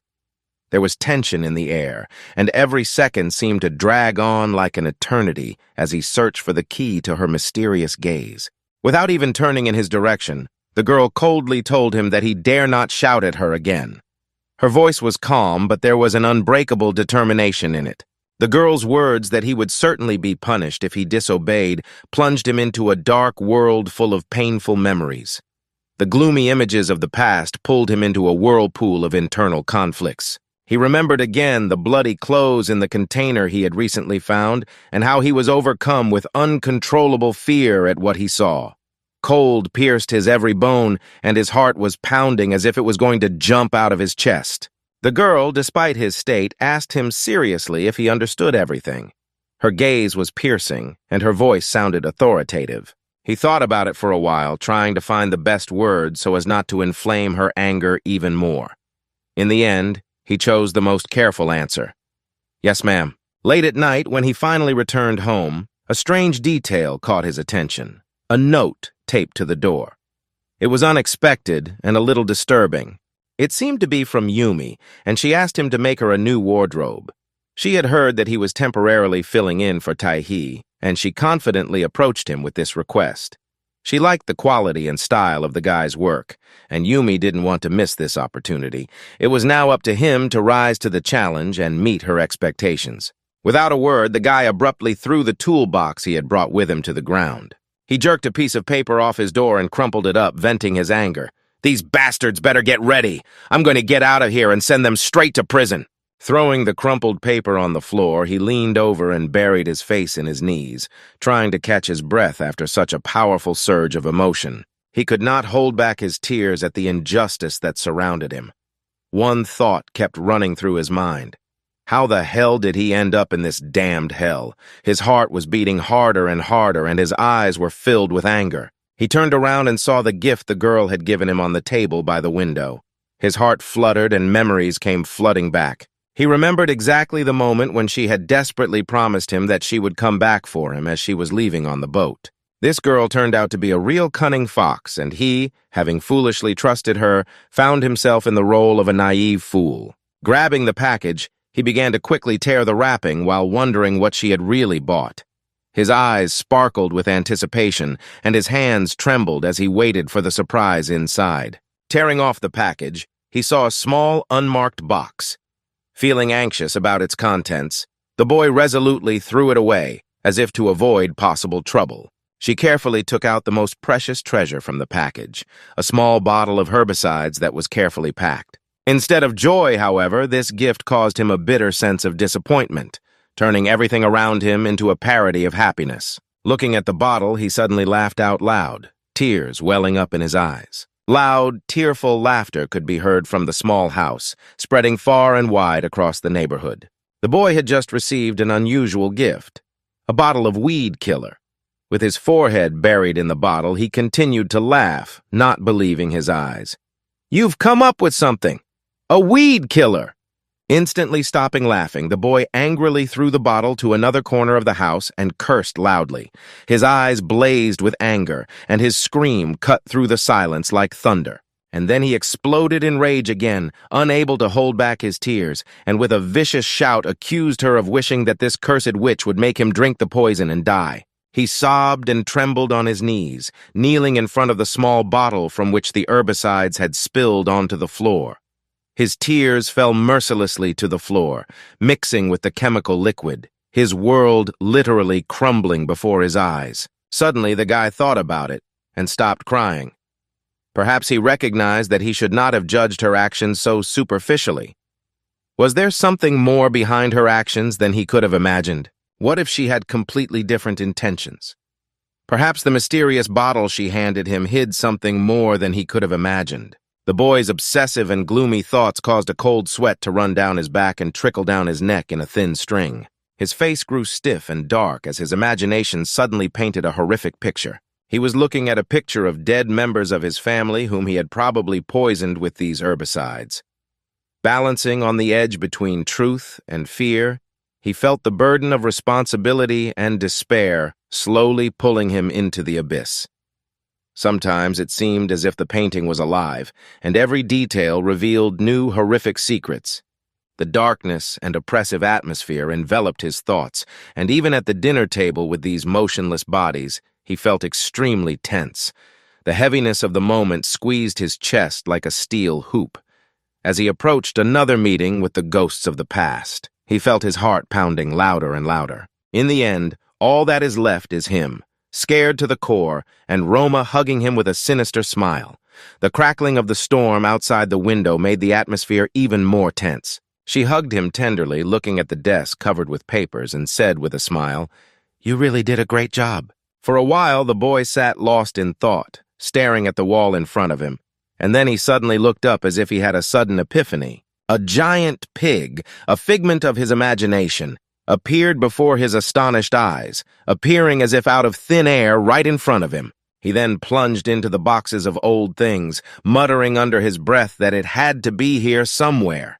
His hands were covered in dust and his eyes sparkled with hope. As soon as he found what he needed, a sinister smile appeared on his face. A spark of anticipation appeared in his eyes. All he had to do now was sneak into the kitchen and use the mysterious substance to add it to the food for the whole family. He listens closely to every noise because every step can be an exposure of his plan. Will our hero manage to avoid danger and complete his mission?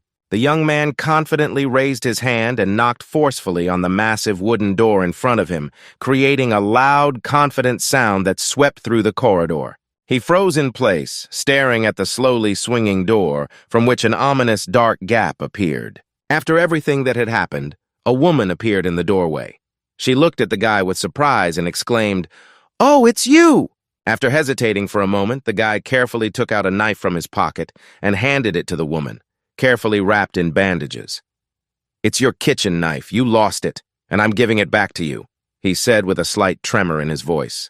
The young man leaned over at a 90-degree angle, apologizing loudly, and admitted that he must have lost his mind. The woman stared at him silently, holding the knife carefully in her hands.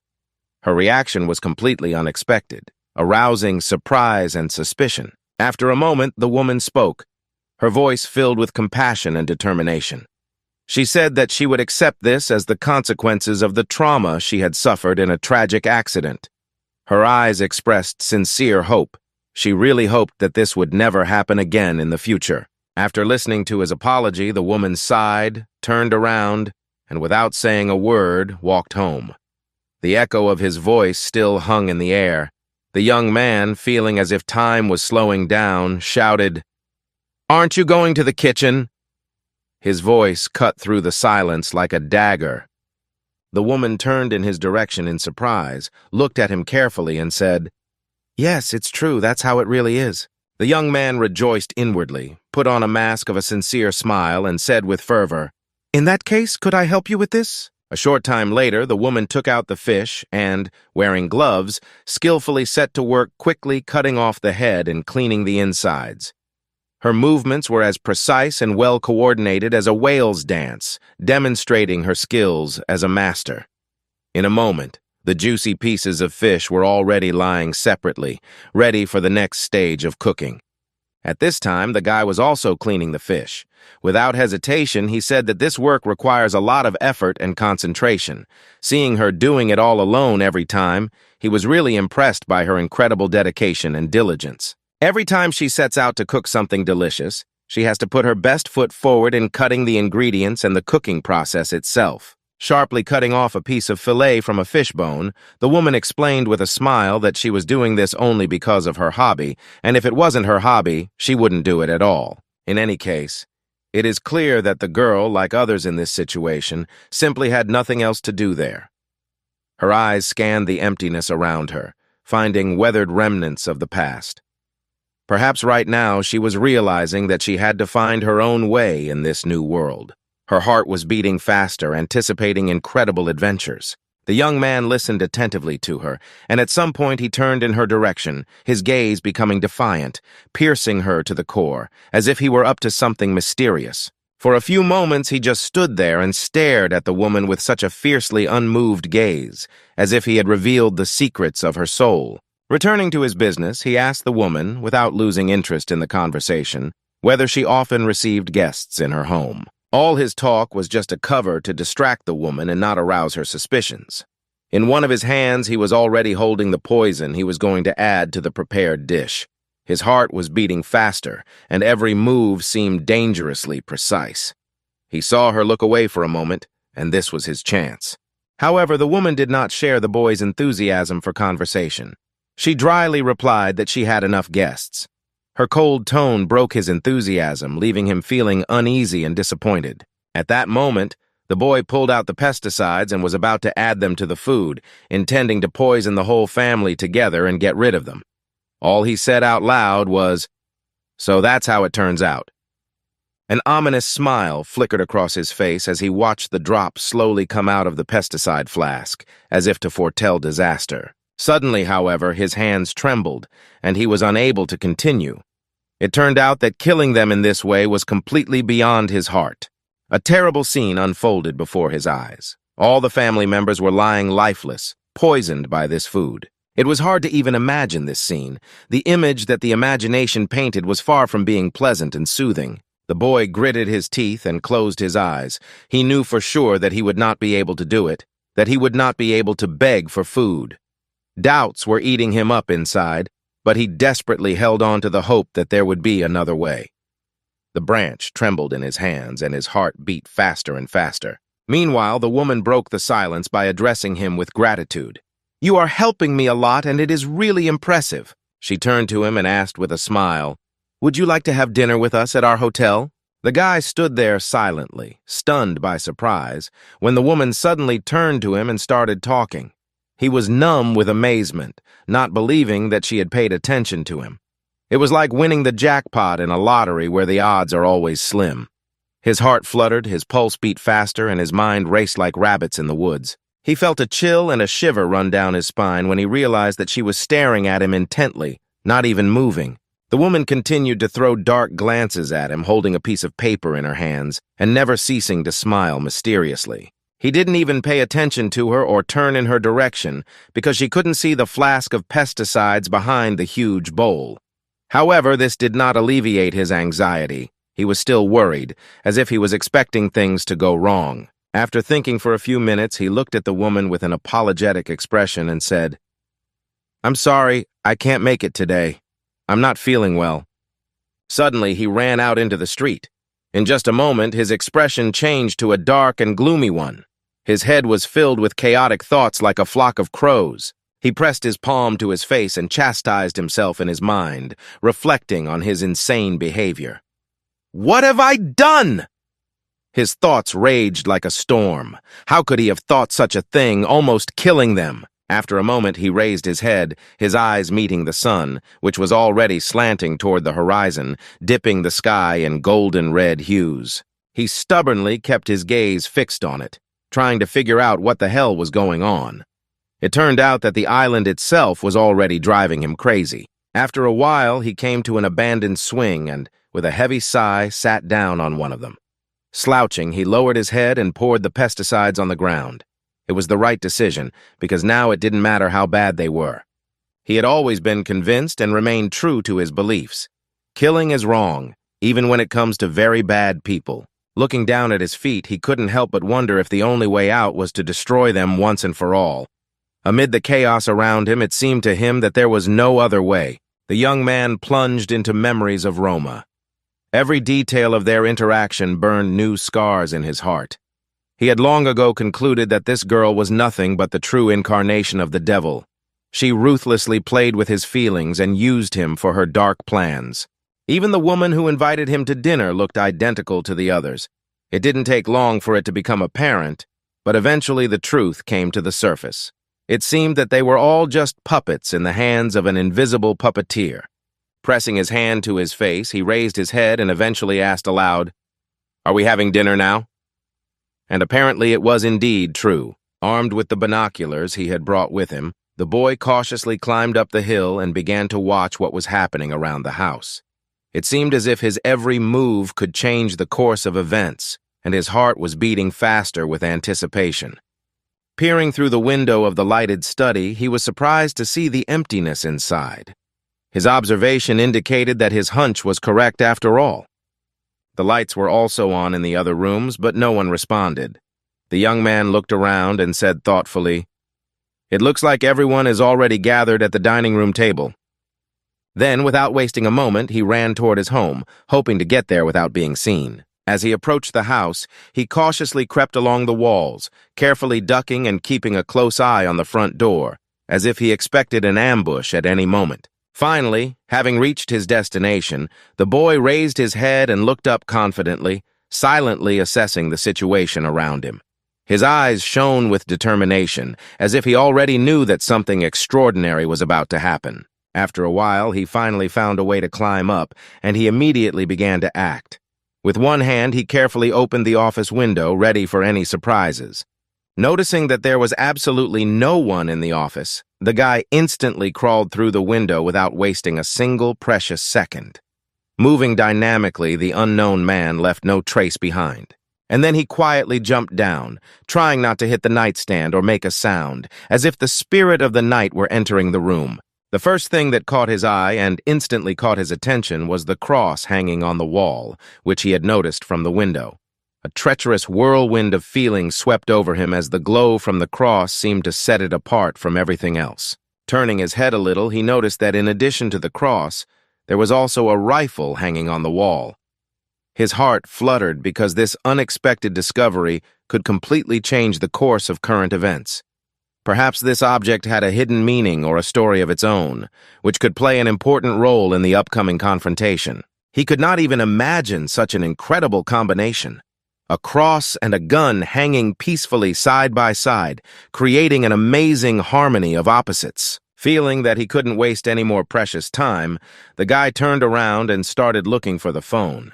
He knew it must be somewhere nearby. Perhaps it had fallen under the bed, or was left on the kitchen table after last night's party. The minutes ticked by and the tension grew.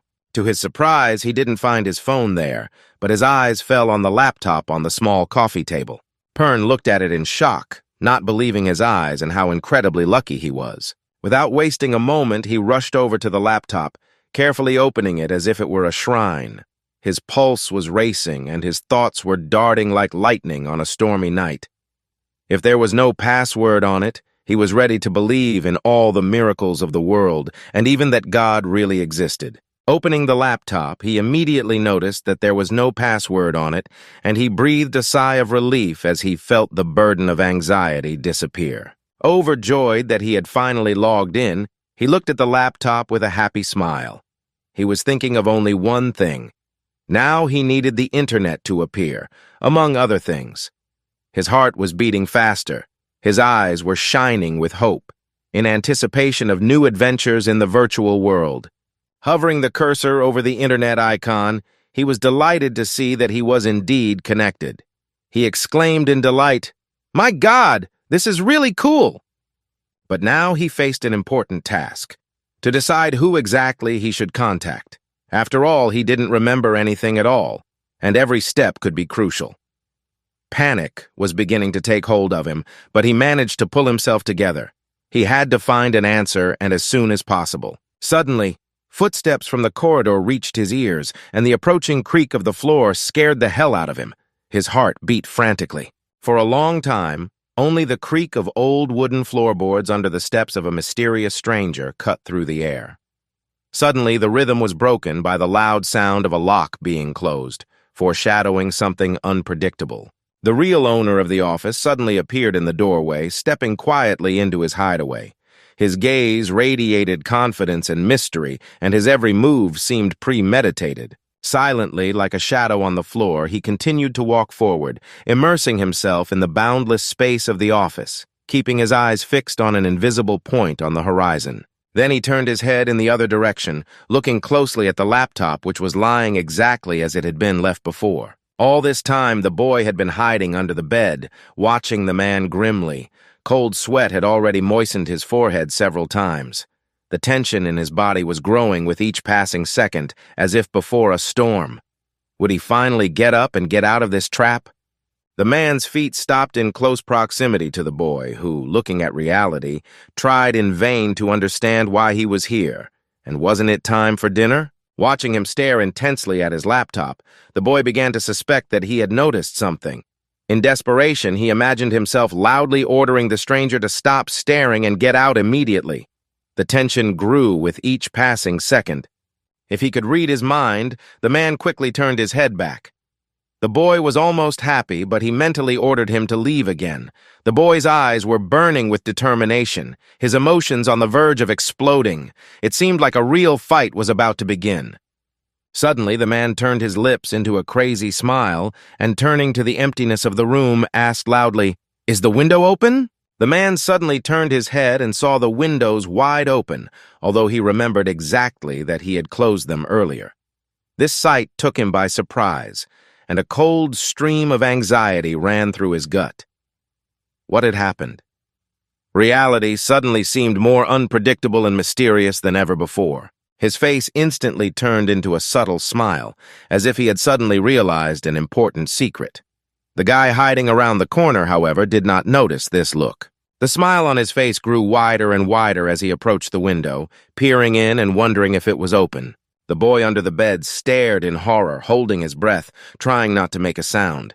His heart was beating so loudly that it seemed like it was about to reveal his hiding place. His gaze was filled with extreme fear, barely stopping at the feet of the man who was walking past him to the window. His heart was pounding with terror that he could be exposed at any moment, and he would never know the truth. What is hidden behind this window, which beckons him with mystery? Time was ticking away, and minutes seemed like an eternity. Seconds, like thunderous footsteps, brought him closer to the unknown, and each of them could be his last. For some time, the man stood silently at the window, peering intently into the street, hoping to see something unusual or mysterious. His gaze was full of anxiety and expectation. Would he be able to find what he was looking for? Seeing nothing, he asked in surprise at the emptiness for the second time, "Did I really open the window? I don't remember it at all." He felt a slight chill inside, and confusion was plaguing him. These words frightened the man even more, who put his hand over his mouth, trying not to breathe loudly in panic. However, although the man might have suspected something, he had not yet been exposed. He stood there for a while, looking thoughtfully into the distance, and then his face lit up with a smile for the second time. Finally, the man exhaled, trying to relax, and made a suggestion. "I must have opened it myself to ventilate the room and then just forgot about it." A moment later, he closed the window, slamming the shutters loudly, and the guy breathed a sigh of relief as he took his hand away from his face. The panic had passed, but his heart was still pounding. The night enveloped the mansion with its velvet blanket, plunging all the rooms into darkness. Only a single ray of light penetrated through the cracks of the study door, where the man still hadn't turned off the lamp. The man had long since fallen into a deep sleep with his hand on the Bible lying on the armrest. His loud snoring echoed throughout the office, creating a kind of symphony that resonated with the walls and furniture. Like a shadow, the boy slipped out of hiding, cautiously creeping over to the laptop on the table next to the man, which was on charge. He slowly stretched out his arm, inhaled a deep breath, and his heart pounded like crazy in his chest. Would he be able to go unnoticed? What would happen next? Observing every detail on his face, he carefully lifted the lid of his laptop, trying not to attract the attention of the man sleeping next to him.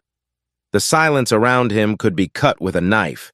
Every sound seemed suspiciously loud. The pounding, anxious rhythm of his heart matched the cautious movements of his hands. But as soon as he turned his head to the laptop, which suddenly turned on, his face was clouded with distrust and anxiety. The cover screamed the obvious. The man on it looked like a typical cultist from another world. His grim face, strange clothes, and mysterious surroundings left little doubt that he was not just a strange guy, but someone who believed in something bigger, darker, and scarier. With quick movements, he moved the cursor across his desktop and instantly opened the browser installed on his computer, preparing for a new search adventure. He instantly opened the book, but he was surprised to find that at first glance it was empty. No text, illustrations, or even bookmarks. The page sparkled with impeccable whiteness, as if luring the boy to explore its mystery. Suddenly, the air smelled like adventure. Seeing all this, a cold sweat broke out on the boy's forehead and he clenched his teeth. Unexpectedly, the fact that this man had also decided to disconnect the internet at home really stunned him. The young man brought the mouse cursor to the address bar of the browser and tried to click on it several times. However, nothing happened, which added to the mystery of the situation and made him stare at the screen in bewilderment. Suddenly, his eyes slid to the corner of the browser, where several icons were clustered, and among them, something unusual caught his eye in the bookmarks. Intuitively, he felt that it might be important. The more he peered, the more his excitement grew, indicating future events that were preparing to break out. The young man carefully moved the mouse cursor to the favorites folder.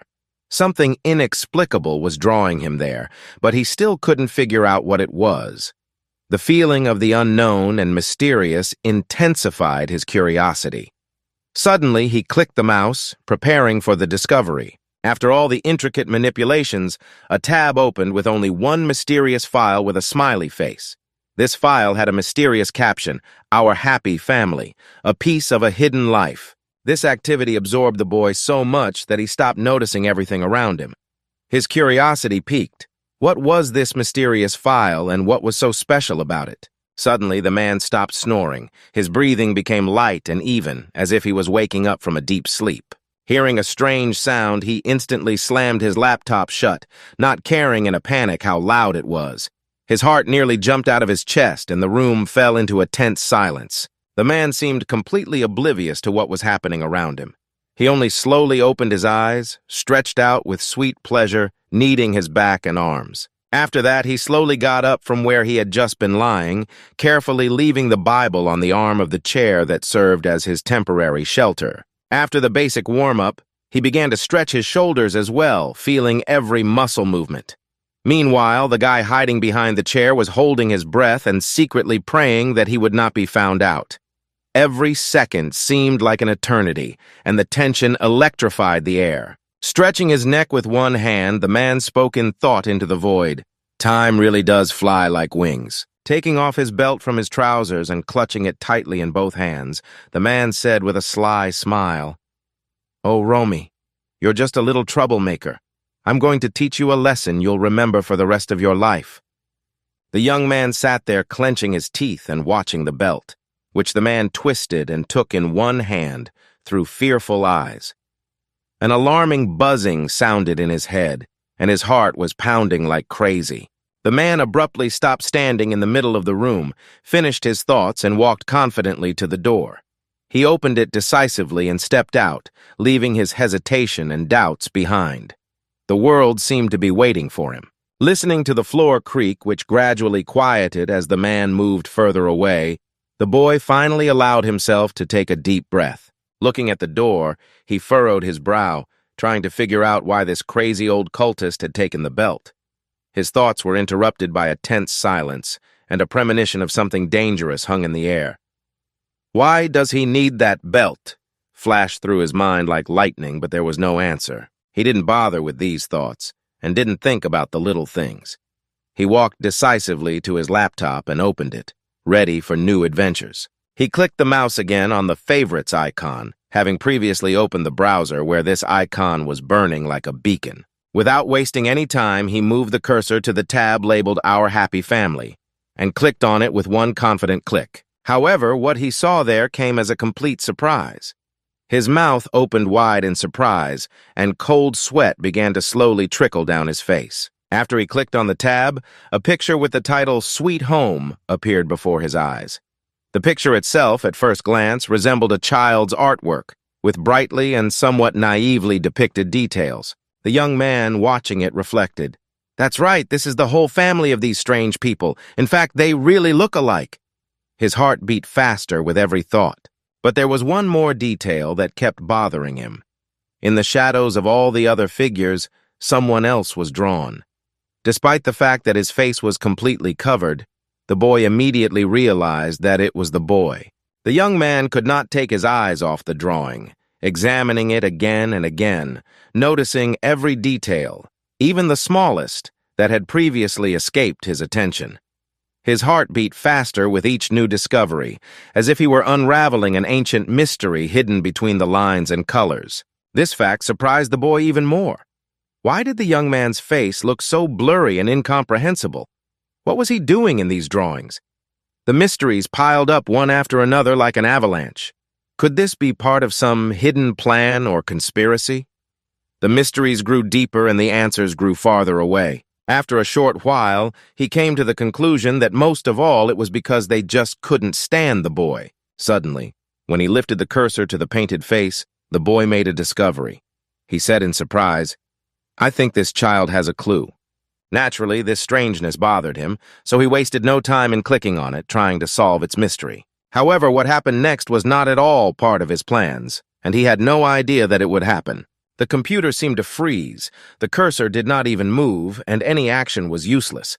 However, the boot icon was spinning stubbornly on the screen, hinting at some kind of activity. The next moment, he suddenly fainted, and a black screen appeared before his eyes. Panicked, he exclaimed, "What the hell happened?"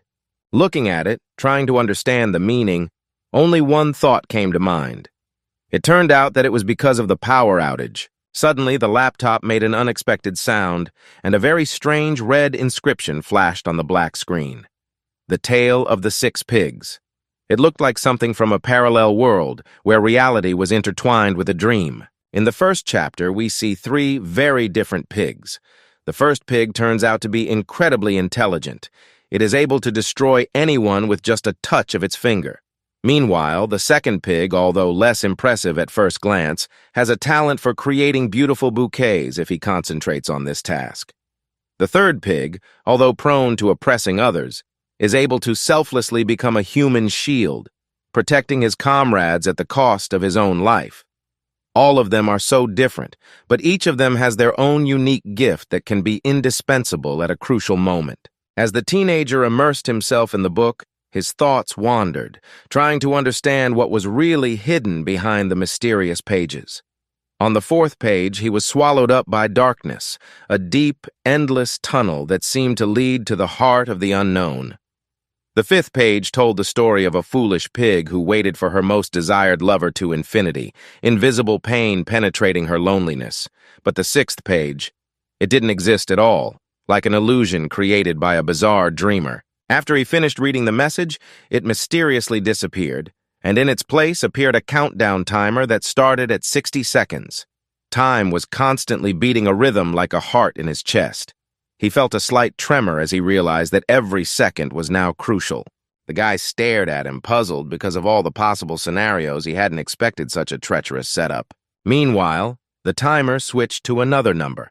It didn't care about the guy and his feelings. It was now showing 59. The timer silently reminded him of the inexorable passage of time, a clear symbol of the inevitable events that were about to happen. The boy seemed to be mesmerized by this number, and his heart was pounding like a drum, sending waves of panic throughout his body. Jin-hyuk couldn't help but wonder what this strangeness was. What was the purpose of this countdown, and why did it start now? Her nerves were on edge, as every second that passed made her heart beat faster. Was it a sign of danger, or on the contrary, some kind of message? His eyebrows furrowed slightly with tension. No matter how much he thought, no clear thought emerged from his subconscious. It was as if his brain was clamped in a tight vice of helplessness. Everything looked so ridiculous. The timer continued to annoy him with its loud beeping, tearing the silence of the room to pieces. 52 numbers flashed on the display. The guy turned around with lightning speed, carefully examining every corner of the room in search of the mysterious piece of paper that was vital at that moment. The man had a Bible at his fingertips. He immediately grabbed it and began to leaf through it, looking for blank pages to write on. In his absent-mindedness, the religious texts had become just a backdrop to his thoughts and plans that needed to be written down immediately. The rustling of the pages and the speed of his movements resembled the unfolding of a mystery detective story. However, even more surprising was the fact that the Bible, like Roma's book, was completely empty, not a single page written. Although he knew he shouldn't do this to avoid being noticed, his inner need was pushing him to do it. He had to write it down. Without hesitating for a moment, he resolutely snatched one of the pages of the Bible, without feeling an ounce of regret. His hands moved confidently, as if they were acting on their own, imbued with an unknown power.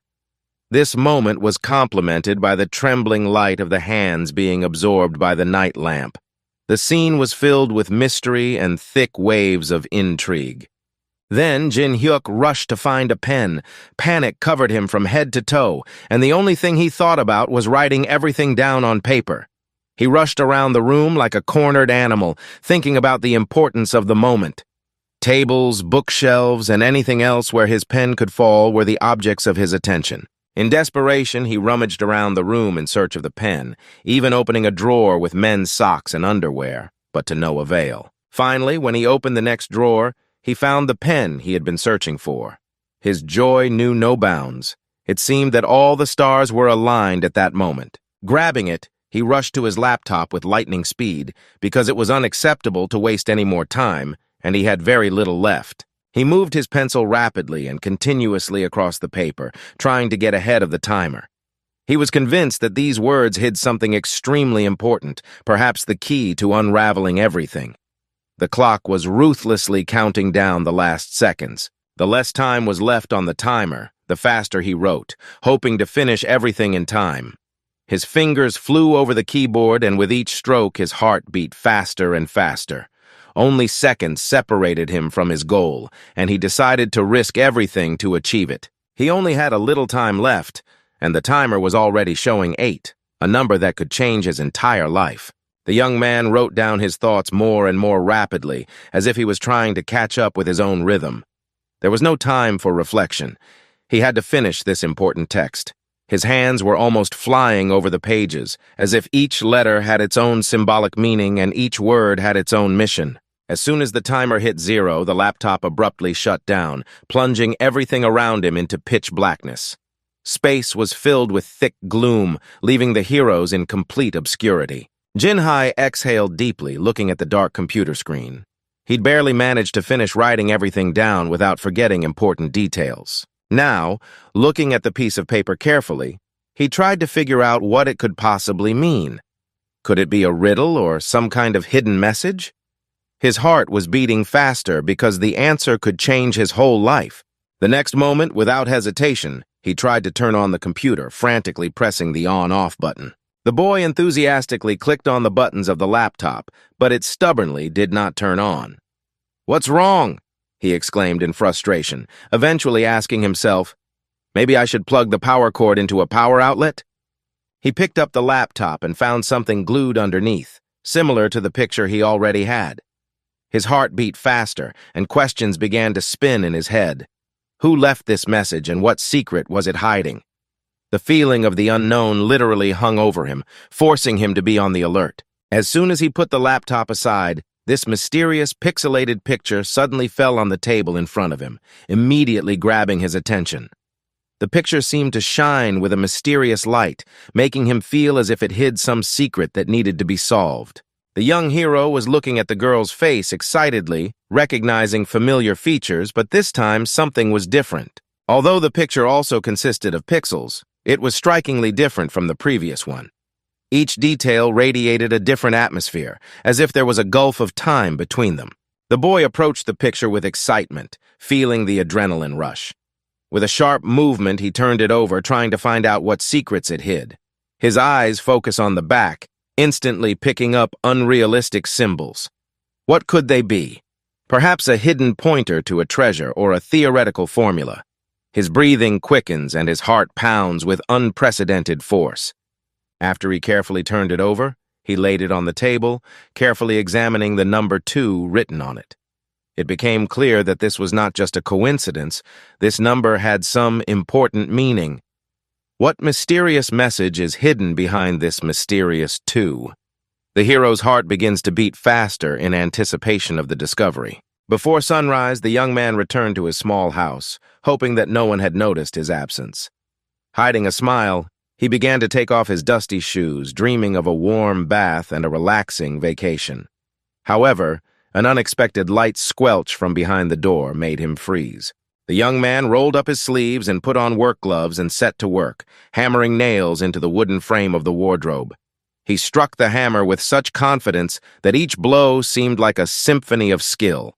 The next moment, he missed the nail's head and hit the hammer directly on his fingers, which were holding the nail. He instantly winced in pain and yelped, dropping the tool to the floor. The sudden sharp pain that shot through his hand made him cry out loud, muttering curses under his breath at everything and everyone. Calling Yumi a damned little brat, he decided to put everything on hold for later. Right now, he just wanted to take a break from all the worries and chaos. For a while, he lay on the wooden floor, arms outstretched in different directions, and thought about all the events that had happened to him today. This day had brought with it many surprises and adventures. Then he reached into his pocket and pulled out a small crumpled piece of paper. On the piece of paper was a mysterious sign and a number next to it. What could it mean? Sitting down on the floor, he began to examine it closely, saying aloud that he could feel someone's eyes on him, making an absolute fool of himself. He could not understand who had left him these mysterious cards. And what does it mean he's smart and can kill anyone with just one finger? Honestly, why do we need these first pig, second pig, and so on? This is not a textbook on animal husbandry. And I'm even more interested in what the hell does can kill anyone with one finger mean? It sounds like some kind of incredible superpower. This story is going to be intense and unexpected, and the characters just radiate danger. A sudden epiphany seized his mind, and his face took on an expression of shock at the discovery that had suddenly dawned on him. He could not believe what had happened. It seemed to be beyond the realm of possibility. Deciding that he no longer needed to rest, he went back to work, still thinking about what had happened. His thoughts whirled frantically, trying to put all the details together. All of this would have fit the descriptions of the family members if he had worked hard. Moreover, it could turn into a beautiful bouquet. And if you add a little imagination, each element will sparkle with new colors, creating a bright mosaic of impressions and emotions. As soon as he finished his work, the boy left his wooden house and took his first step outdoors. The wind whispered gently through the leaves as if to welcome him back to the wild world. Muttering under his breath, he drilled his eyes around the room, but after another disgruntled look, he resolutely closed the door and walked out. Going down the stairs, he suddenly realized that he had everything in the palm of his hand. The realization flooded in like spring water, expanding his horizons and opening the door to new opportunities. What would this day open for him? The meaning of this story was as obvious as the bright sun on a scorching summer day when every shadow becomes indescribably valuable. The pig with the ability to kill people with just his fingers actually turned out to be the pastor and head of the family. Unbelievably, its intelligence and cunning plans kept everyone on their toes, and even danger could suddenly arise from behind. This pig is as deep as a dark tunnel that cannot be explored to the end, even with the most powerful flashlight. The pipe is filled with darkness to the very top, such that there is nothing else left there like an abyss of hopelessness. Going down the stairs, he slowly walked to the old wooden swing that swayed limply in the wind, hanging next to his cozy house. As he looked at it, he was overwhelmed by contradictions. How could one creature simultaneously have the power to oppress others and be their protector? It was amazing and frightening at the same time. It seems that, to his great surprise, the key to solving this mystery was an old iron chain tie. As soon as he approached the swing, he was surprised to see something sticking out of one of its links that looked like a piece of paper. Without wasting a moment, he quickly went over and grabbed the piece of paper. He realized that it could be a trap, but he had to take the risk. Eventually, he couldn't resist opening the paper. There was another pixelated image on it, but this time it was different from the previous two. What were these images trying to tell him? Turning the paper over, he saw the familiar number 6 on the back, but this time it was underlined with a thick line, as if to emphasize its importance. As he stared at the sheet, someone behind him spoke out loud with a broad smile. "Congratulations!" The boy immediately turned in the direction he had been given and, to his utter amazement, spotted the very boy whose image he had seen in the sketched photo. After looking at him and making sure that he would not say anything else, the boy finally decided to ask, "Who are you?" The guy did not answer the question and only said gloomily, "It seems that I am finally ready now."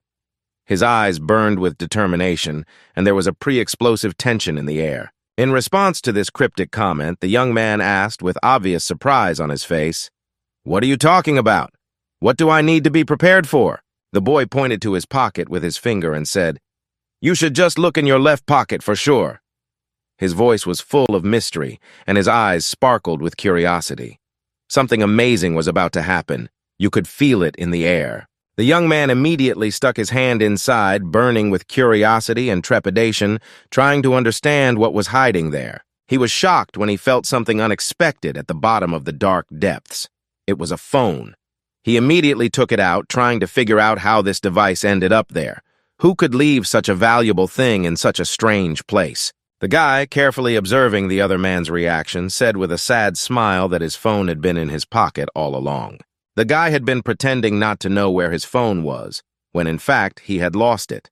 However, his acting skills were so authentic that no one had a clue about the real situation. His endurance was impressive, because even in critical situations he skillfully maintained the fictional legend. The guy stared at the phone in his hands in shock, still not believing his own eyes and how things had actually turned out. His heart was pounding, and his thoughts were jumbled, trying to find an explanation for the incredible discovery. Next to his locked phone, he held the very piece of paper on which he had written down everything he had found on his laptop. Every detail, every piece of information was like a key to solving a great mystery. It contained not just paragraphs of text, but threads that connected the past with the present. Reading these notes was like diving back into the depths of events that had almost faded from memory, but remained an integral part of his history. It seems that this piece of paper hid more than he had originally thought. It was time to find out where it would lead. The first riddle, which sounded mysterious and meaningful, was as follows. The first pig is extremely intelligent. Its abilities allow it to kill anyone with just one finger.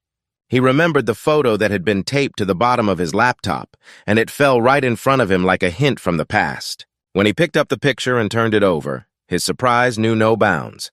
There was a number 2 on the back. Remembering this, he decided to start his password with the number 2. It was a symbolic reminder of some incredible moments in his past. The second riddle was that if the second pig tried hard enough, he could create a beautiful bouquet of flowers. His little hooves worked hard, folding each petal with great care and love.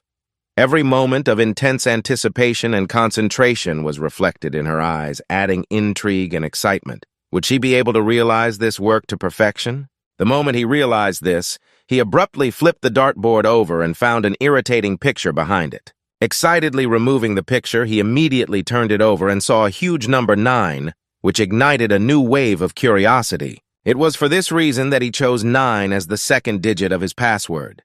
Everything matched, and so far everything was going surprisingly smoothly. But the unknown ahead added to the tension. The third riddle said that the third pig likes to oppress others, but is able to become a shield if necessary.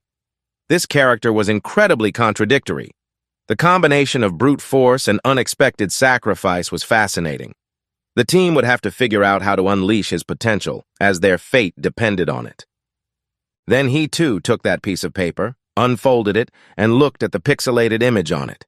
Something about the shimmering squares caught his eye, making his heart beat faster. Then he turned the page and noticed the number 6 underlined on the back. This made his heart beat faster, because subconsciously he felt that this number had a special significance for future events.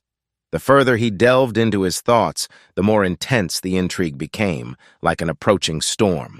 Without hesitation, he quickly wrote down the next number, 6. Now his plan was nearing completion. The fourth riddle hinted at something hidden. It spoke of a deep side, like a dark, mysterious tunnel. Realizing what it was, and pulling out a piece of paper that looked like the others, the boy quickly unfolded it. He immediately looked at the back, where the number 3 stood out in red. Sensation or bad luck? His heart beat faster. The fifth puzzle said that the fifth pig was just a fool, waiting endlessly for his beloved. It was the very first pixel note he had ever found by accident. He found it at the very beginning of his adventures. When he turned the sheet over to the other side, he saw a large number 5 written on it.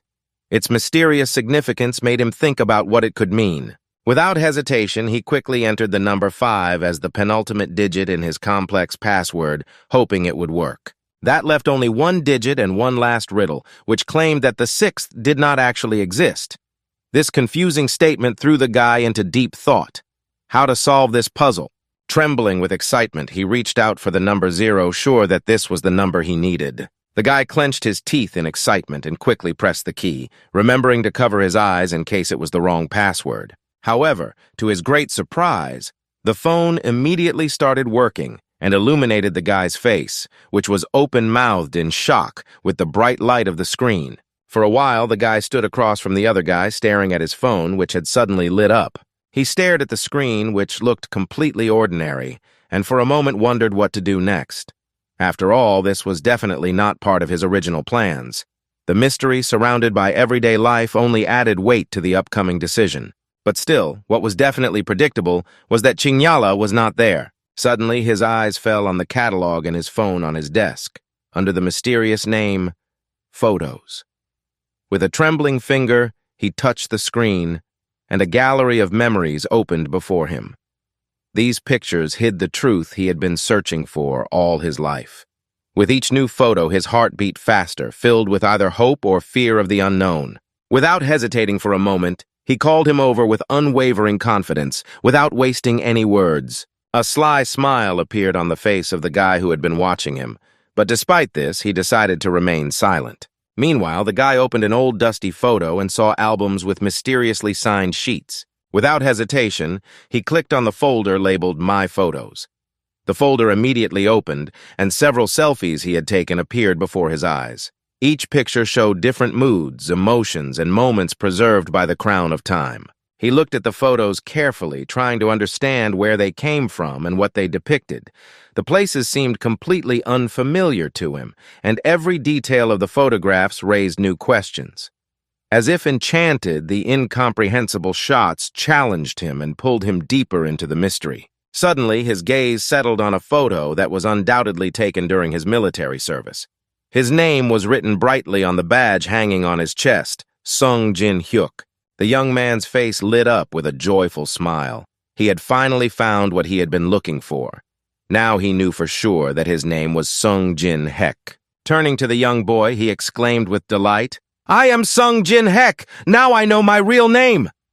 Joy overflowed his heart. Leaving the previous catalog, the boy intriguedly opened a new one, this time with the name Food. His heart beat faster in anticipation of new discoveries. The wall was covered with numerous photos of food, appetizing burgers, juicy pizza, delicious sushi, and flavorful meat. These images seemed to call for a taste of each dish, transporting the taste buds into a fascinating gastronomic world. The flavors seemed to be in the air, provoking an unbearable feeling of hunger. The reaction of the stomach was instantaneous. Looking at this, the guy smiled nostalgically, mentally telling himself that apparently he was a gourmet. But he was disappointed that nothing else came to mind. His name was the only thing he could get out of the phone at the moment. The indignation grew, and the mysterious calls continued to exhaust him. Meanwhile, the boy stood back and watched in silence, drilling him with his eyes as if trying to unravel his every move. Without hesitating for a moment, Jin-hyuk decided to open the photo album, wanting to preserve his memories. His eyes grew wide with surprise when he saw that there were indeed many photographs in it, as many as 218. When he opened the first page, he saw a photo of himself with an unfamiliar girl. In thought, he quickly said, "Is that my girlfriend? She's really cute." Looking through the old photos, Jin-hyuk finally broke down and spoke up. "It seems like we've been hugging at every turn." And finally, judging by what he saw in those photos, they looked incredibly happy. Smiles shone on their faces, illuminating the whole world with their joy. It is impossible for a reader to remain indifferent to such boundless sincerity and true love, which these photos so eloquently illustrate. In a flash, he was surprised and embarrassed to find a series of photos on his phone in which his girlfriend looked like she was panicking and running away from something. In the following pictures, his girlfriend's face looked more and more disfigured by horror, until finally, an image of her being strangled appeared. The guy looked at his phone screen in horror, not understanding how this could have happened and who could have done it. His heart was beating like crazy, and his mind was swarming with disturbing thoughts. He tried to find a logical explanation, but the situation looked more than mystical. Who was this mysterious criminal who had entered his personal space? The tension was growing with each passing second. He quickly began flipping through the photos one by one, hoping to find at least some hint or explanation. He came across another series of photographs, which were obviously of an old friend of his. They had once gone to the mountains together, full of excitement and anticipation of new adventures. Scrolling through the old photos, the moments when they conquered peaks and overcame obstacles, smiling came back to him. Now his friend's face looked the same, but now these shots took on a completely different meaning. He felt nostalgia squeezing his heart, but at the same moment he was struck with an unexpected realization. These photos hid something much more than just precious memories. He enthusiastically showed dangerous places and always posed for the guy who photographed him with a radiant smile. This series ended with a mysterious photo that showed only a hand and a hat flying high into the sky. The young man could not believe his eyes. He was terrified, not understanding what kind of miracle had appeared on his phone and for what purpose. This was followed by several photos of the taxi driver who was confidently driving the car, directing the hero to the right place. The driver's expression reflected experience and a certain mystery. His eyes sparkled like those of a man in love with his hometown, and he knew every street and every turn. The rhythm of the streets set the pace of the journey, and the city, flickering in the car windows, seemed to reveal its secrets to the sound of the radio station's music. This time, judging by the photo, he chose a hammer as an instrument for his heinous crime. In the next moment, the hero struck the taxi driver with a fatal blow, ignoring the pools of blood spreading under his feet. He frantically continued to flip through the photos, hoping that at least one of them would help him find at least some explanation. But it was all in vain, no matter how much he flipped through and searched. Despair made its way to his heart, and he exclaimed in panic, "What the hell is this? What's going on here?" The next moment, he came across a new series of photographs, the first of which was of a man tied up. The blue sky and the old tree in the background added a certain ominous tint to the picture, and an almost tangible cold and anxiety gripped the reader. His heart began to beat faster, sensing the imminent danger that the next scene brought. He slowly regained consciousness, sitting on an old wooden chair, staring in wonder at the camera, which glowed in the semi-darkness. His heart was beating faster, his eyes were widening with incomprehension, and his brain was searching for answers to numerous questions. A cracking sound coming from the corner of the room only increased the sense of mystery. He suddenly spun around in his chair, his eyes bulging with fear, his hands gripping the backrest, trying to keep his balance. But with each spin, he got more and more out of control, until he flew over the back of the chair, landing on the floor with a loud thud. The room fell into a tense silence, broken only by his heavy breathing and hasty rise to his feet. Finally, with a deafening crash, the hero fell to the floor, never freeing himself from his bonds. The next shot was of his own photo. Dilated eyes, glassy gaze, one finger pressed to his lips, a saw gleaming menacingly in his other hand. The young man, filled with fear, instantly dropped the phone from his hands, unable to look at the horrific photos any longer. His heart was pounding so loudly that he could hear it echoing in his ears.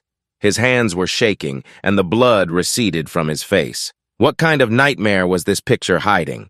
The phone fell to the ground and hit the screen cover with a loud crash. Small pieces of glass scattered, forming a chaotic pattern. The guy fell to his knees, panting loudly, trying to regain his breath and put an end to the panic attack that had seized him again.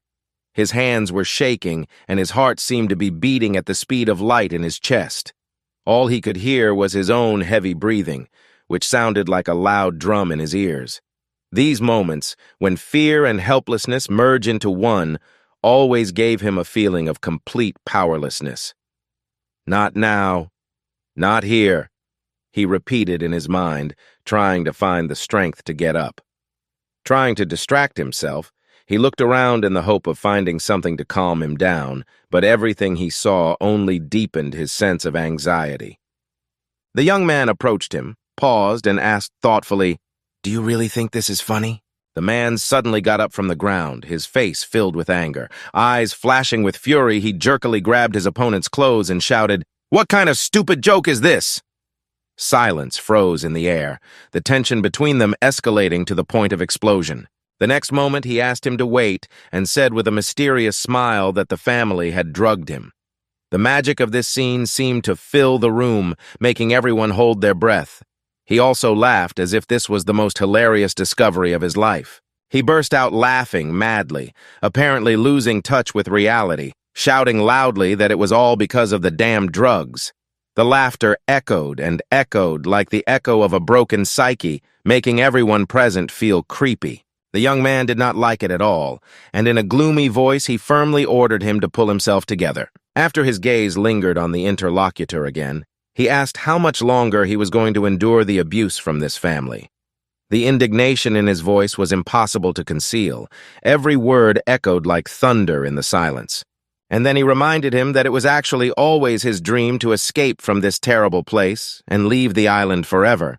With a crazy glint in his eyes, not expecting any answers, he continued to speak and ordered him to prove to these amateurs who the real king was. After he said that, Jin Hyuk's face blossomed into a crazy smile that looked even creepier than the boy's. The young man called out his name, calling him Seo Jin Hyuk, and challenged him to prove who the real boss on this island was. After these words, the atmosphere thickened and the tension became palpable. The eyes of the audience turned to Jin Hyuk with anticipation and expectation. Jin Hyuk instantly grabbed at his collar, furious at the way the arrogance and mockery stretched his expression. The very next moment, however, a crazed smile lit up his face, loudly shouting his agreement to this risky move. Taking this as an acceptance, the guy suddenly disappeared, leaving the young man standing empty-handed, clenching his fist in the air where his friend had just been. The unpredictable disappearance stunned him, forcing him to think faster and act more lightly than ever before. The young man suddenly began to recall the events that had taken place in that cozy restaurant, when an unfamiliar man suddenly greeted him and gestured to him. His brain began to scroll through the details like a movie strip. Jin-hyuk was about to leave the cafe, leaving a tidy sum on the table, but suddenly changed his mind and called out to the waiter, asking for the change. The young man decided to ignore the man and told him coldly that he could keep it. There was a tense aura around them, filled with unsolved mysteries. The man walked up to the young man, folded his arms across his chest, looked him over carefully, and said that he looked familiar and suspicious. After examining him even closer, he stepped forward with a smile, piercing his eyes right into the boy's. Then, with a thunderous shout, he announced that he was absolutely right. The boy turned to the ad hanging on the wall, boasting his picture and special attributes. However, despite his surprise, the man next to him said that he was the second son of Captain Khan of the cruiser Sea Breeze. This surprise caused him to squint in question, for this was not the development he had expected. The wind gently swayed the announcement, adding even more mystery to the moment. He asked if he was right, recalling how this boy had left school and gone to study abroad. In response, the boy only said briefly that it was not him. The man scratched his head in embarrassment and asked if he really hadn't done it. The young man assured him that he had never even been to this city before. Listening to the man's cryptic words about how his face looked familiar, the young man felt anxious and put his hand in his pocket. His heartbeat accelerated, and his sense of self-preservation keenly suggested that it was time to act quickly. The man, having finished his prayer, now looked intently at the young man's face, wondering who he reminded him of so persistently. His eyes were intently studying every feature, every wrinkle, trying to put together a mosaic of memories.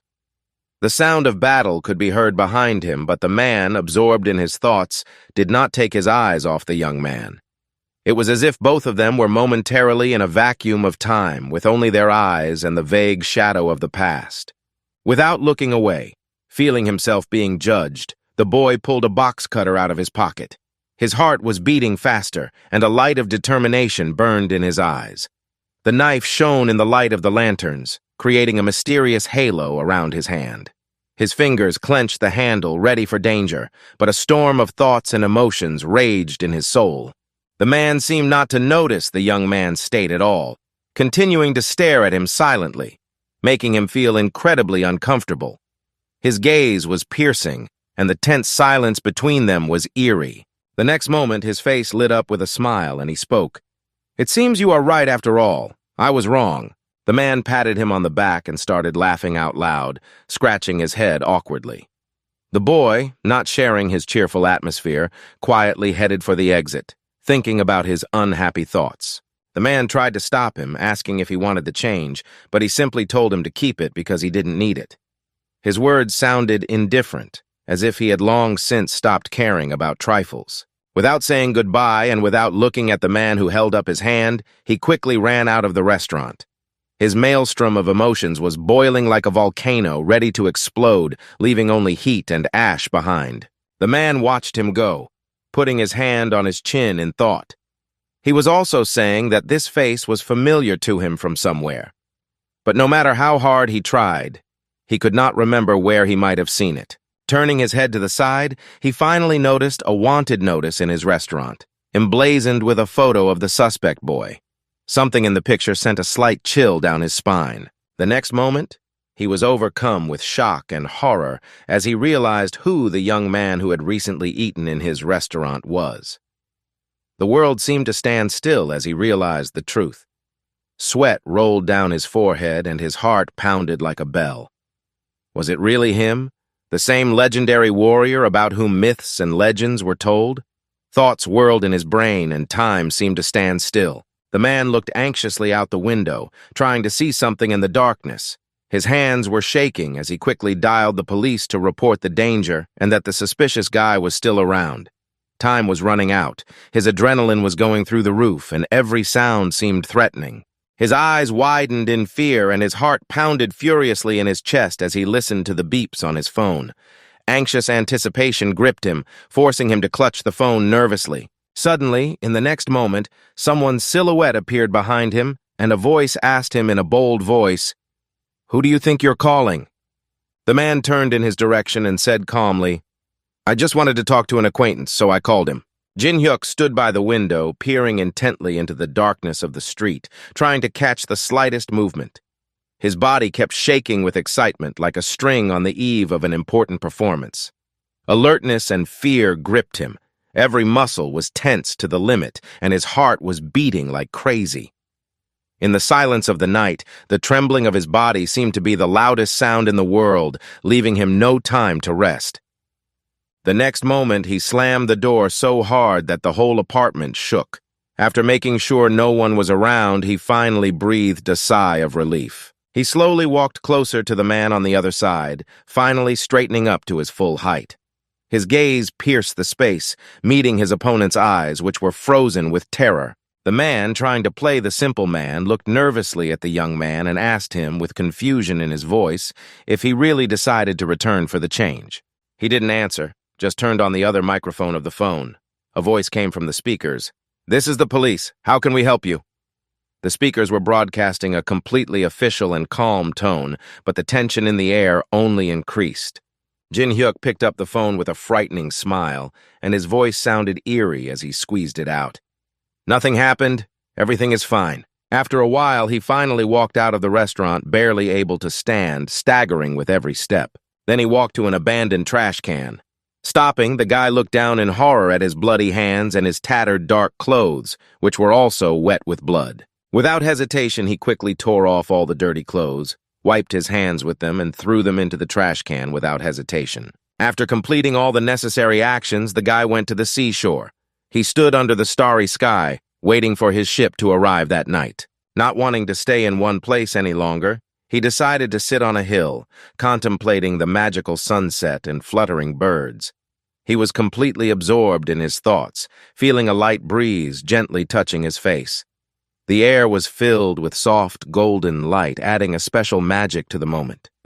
Taking off his cap, he smiled tiredly and sighed with relief.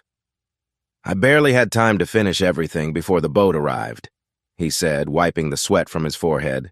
It was not easy for him. After the sun had disappeared behind the horizon, the boat finally docked in the darkness of the night to pick up the young man. The magical twinkling of the stars in the sky was reflected on the quiet surface of the water, creating a magical atmosphere. This moment felt like the beginning of a great adventure. After completing the task, the team quickly got their bearings and, without wasting a minute, set off along the set route deep into the dark sea. The wind whipped up large waves, and the boat took off on their crests, moving rapidly forward. The long shadows of sea creatures flashed under the surface, adding to the mystery of their journey. The space around them, full of secrets, seemed to draw them in even deeper. Everyone felt that the real adventure was just beginning, with incredible challenges and unexpected encounters ahead. The young man found himself in a cramped cabin with other desperate people like him. Although he didn't like the company very much, he had no other choice, so he had to endure this uncomfortable set of circumstances. In addition to the strange people, he felt an incredibly disgusting stench in the air, so horrible that it was almost impossible to breathe. Suddenly, incomprehensible sounds came from the sky, as if coming from another world, loud, trembling, incomprehensible. The guy suddenly raised his head, furrowed his brow, and looked to the side in surprise, exclaiming at the same time, "What the hell is this, and why is it so noisy?" Above, on the horizon, the ship was steadily heading straight for a huge water column that seemed to be emerging from the very depths of the ocean. The crew was shouting frantically, because they definitely did not have even a shadow of hope for confronting such a power. The tension grew with each passing moment, and fear penetrated every sailor. Jin-hyuk was heading toward the coast with a thoughtful look, remembering the man's words about the many uninhabited islands in Korea. The mysterious wave of his thoughts rolled in with every step. Could these islands hold the key to his mission? The shadowy forests changed in the sea breeze, and his memories grew brighter. Would he start a new chapter of his life among these mysterious places? It felt like the adventure was already here, at arm's length. When he reached the seashore, he threw his arms out, feeling the fresh breeze playing with his hair, thinking that these islands remain a secret to the whole world, a place where there is no trace of civilization, no memory of people. Only that strange family who owns a small hotel knows about them. And this is fortunate, because the man who has stumbled into their lives is a serial killer. Standing on the shore of the calm sea, the young man spread his arms, feeling the fresh breeze on his face. He mentally said to himself, "No one even knows that I am here." At that moment, it seemed as if the whole world had stopped just for him.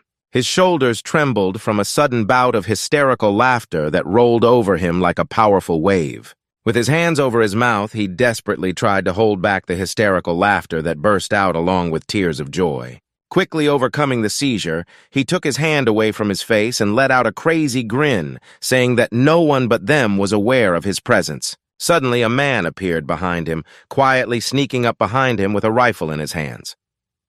"You look like you're in a good mood today," the stranger said with a sly smile. For a long time, the guy could not understand who was standing in front of him and how he should behave. At the same time, a mysterious smile lit up his face, as if he had found something incredibly interesting and exciting while looking at the endless horizon of the sea. However, as soon as he realized whose voice it was, the young man instantly wiped that expression off his face and quickly turned around to see who was standing behind him. The first thing that caught his eye was a gun in the hands of a man whose finger was already squeezing the trigger tightly, ready to fire. Seeing this, the boy instantly realized what was happening and asked if he had really come so early to shoot at the scions. His eyes shone with anticipation, and his voice sounded a little bit distrustful. How could he have expected such a morning surprise? The tension in the room grew as everyone in the room held their breaths, waiting for an answer. The man raised his rifle even higher and said confidently, "Yes." Looking into the distance, he added, "We'll be there soon." In response to his words, the guy decided to make a joke and asked with a smile, "What do they say? He who gets up early gets a bullet in the forehead." We asked, but in response, he just gave the other man a dark look, silently piercing him with his dead eyes. Scratching his head awkwardly, the guy realized that he had said something wrong and timidly asked if he had made anyone laugh. After all, he was laughing himself. It wasn't long before the man took aim and fired at a group of birds, instantly hitting one of them, which was not fast enough or skillful enough to avoid the shot. Under the watchful gaze of the boy and the man, the dead bird's body fell from the sky like a stone, plunging into the sea waters and creating a small splash. Turning his gaze to the man, the boy remarked that it was unlikely that the sounds of gunfire had reached the mainland, otherwise the police would have been there by now. In addition, it seems to him that this island is located much farther from the coast than he originally thought. After he listened to the other man's words, the man raised his gun again but remained silent, aiming at the birds without saying a word. The next moment, the man smiled ominously, looked down at his feet, and with undisguised satisfaction in his voice, said that he was enjoying it. His eyes sparkled as if he had found something mysterious and exciting. The man looked at him in surprise, not understanding why he had suddenly said this for no reason. Then he asked, "Do you really like it that much?" The guy instantly smiled and, tilting his head slightly, asked back, "Didn't I tell you that there are many deserted islands in Korea?"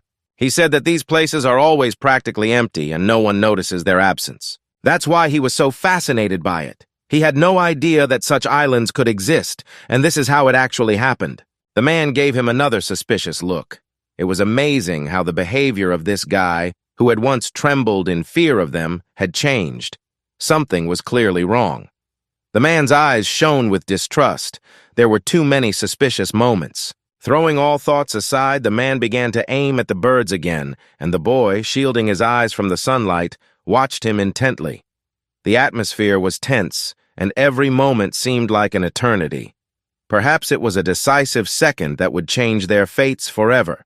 This time he managed to hit one of the birds again, and it flew down like a stone, heading for the endless sea. As he reloaded his rifle, the man abruptly said that he had finally figured it out. The boy, arching an eyebrow, asked what exactly he had realized. Toto, not paying attention to his interlocutor, easily replied that they all sometimes dream of running away somewhere far away. After loading the cartridges in his gun, he continued to talk about how sometimes they act spontaneously, without any warning, appearing from the shadows. The tension in the air grew. His every word sounded important and at the same time alarming to the listeners. Every step, every sound could mean the beginning of a new extreme clash. Then, turning to the boy, he handed him a loaded rifle, which surprised him tremendously. The guy froze in place, not expecting such determination. Noticing that the young man hesitated a bit and expressed surprise, the man, squinting his eyes ominously, asked if he wanted to shoot. He thought that it would help the young man to get away from his gloomy thoughts. For some time they stood in front of each other, looking intently into each other's eyes, as if they were competing in a silent battle. It seemed to the young man that the other man already knew all his secrets, his every thought. That's why he wanted to outwit him, handing him the gun like a treacherous bait. Something was wrong. This situation had a chill of betrayal. After some hesitation, the young man finally took the gun from the man's hands, and the man easily let go of it without making any attempt to harm him. After waiting for a while, he decided to put this time to good use and began to carefully examine the gun he had been given to shoot seagulls. It turned out that it had even more parts than he had imagined, and each of them was skillfully made. As he examined the muzzle, he noticed golden engravings that reminded him of ancient hunting legends. Suddenly, a seagull appeared from over the horizon, and all his thoughts returned to the task at hand. Every time he thought about himself, many questions swarmed in his head, and he could not understand what was really happening and where these sudden changes came from. As if he had just remembered that this guy had tried to kill him, the man smiled slightly and asked him not to do such pranks again.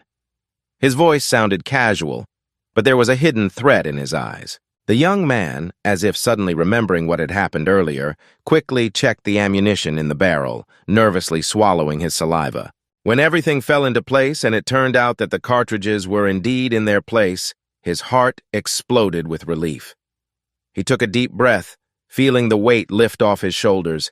Everything around him seemed to finally be gaining clarity and peace. But for how long?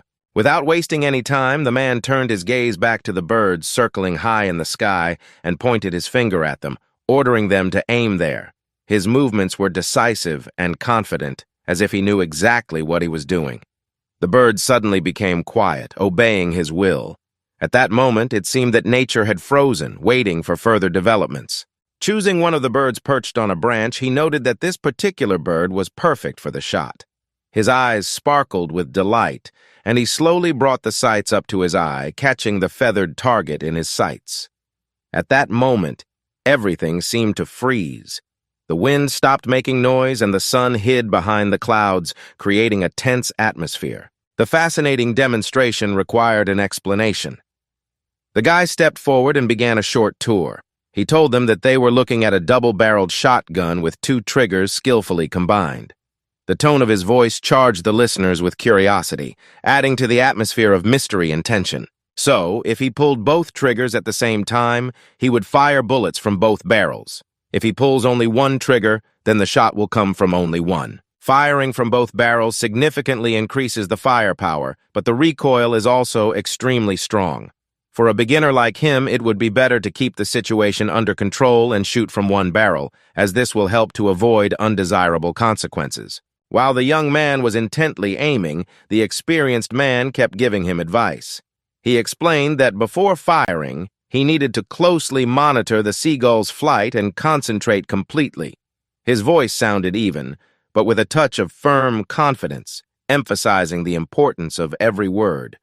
The task was not easy, and every moment hesitated between failure and triumph. After the man told him to shoot immediately, the boy pulled the trigger without hesitation. A loud shot rang out, stunning his opponent. Although the pellet was small, it flew past the bird, which calmly continued its flight as if nothing had happened, fluttering on about its business. Turning to the boy, the man muttered with a serious expression, "This is just outrageous. I certainly did not expect this from you." The young man burst into tears. "It's understandable, considering that it's the first time I've ever shot in my life." The man nodded and replied calmly, "That's how it should be. Everyone misses at the beginning. Then, without looking back at the gloomy boy, he said in a cold, almost emotionless voice, "Now I have only one cartridge left and one more shot." The guy smiled, laughed lightly, and looked to the side and said, "Of course, I only have one shot left." A sinister, dark smile crossed his face as he proclaimed that he had one last shot left. The situation thickened, the tension grew, and it seemed as if time itself was frozen in anticipation. Would he succeed in his plan? His fingers gripped the weapon tightly, and his eyes shone with determination. He then immediately called out to the man, addressing him as Mr. Boarding House owner. The man instantly turned in his direction, looking closely into his eyes. A dark and mysterious guy with a gloomy look was clutching a weapon tightly in his hands. His eyes were directed downward, as if he was trying to avoid contact with others. In a voice that could barely be heard through the tense silence, he asked if they had actually prayed for him or if it was all just empty words. Each of his words flew through the space like a sharp arrow, full of doubt and pain. The man raised his hand and answered in all seriousness that, of course, he had prayed. Last night, he had begged heaven to return to him the lost memory he had been trying so desperately to recover. The young man answered clearly and concisely, but the man was not satisfied with his curiosity and immediately asked if he remembered anything useful. Perhaps there was some secret that only he knew? Jin Hak smiled mysteriously in response, and without revealing any secret, whispered quietly that his prayer was beyond all expectations. Jin's face was filled with a crazy smile that seemed to say more than words could express. The future seemed to have already been determined, but there was a general instability in the air. Observing the man's surprised expression, the young man quietly said that he had finally remembered his name. He said that his real name was Seo Jin Hak. The man seemed completely unprepared for this. He exhaled in surprise and said, "My name is Seo Jin Hyuk, and it seems like my memories have finally come back to me." But the young man immediately interrupted him before he could finish and asked him again if he was sure that it was really him he was praying for. No detail was to be overlooked. The atmosphere was tense, as if every word could change the course of events. Now, the truth had to come out. Watching him gradually panic, the guy said with a crazy smile on his face, "Last night he went to Roma's house to punish her." The man who had asked a second before if it was the wrong shot that hit him suddenly felt his body pierced by a flying pellet, leaving deep wounds. His world changed instantly. Everything around him became blurry and distant. He fell to the ground, unable to understand how it happened so quickly. The force of the shot caused him to not only fall but to fly far back, landing on his back with a thunderous roar. A huge splash of water tore through the sea surface as the body crashed into it with incredible speed. The waves soared high up, as if dancing under the moonlight. The young man, watching this spectacle with concentration, slowly raised his weapon, pointing the muzzle high into the sky, preparing for a new challenge. He walked to the edge of the cliff, anxiously looked down, trying to see if the man had survived the fall. A picture of chaos opened before his eyes. Debris, stones, and a motionless body below. The tension grew, and his heart pounded in his chest, as if warning of something terrible. The hero clucked his tongue in disgust, instantly bursting into curses. "So much for the consequences of giving your weapon to the enemy lightly." Watching the corpse of the man with frozen glass eyes sink into the abyss, the guy said coldly, "This is what happened because of his stupidity." He even felt a little bored by what he saw. After the loud shot, the guy quickly reloaded his rifle. He spent 2 bullets on the man at once, which seemed like a waste, but it definitely guaranteed death. The empty spent shell casings fell to the ground with a clang, creating a battle music, and the guy furrowed his brow in concentration and looked down the barrel of the gun, checking if there was any chance of a mistake. The ammunition had run out, and the rifle was completely useless. Now it was useless, like a toy. The hero's eyes reflected despair because the weapon that could have saved his life had become a silent witness to the events. Now he had to find another way out of the situation. Looking down, the guy thought that maybe he should have taken the ammunition from him first and then killed him. But now that everything was done, it didn't matter. Without hesitation, the guy looked at the weapon again and then, without hesitation, threw it into the sea. An evil smile shone on his face, and then he chuckled ominously and said that in any case, killing with guns was not fun at all. After a while, he reached the seashore, where he carefully drew the faces of all the members of this strange family on the wet sand.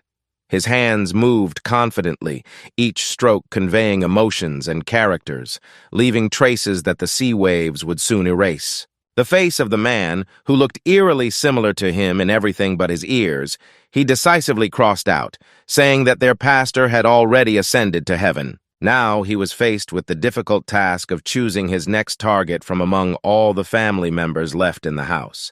His time for reflection was limited, and his heart was pounding, urging him to act. It was a difficult choice, but he knew he could not make a mistake. Changing tactics, he concentrated, picking the weakest one to attack without delay. The next moment, he pointed his stick at the image of a woman and spoke with a hint of gravitas. "I believe it is the lady cook." Although her penetrating eyes make him feel slightly nauseous, he still believes that there will be no problem with her. Then he sharply poked the image of Yumi drawn in the sand with his stick and said sarcastically, "And now it's the little brat's turn." Sitting on the bench, the boy was immersed in the memories of that creepy girl who gave him a real cold horror. Her image haunted his thoughts, and everything around him seemed to freeze. Shivers ran down his spine, and every memory of her seemed even more terrifying. His breath caught in his chest as he imagined her anthracite eyes stealing his sleep. She annoyed him more than anything else in the world, and he wanted to teach her a lesson as soon as possible. But he decided that it was better to postpone this fun for later. A creepy smile twisted his face as he imagined the little demoness's mischievous face gradually twisting with overwhelming terror. He longed for that moment when her playful eyes would be filled with fear, and every nerve in her body would tense with inevitable terror. Trying not to go too deep into the details, the protagonist simply looked at the picture with the face of a guy named Ming. He remembered nothing more about him, silently plunging into his memories. A terrifying moment came to mind. The enemy effortlessly clamped down on his throat with one hand, almost taking his life. After a brief reflection, he said, "You have to be especially careful with this guy. He is not as easy as he seems." After he finished thinking about Mina, he just sat there for a few minutes, staring thoughtfully at the last picture in front of him. It seemed that the whole world had stopped around him, and time had stopped with him. Looking at Roma's drawing scrawled in the sand, he could not contain his irritation. It was undoubtedly the worst of all possible. He remembered how she had let him down. When he had helped her escape, instead of bringing help, she had gone shopping and returned without it. He was incredibly annoyed by the frivolity in her tone when she thanked him, saying that she had a nice and refreshing trip. The man could feel his anger burning inside him like a fire ready to consume everything in its path. His fists clenched, and his gaze pierced her with defiant frankness. After all the effort and danger, he heard this. This unexpected reaction made him doubt everything that had happened up to that point. At that moment, the young man had received nothing useful from her, only pesticides, with a hint that he would soon work for them. He didn't realize it at the time. With anger in his eyes, the guy drew a picture in front of him, drawing it over and over again with decisive lines, accompanying each stroke with angry words. "She's just a vile creature." She annoyed him so much that every time he drew her face on paper, the rage inside him only grew. He was angry not only at her, but also at himself for his weakness. The lines in the drawing became rougher and more chaotic, reflecting his inner chaos. His silhouette was barely recognizable, but his face betrayed his every emotion. His nerves were strained to the breaking point. His fingers tightly gripped the pencil, which was crumbling under the pressure of his anger. With furious energy, the young man drew her face over and over again on the photo, each time shouting louder and louder that she was a vile traitor. His shouting echoed in the empty room. After a while, he threw down the stick he was drawing with in a rage and fell to his knees, dropping to all fours. His hands trembled with tension, and his legs seemed to refuse to listen. After completing his plan, he paused to catch his breath, staring at the consequences of his actions, his body trembling with rage. For several minutes, he continued to breathe heavily, red-hot with fierce passion and anger directed at the girl.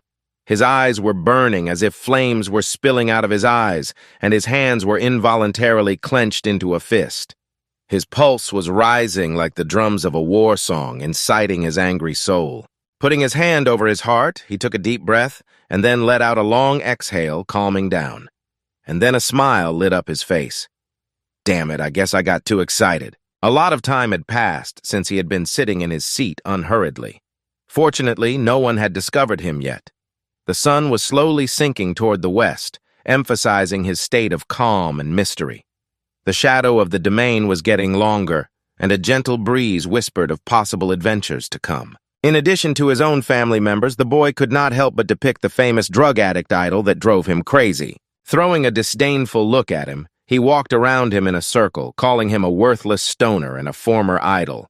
For him, this guy was extremely annoying, making every meeting a real test for his nerves. In addition, his arsenal is not limited to knives, axes, and saws because he works for his family. He also owns a hunting rifle, which adds tools for his difficult job and to protect his family in case of danger. He looks like a true professional in wilderness survival, ready for any eventuality. Recalling the moment when he saw that very gun in his hands, the guy realized that he had to be proactive and destroy it first. His internal tension was building, and his nerves were stretched like strings when he made this fateful decision. Overjoyed that he had finally made the final decision, the boy instantly jumped to his feet. His face shone with a wide smile, and then he kicked the sand in front of him with all his might, exclaiming at the top of his voice that it was incredible that he had finally made up his mind. Ignoring the setting sun, he turned around and headed away from the shore. Talking aloud to himself, he tried to figure out where this addict would eventually find a place to sleep and eat.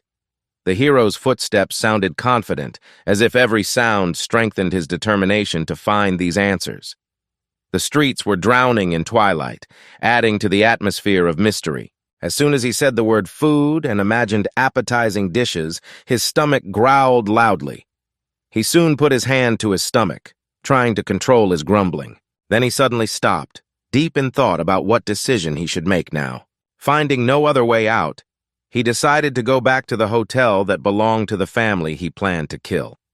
The tension in his veins only grew with each step.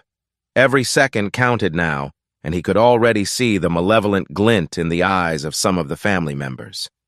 The feeling that his intentions could be revealed at any moment was becoming more and more disturbing. As he approached the massive door, he raised his hand decisively and knocked 3 times with all his strength, shattering the silence. The next moment, the door opened loudly, and a woman appeared on the threshold. She approached him with a quick step, exclaiming with obvious surprise, "So here you are!" The guy was not confused and replied that his request might sound rather impudent, but could she give him some food? An awkward silence prevailed between them for a moment, and then she sighed and seemed ready to help. After thinking for a moment, the woman smiled mysteriously, said, "Of course," and invited him to follow her inside. Her eyes sparkled with some mysterious energy, and he could not resist her offer. A smile bloomed on his face, as if he hadn't expected things to be so simple and for her to agree so easily. He quickly approached the woman, following her inside, not forgetting to quietly close the heavy oak door behind him. His heart was beating faster than usual because he had to solve this mystery. Without turning her head to the man behind her, the woman said in a calm tone that they were very sorry he could not join them last night. She added that she hoped he was feeling better by now. The young man smiled broadly and said that he was, and that he was feeling much better than he had yesterday. He then asked, with a curious twinkle in his eye, if everyone had been present at last night's dinner. After some thought, the woman replied that everyone was present, but that she had made a mistake while cooking the fish stew, and that no one liked it. Her doubts made her wonder if it was really a case of improper cooking or if there was some other secret hidden in the fish. The situation was getting tense, and every word added to the tension. Tomo felt that his answer was not good enough, so he looked skeptically at the woman in front of him. He was fairly certain that the man had been asleep in his office during dinner last night while he was rummaging through his laptop. However, despite the silence throughout the house, the young man's heart was beating faster than usual with adrenaline. He knew that any mistake could cost him dearly. Without hesitation, he decided to find out everything to the end. With a curious glint in his eye, he asked a direct question. So, was her husband at the dinner or was he not there? The answer he heard made him freeze in his tracks, and the woman again answered easily and succinctly, "Of course." Now he knew for sure that she was lying, and this fact made him angry. The realization made his heart beat faster. It meant that he knew absolutely nothing about this mysterious woman. Who was she really? As he watched her walk casually into the kitchen, he wondered if it would be easier to just kill her once and for all and be done with it. In the next moment, the woman turned to him and asked if he could help her with the cooking before sitting down to eat. Looking at her intently, the guy with the eerie eyes realized that he should calm down.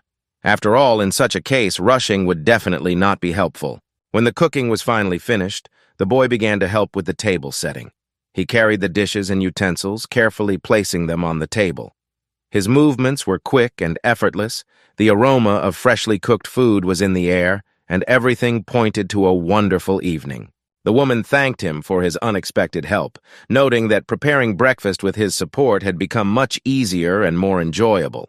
She turned around, looked around at the pots and pans, and smilingly said that everything was ready and they could sit down to dinner. The guy replied with an indescribable smile on his face that of course he would, but first he had to finish all his chores.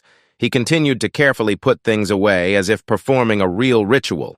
His movements were confident and his eyes were shining. His charming smile could disarm anyone, even the most vigilant observer. He carefully concealed his dislike for his family, despite the bloody plan that was brewing inside him. However, he was still terrified by the memory of the first time his wife had cooked with him, her eerie smile hopelessly etched in his memory. He sat down at the table and turned his head in Roma's direction. She, however, did not react to his presence, focusing her gaze straight ahead and not even turning in his direction. When he noticed the huge bruises on her arms and face, he asked in alarm, "What happened to you? Who did this to you?"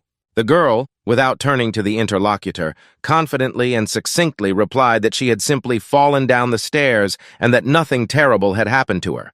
However, a shadow flashed in her eyes, hinting at hidden feelings. The woman and Mina watched with gloomy expressions as the boy tried to find out what she was saying.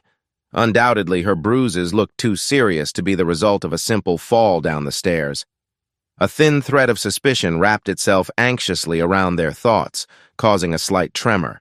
The boy persistently repeated his request to give him at least one look, but the girl stubbornly refused.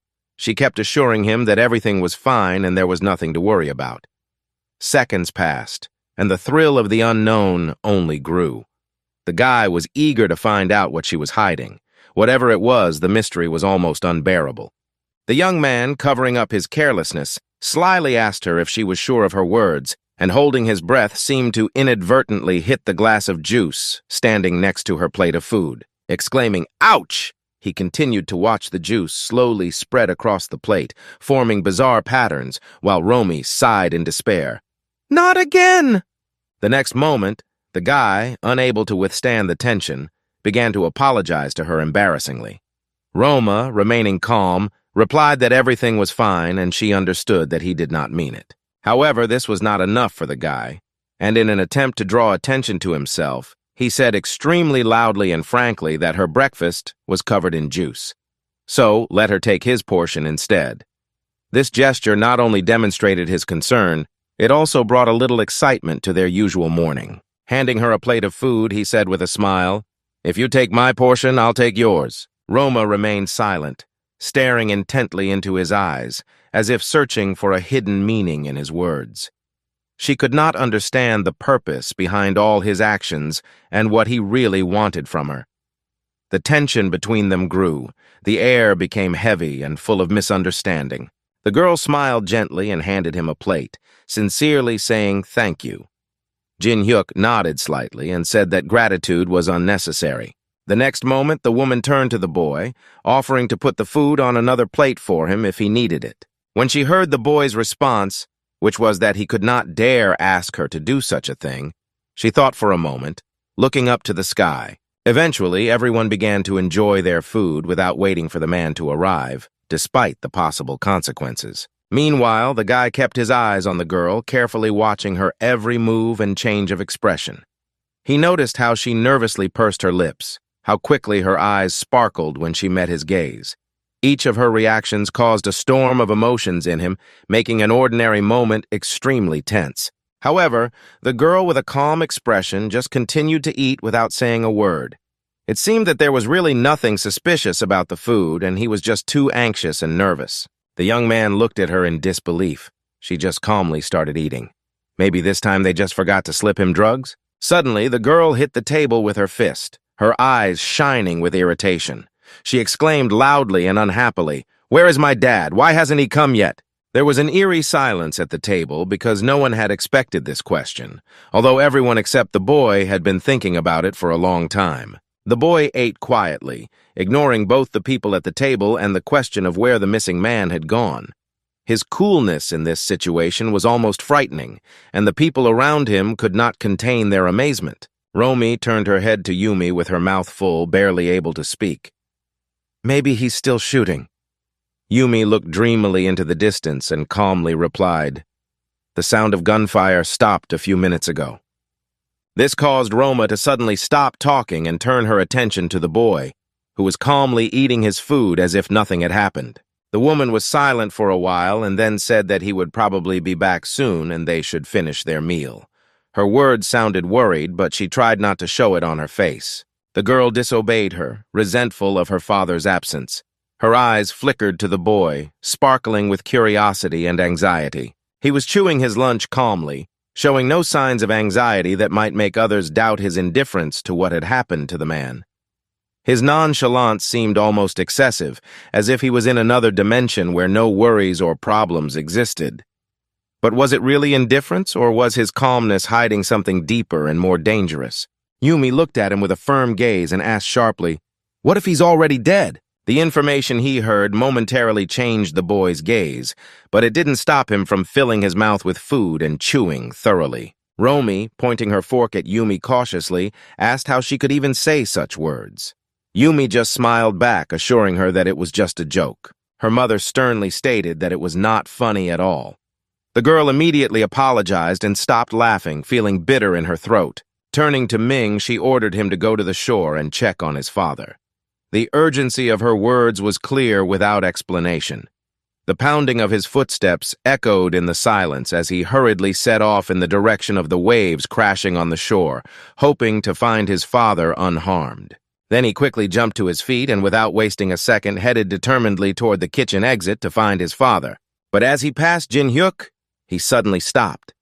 He was still eating his food without looking up from his plate. Seeing that the stranger was not going to leave, he slowly turned his head in his direction, asking with his eyes, "What do you want?"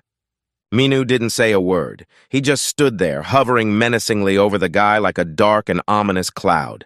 His trademark look, like a sharp knife, pierced the boy to the bone. Then the boy stopped eating for a moment and asked incredulously, "What do you want from me?"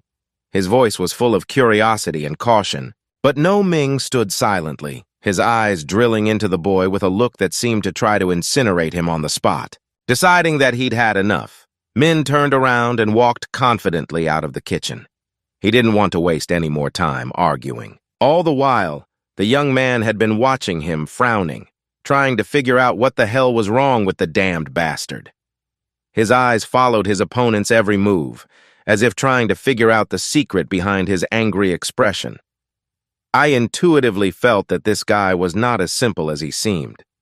The adrenaline started to raise its head a little, demanding action. After a while, he decided to help the woman wash the dishes. When she asked him how he liked his dinner, he replied with a smile that he really enjoyed it and that everything was incredibly tasty. Then he asked if she had teriyaki sauce tonight. It turned out that it was not store-bought, so she had made it herself. In response to her words about his great taste and skill in choosing sauces, he just smiled mysteriously, looking directly into her eyes. And before he disappeared into the twilight, he mysteriously said that he was also a kind of gourmet, emphasizing his unusualness. Once outside, the guy slowly walked toward his home, trying to make sense of the kaleidoscope of events that were happening around him. He thought about how strange everything was, and whether he would be able to find answers to his questions. With the breeze in his hair and a mysterious smile, he felt that this day was going to be extraordinary. He couldn't understand what the hell was wrong with this guy and why he felt so much hatred for him if they didn't even know each other. When he heard the girl call out to him, he instantly turned around, focusing his gaze on her and marveling at her entire expression. His eyes widened in surprise, and his breathing seemed to stop for a moment. What could have made her suddenly pay attention to him at such an unexpected moment? With a look of boredom on his face, he sighed heavily and asked uncertainly if she could call him Big Brother instead of Uncle. With a mocking tone in her voice, she asked if he really had no shame at all.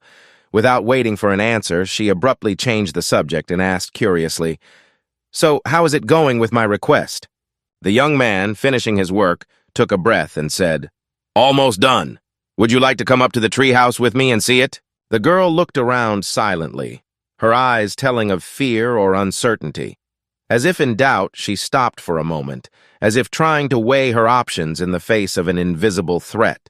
Her eyes shone like two stars in the dark night sky, radiating anxiety. It seemed that her every movement was filled with excitement and doubt, which were difficult to conceal. After these words, she turned around and wasted no time in walking forward, promising that she would probably come back later. Jin Hyun, not hiding his suspicion, asked incredulously, "Are you really going somewhere?" His eyes squinted suspiciously, as if trying to penetrate to the very depths of her thoughts. Yumi suddenly stopped, looked at her friends, and confidently announced that she was going to go hunting for wild pigs immediately. Her eyes were filled with determination that left no room for doubt. The young man asked with a smile, "Are you really going to slaughter one?" His eyes sparkled with audacity and curiosity. Turning to him with a wicked smile, the girl asked if he would like to take a closer look. She squinted her eyes and added that it might be a little scary. The young man stood silently, but every nuance of his posture signaled his willingness to join her and see together what was behind all these warnings. Despite the dangers, his eyes shone with curiosity and an undisguised desire to take risks. Perhaps they would be the first to reveal the secret. Eventually, they arrived at an old, gloomy barn where the pigs were kept, but it didn't look like an ordinary barn. Jin Hyuk stopped for a moment, watching the girl as she opened the barn. He was curious. What talents were hidden in this fragile creature? What kind of person is she, really? The girl attracted his attention by pointing to the side and asking him to get a bolt gun. The guy asked in surprise what this amazing device was. Yumi explained that if you open the valve and shoot directly into the pig's forehead, it will go to pig heaven painlessly. That's how it works. The boy looked at the gun in his hand with a smile and said that he had seen things like this in movies. His eyes lit up with excitement, as if every movie he had ever watched was now coming to life in front of him. Everything around him seemed somehow surreal, but the wave of adrenaline swallowed up all doubts. The time had come, and he felt like a real hero of his own adventure. The girl asked if it was true and added that she didn't watch movies, so she didn't understand what he was talking about. Jin Hyuk said that they used something similar to kill people there. But Jin's words caused Yumi to be clearly irritated. Her expression changed, her eyes sparkled, and her eyebrows drew together. She interrupted him impatiently, her voice filled with anger and distrust. With a slight smile, but still maintaining a serious expression, she replied that it sounded quite interesting. Then she opened the door and with a big smile asked for permission to introduce him to her pigs. The smile that had been playing on the boy's face instantly disappeared. He looked ahead of him, shock shining in his eyes. And then he began to back away, asking in horror what it could be. Meanwhile, Yumi was looking at him questioningly, not understanding what was happening. Her big eyes sparkled in the moonlight, adding even more mystery to the situation. Stopping her smile, she turned sharply to him, questions sparkling in her eyes. "What's wrong? Is something wrong?" The boy suddenly screamed like a stabbed animal, not taking his eyes off the pigs in the barn. His scream echoed in the silence, heating up the atmosphere. Then he turned sharply and, shouting loudly, ran away, leaving the girl in a state of complete bewilderment. She stood there, mouth agape, trying to comprehend what had just happened. Her heart was beating faster and faster, and her eyes could not take their eyes off his disappearing figure. But as soon as she realized it, she immediately shouted to the boy who couldn't hear her, asking where he was running and why he had taken that thing with him. She didn't see anything wrong with the pigs. However, the boy still did not hear her. Her heart was pounding madly, echoing in her ears, and her mind was swarming with the desire to hide as quickly as possible. When he reached his hidden treehouse, he instantly climbed the stairs and landed on his back with a jump, feeling his heart pounding. His breathing was labored and his face reflected fatigue, but his eyes sparkled with a hint of victory. Lying on his back, He pointed the gun resolutely toward the door, as if he believed that the enemies were about to break into the room and he would have to fight them off. The guy noticed that no one was around, but he still couldn't believe that no one was chasing him. Breathing heavily, he did not dare to put the gun away, holding it tightly, ready for any turn of events. The silence was broken only by the frantic beating of his heart. Only later did he start to let go, and he realized that it was all in his head. Reality was returning, leaving behind vague memories of what had happened. Alex pulled himself together, trying to distinguish between dream and waking life. Soon he was going to find out what kind of abyss was really lurking in his mind. His trembling hands slowly sank down, and gradually, as he came back to consciousness, he stopped breathing heavily. He finally felt the tension recede with each exhalation, as if the world around him had become a little less hostile again. His heart was still pounding, but not as frantically as it had been a minute ago. The gun eventually fell to the ground, and the guy let go of it as soon as he realized the seriousness of the situation. At that moment, time seemed to stand still, and the exciting ringing of silence resounded in all corners of his mind. His heart was beating in time with the thunder, making each beat sound like a shot of echoing gunfire. A wave of despair overwhelmed him, but a wind of change was blowing by, carrying new hopes. Holding his head with his hand, he asked in fright, "What was that just now?" Then he added, "I can't stay under the influence of drugs any longer." Deep in his thoughts and feelings, he didn't notice Mina standing next to him, watching closely. Suddenly, Mina decided to get his attention and told him the disturbing news.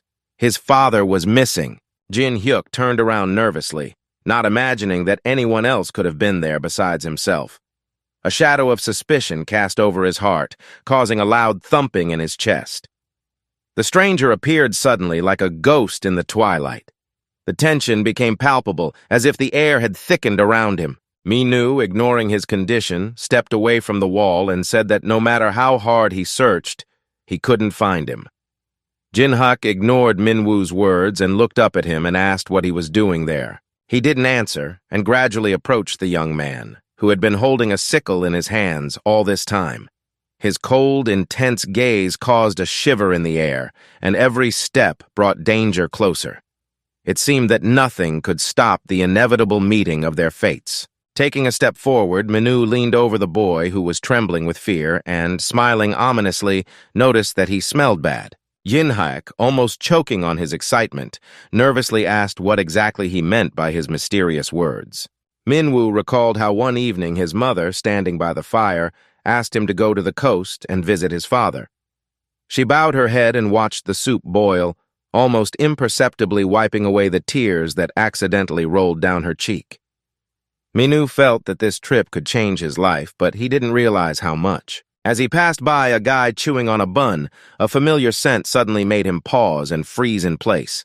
It was a smell that brought him back to distant and pleasant memories. At the very moment he smelled the familiar scent, a realization flooded his mind. This guy was definitely involved in a business with his father and was definitely hiding something. Looking down at the boy, Minu made a scary face and said in a terrified voice that he could smell the smell of gunpowder. Jin Hyun stared at him dumbfounded, but the words seemed to be stuck in his throat, preventing him from responding. His eyes darted from the other man's face to the floor, searching for an answer in the void. Quietly, like a shadow, he picked up the pistol that lay on the creaking wooden floorboards. He moved cautiously, like a hunter in an ambush, as if afraid to wake the sleeping beast in this long-forgotten house. The gun chilled his hand, as if the metal wanted to warn him of the danger that lay ahead. Cautiously, as if afraid of every step, the hero slowly got up from the place where he had been trembling with fear. His breathing was getting heavier, and his heart was pounding so loudly that it seemed to be heard in the next room. Wrinkling his forehead, he asked sharply if he thought it was an accident that the young man had actually killed him. The words were like daggers, striking the heart of everyone who heard. Minu, without looking away, replied that he did, and in fact it was he who had killed him. An inexplicable light flickered in his eyes, as if every word was a truth that split reality. The next moment, Jin Hyuk pulled out a pistol and pointed it at Mina, stopping the guy with a barely noticeable movement and warning him menacingly, "Step any closer and I'll put another hole in your ass." Min replied that despite his best efforts, it would not work, because the valve would inevitably remain closed. Jin-hyuk turned around in fear and his eyes widened in horror as he realized that the valve was indeed closed. This was no joke. At that moment, Minu rushed forward with lightning speed, his heart beating furiously. He crept up on his opponent and, like a predatory beast, swung his sickle, dreaming of striking the enemy with one powerful blow. The guy barely had time to put his balloon forward to block his powerful blow. They remained in this position for some time. Minu continued to press the cylinder with his sickle as hard as he could, as if ready for the last push. The next moment, the boy unscrewed the cylinder unnoticed and, gathering all his strength, sharply pushed it, throwing Minu away from him. The breath of time froze as if watching this exciting moment.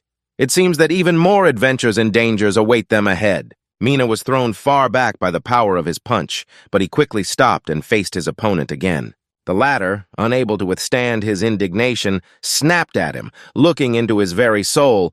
"What the hell do you think you're doing here, you bastard?" Answering the young man's question about the evidence of his death, he looked ominously at the other man and firmly stated that it was he who had taken his life. Then the young man, furrowing his brow, said that his affection for his father knew no bounds and would always be unwavering. Even during that lunch, when he tried to get him to confess, he was shaking like a leaf of aspen. It was quite obvious that Ming was really afraid of him. Then he asked if the boy knew that his own father regularly physically abused Roma. Min's face changed dramatically, as if he had been hit by a wave of shock. However, he firmly said out loud that it was all Romy's fault. Jin-hyuk replied grimly that the reasons for violence were irrelevant, because violence was violence anyway. His resolute gaze showed his unwavering conviction. That evening, Roma saw her father unbuckle his belt with a menacing expression and head to her room, saying in a stern tone that he was going to teach her a lesson. He had seen her himself in the morning, noticed all those marks. If this is not violence, then what is? Mino didn't seem to be listening at all, his gaze focused and gloomy. Finally, he spoke. "So that's why you killed my father." The young man firmly asserted that he had nothing to do with the murder and that the smell of gunpowder in the air was an easily explained misunderstanding. Jin-hyuk began his story by saying that he met his father at the shooting range early in the morning. He was practicing with a gun there, and that's why he smelled so strongly of gunpowder. Looking at his opponent grimly, Mino pointed his sickle in his direction, his voice sounding like the echo of a thunderstorm.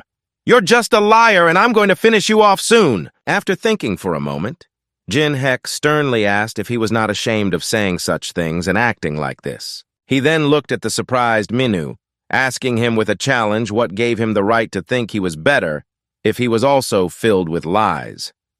Minu was taken aback, realizing that his own confidence could be as fragile as those he was up against.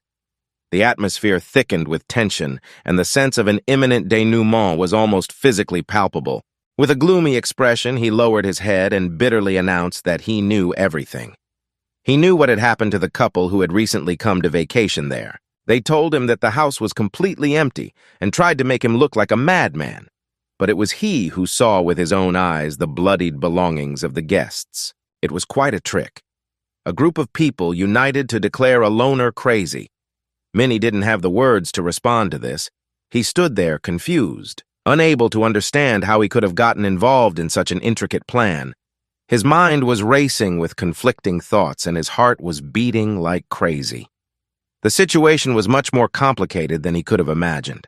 Answering, the man raised his shiny sickle with authority, pointing it at Jin-hyuk, and asked in a sharp tone, "How do you know this?" The silence around him thickened tensely, like the air before a storm, leaving a sense of imminent threat. The guy responded by asking what he meant by how, and added that he had seen him last night with barbecue tools. His eyes sparkled with curiosity and a touch of incredulity. What was he up to? Jin-hyuk admitted that he followed the hero's footsteps to the old barn.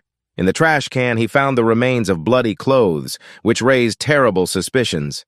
Now he had to find out who these things belonged to and what exactly had happened. Minu silently stared into the void, while the boy bitterly recognized his naivety. He felt like a fool who hoped to find those who had died long ago.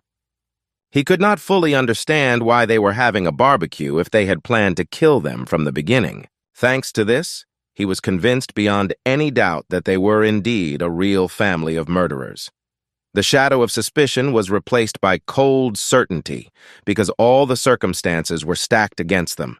Every detail, every step, everything testified to their dark heritage. Minu, in a state of shock, heard something he had not expected. "I didn't kill your father." Instead of accusations, the unexpected question was asked.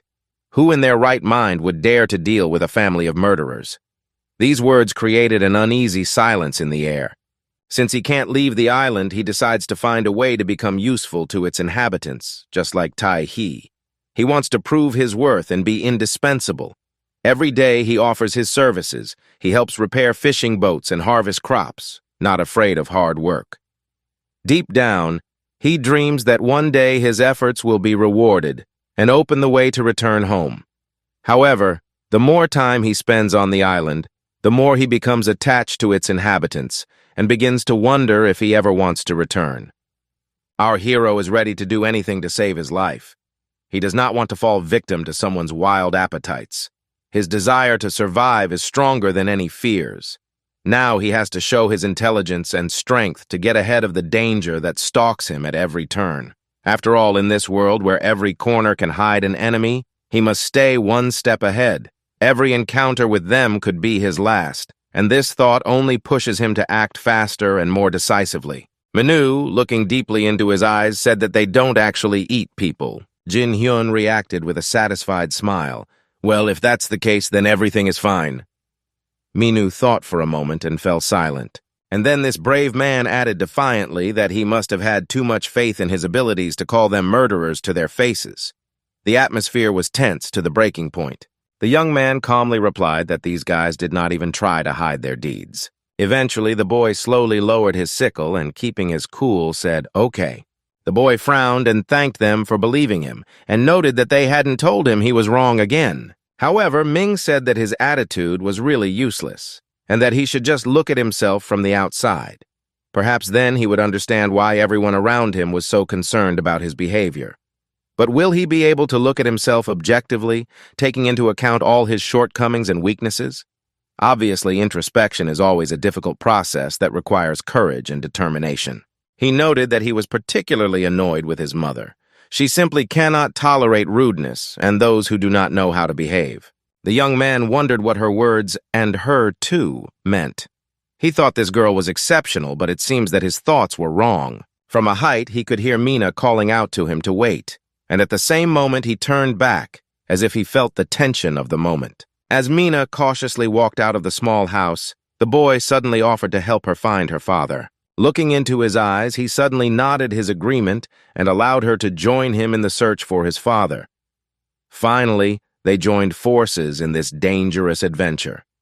From now on, their mission was not only to get one step closer to the truth, but also to test the limits of their own endurance and friendship. The path was full of unknown threats, but together they were ready for anything.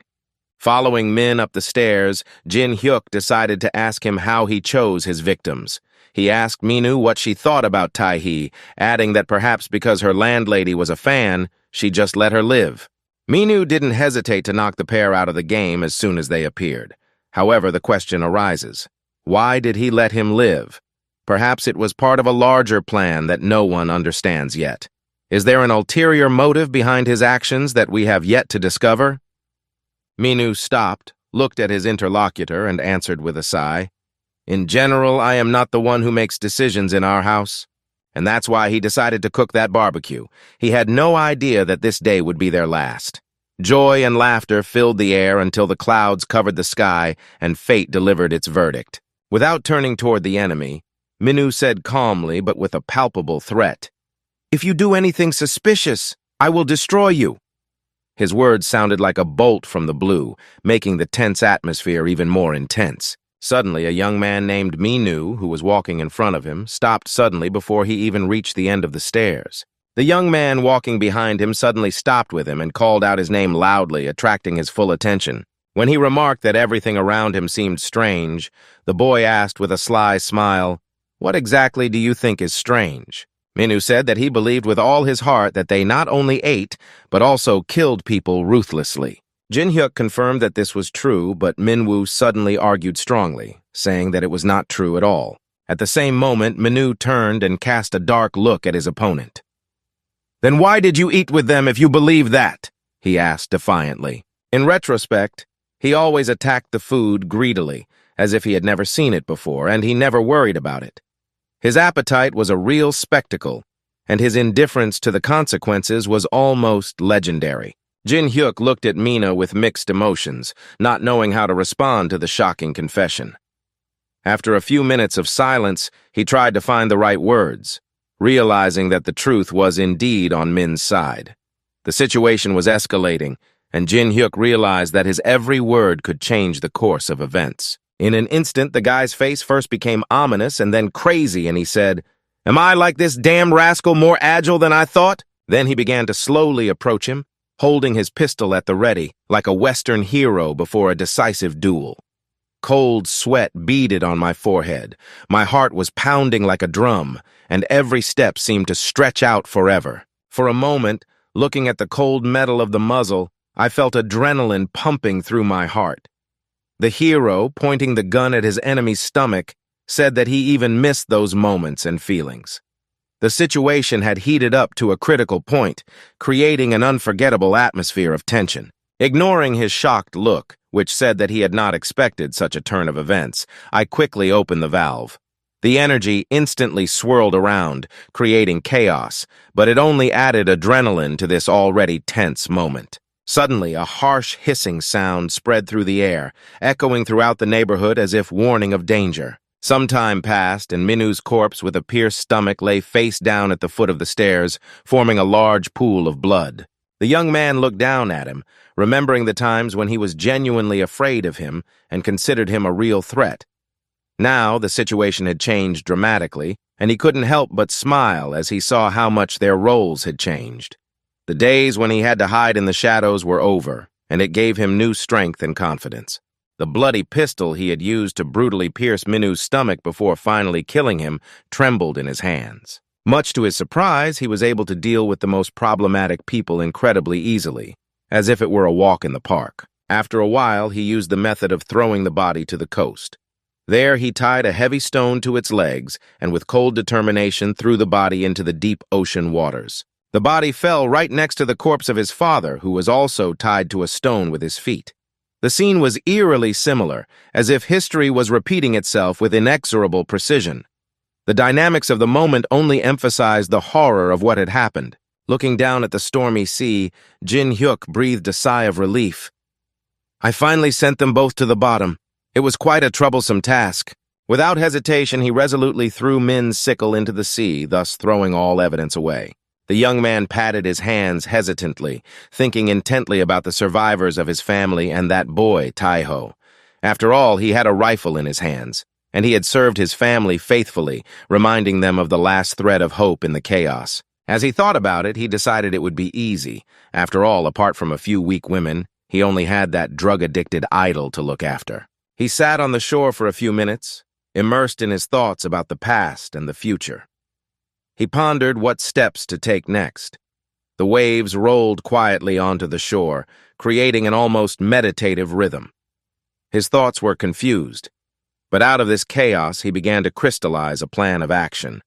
With each passage of water, he gained new confidence in his vision. Suddenly, Asaki's thoughts returned to Yumi, and his mind was overwhelmed by the strange images he had seen the day before. He plunged into memories that began when Yumi had timidly asked for permission to introduce him to their cute pigs. He was smiling, but the smile instantly disappeared from his face as soon as he saw what was inside. More specifically, this horrifying picture consisted of pig faces. In panicked fear, as Yumi stared at him in amazement, he slowly backed away, muttering, "What the hell is this?" Yumi persisted in asking him what was wrong, but he could not give a clear answer. In front of him were pigs, whose faces strangely resembled the faces of all the people he had ever killed. His hands were shaking and his heart was beating faster, absorbing the reality around him, which seemed absurd. Then he screamed loudly and ran as fast as he could as soon as they started to get closer and closer to him. The darkness of the night seemed to conspire with his fear, adding even more drama to the situation. All he could hear was his heavy breathing and the rustling of leaves under his feet. There was only one thing he could not understand. Was it really out of guilt? Thus, it becomes clear that he is not at all soulless and shameless. In fact, his actions have deeper reasons. The more we learn about his past, the more we understand his motives. His heart, hiding behind a mask of indifference, actually wants to protect those he loves. But why does he choose this path? The intrigue is growing with every page. Later, he went to watch Yumi, who was hunting for bees in a flowering field. Her eyes sparkled as she skillfully caught the insects, and her movements were so graceful that it seemed as if she were dancing. Looking at the largest girl who was sitting with her back to her, she exclaimed with a smile, "This is the jackpot!" Suddenly, a young man appeared from behind the trees and, heading across the field to the girl, stood right in front of her, scaring her bee. Immediately, in a fit of rage, she screamed, "Damn him!" At that moment, the bee boss disappeared, all because of him. The guy immediately apologized and assured her that he would compensate her with a decent amount of money. However, Yumi didn't even pay attention to his words. Instead, she loudly asked him what the hell he had seen in the barn and if he was afraid of pigs. Her eyes sparkled with curiosity and a little mockery, and her arms crossed over her chest, ready to hear another amazing story. What had he said that had struck terror into him? He just smiled and said he could tell her everything, but he doubted she would believe him. The girl replied thoughtfully that because of his antics, she had lost her favorite pork for dinner. So she had just been scolded by her mother for something because of that very someone, and now if he doesn't want to get into further trouble, he really should tell the whole truth. And besides, she had never seen such wasps before, and she dropped them again because of him. The guy just kept silent, drowning in his own thoughts, which annoyed him to no end. Just a few seconds ago, she could have held the wasp in her hands, but her nerves couldn't take it. Instead, he was thinking about all the possible options, trying to find a logical explanation for his irritation. Yumi furrowed her brow, asking if he was okay.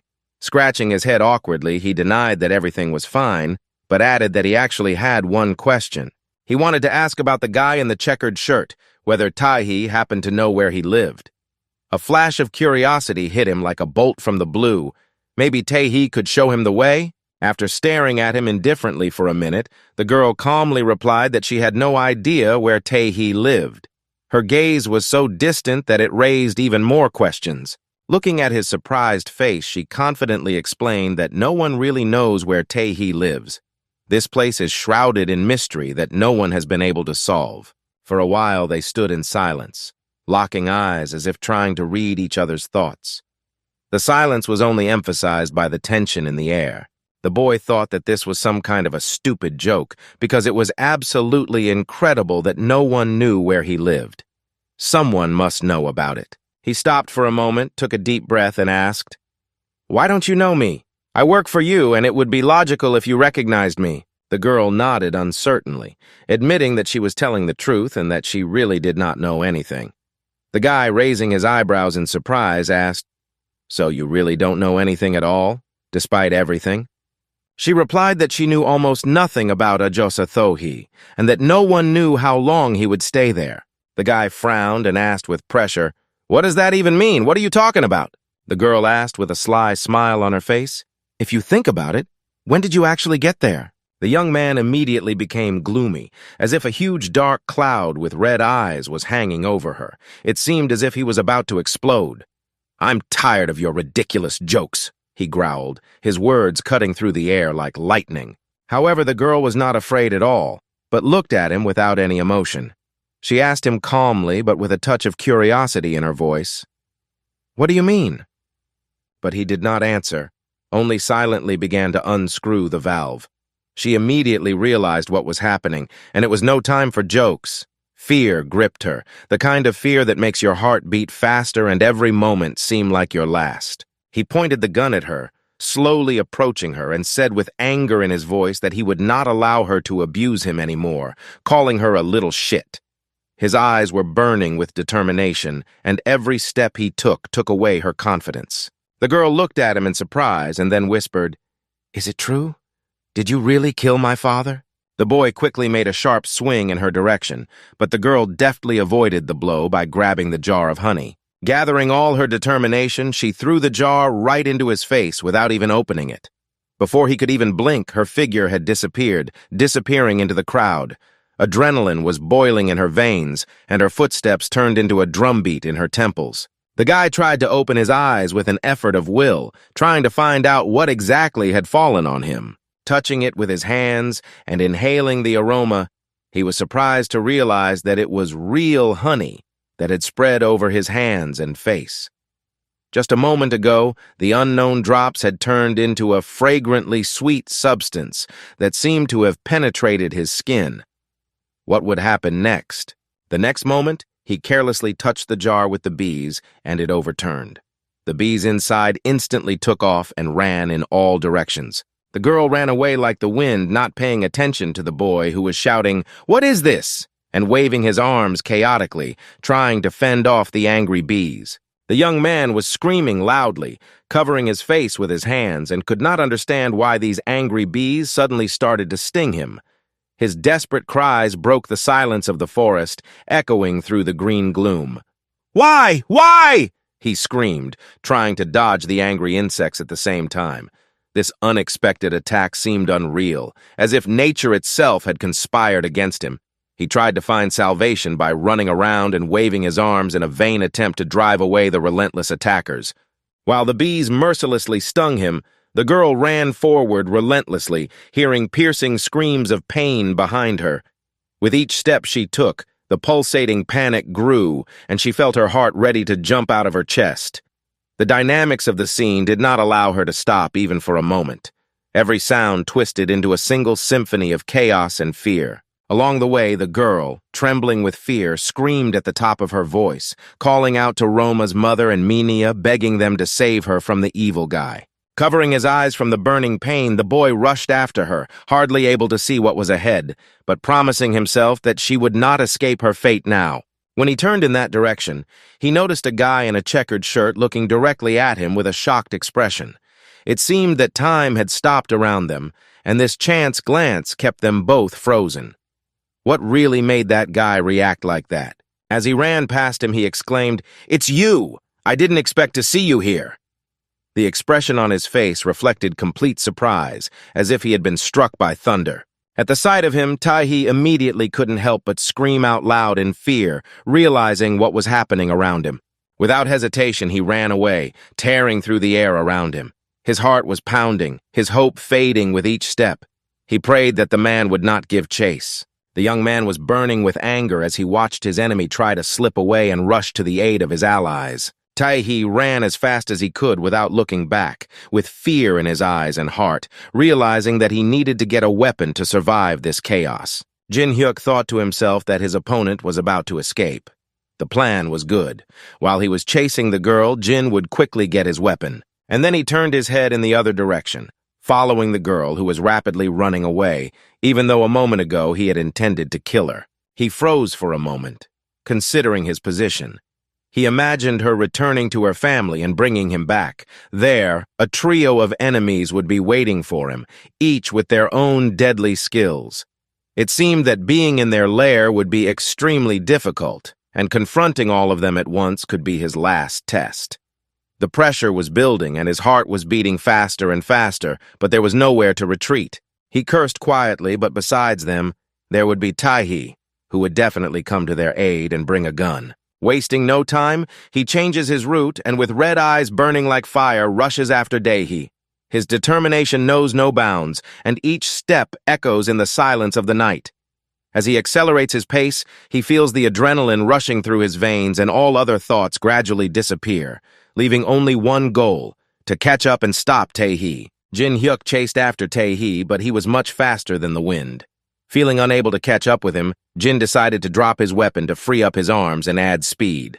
The boy ran after him like he had never run before in his life, ignoring the blinding sunlight and the painful insect bites that irritated every nerve in his body.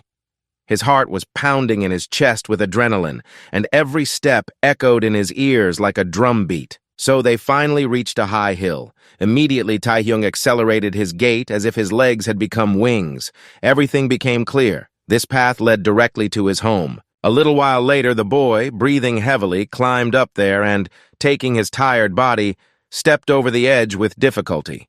His face was glistening with sweat and his legs were trembling with fatigue, but he moved forward with determination, despite all the obstacles. Looking around him, he realized that he had lost sight of the guy in the plaid shirt, as he had been climbing for too long.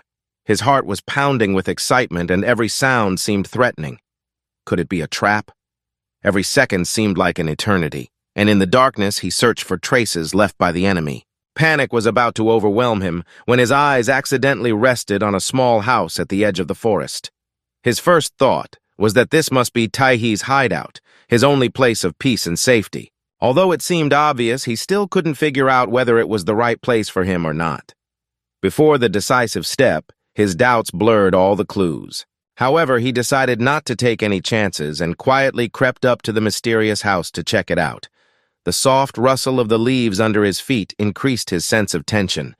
He could feel every cell in his body tuning in to the slightest sound or movement. Having done so, he cautiously opened the door, curiously looking inside but did not go in right away. He checked the situation first. After making sure that no one was there, he quickly entered the room, finding himself in a small room with a table, a chair, and a bed. The guy watching this scene was shocked to the core and could not find words to describe his surprise at the unusual setting. It seemed that this addict really lived there, but where he was now remained a mystery. Suddenly, the guy's gaze stopped on the wall above the bed where a gun holder used to hang. However, there was no gun, and this caused anxiety. Where could it have gone? His one intact eye widened in surprise when he saw a guy in a shirt. Could this guy already have gotten hold of the artifact he wanted? Or maybe it was in a completely different place. The tension was building with every passing second, and there were no answers. As soon as he realized this, he immediately sat down on the floor to avoid being shot. Determination shone in his eyes, and his heart was beating faster with adrenaline.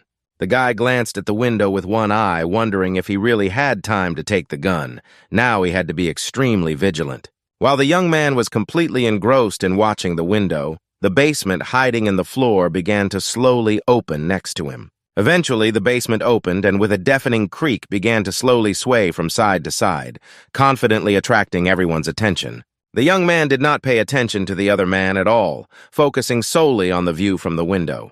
His eyes lingered on every detail, as if searching for something important. Some inner restlessness did not allow him to relax, keeping his attention on the outside world. Realizing that he would not be noticed, he quietly got out of the hiding place. Secretive Taii, with a rifle in hand and glowing red eyes, confidently approached the guy at the window like a shadow of the night. He noticed him at the last moment, when he had already pulled out the gun that had mysteriously disappeared from the spot earlier. His heart was beating faster, adrenaline was in every corner of his body, and his thoughts were in a rush. Why now? As he was preparing to strike, looking directly into the eyes of the enemy, a heavy hand was already swinging over his head, ready to knock him out with one powerful blow. Suddenly, the tension reached its peak, and adrenaline filled every cell in his body. The guy didn't even have time to realize what was happening when an unexpected blow to the head sent him into the realm of dreams. Meanwhile, in Korea, the subways became empty. The crowds of people who were always in a hurry disappeared, and the noise of the rails no longer broke the silence. An old man sat on a bench next to another man and listened attentively as he was told once again that this was not for sale. The sunlight shone through the leaves of the trees, emphasizing the sketch of the day, and he just nodded, deep in thought. His wrinkled face showed a hint of fatigue, but his eyes were full of curiosity.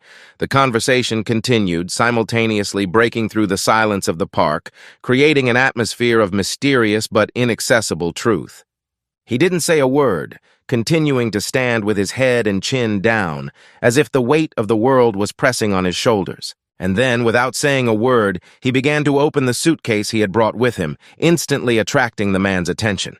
Every movement was tense, as if it heralded an incredible discovery. There was silence, although every sound echoed more than usual. The chest was stuffed to the brim with money. There must have been several million in it. The man squeezed his eyelids tightly shut, and without hesitation he agreed to go in, despite what he had said earlier. The tension in the air felt like an electric shock. In the end, They finally reached an agreement. The man, pleased with himself, sat with a suitcase full of money and didn't even look back at the old man.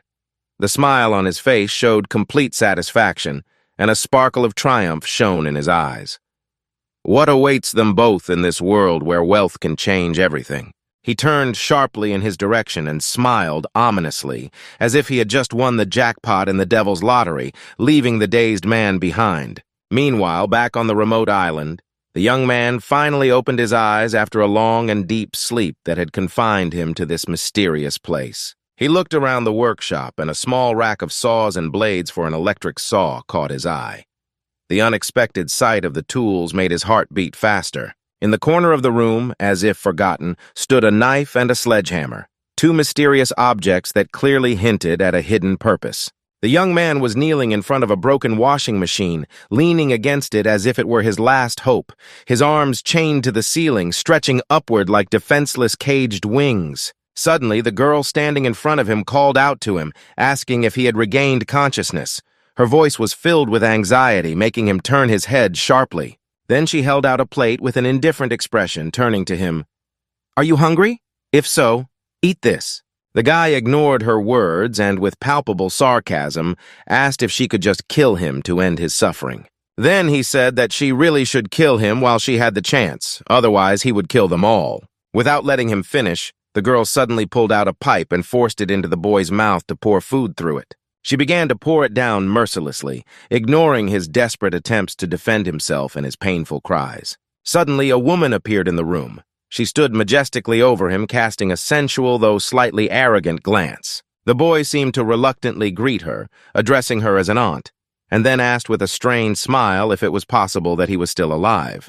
The woman answered yes, and calmly explained that it was only temporary, emphasizing the importance of the moment. The guy, still smiling, asked what the chains were for and said that they were all murderers just like him. His smile turned into outright madness when he said that somehow they were of the same ilk.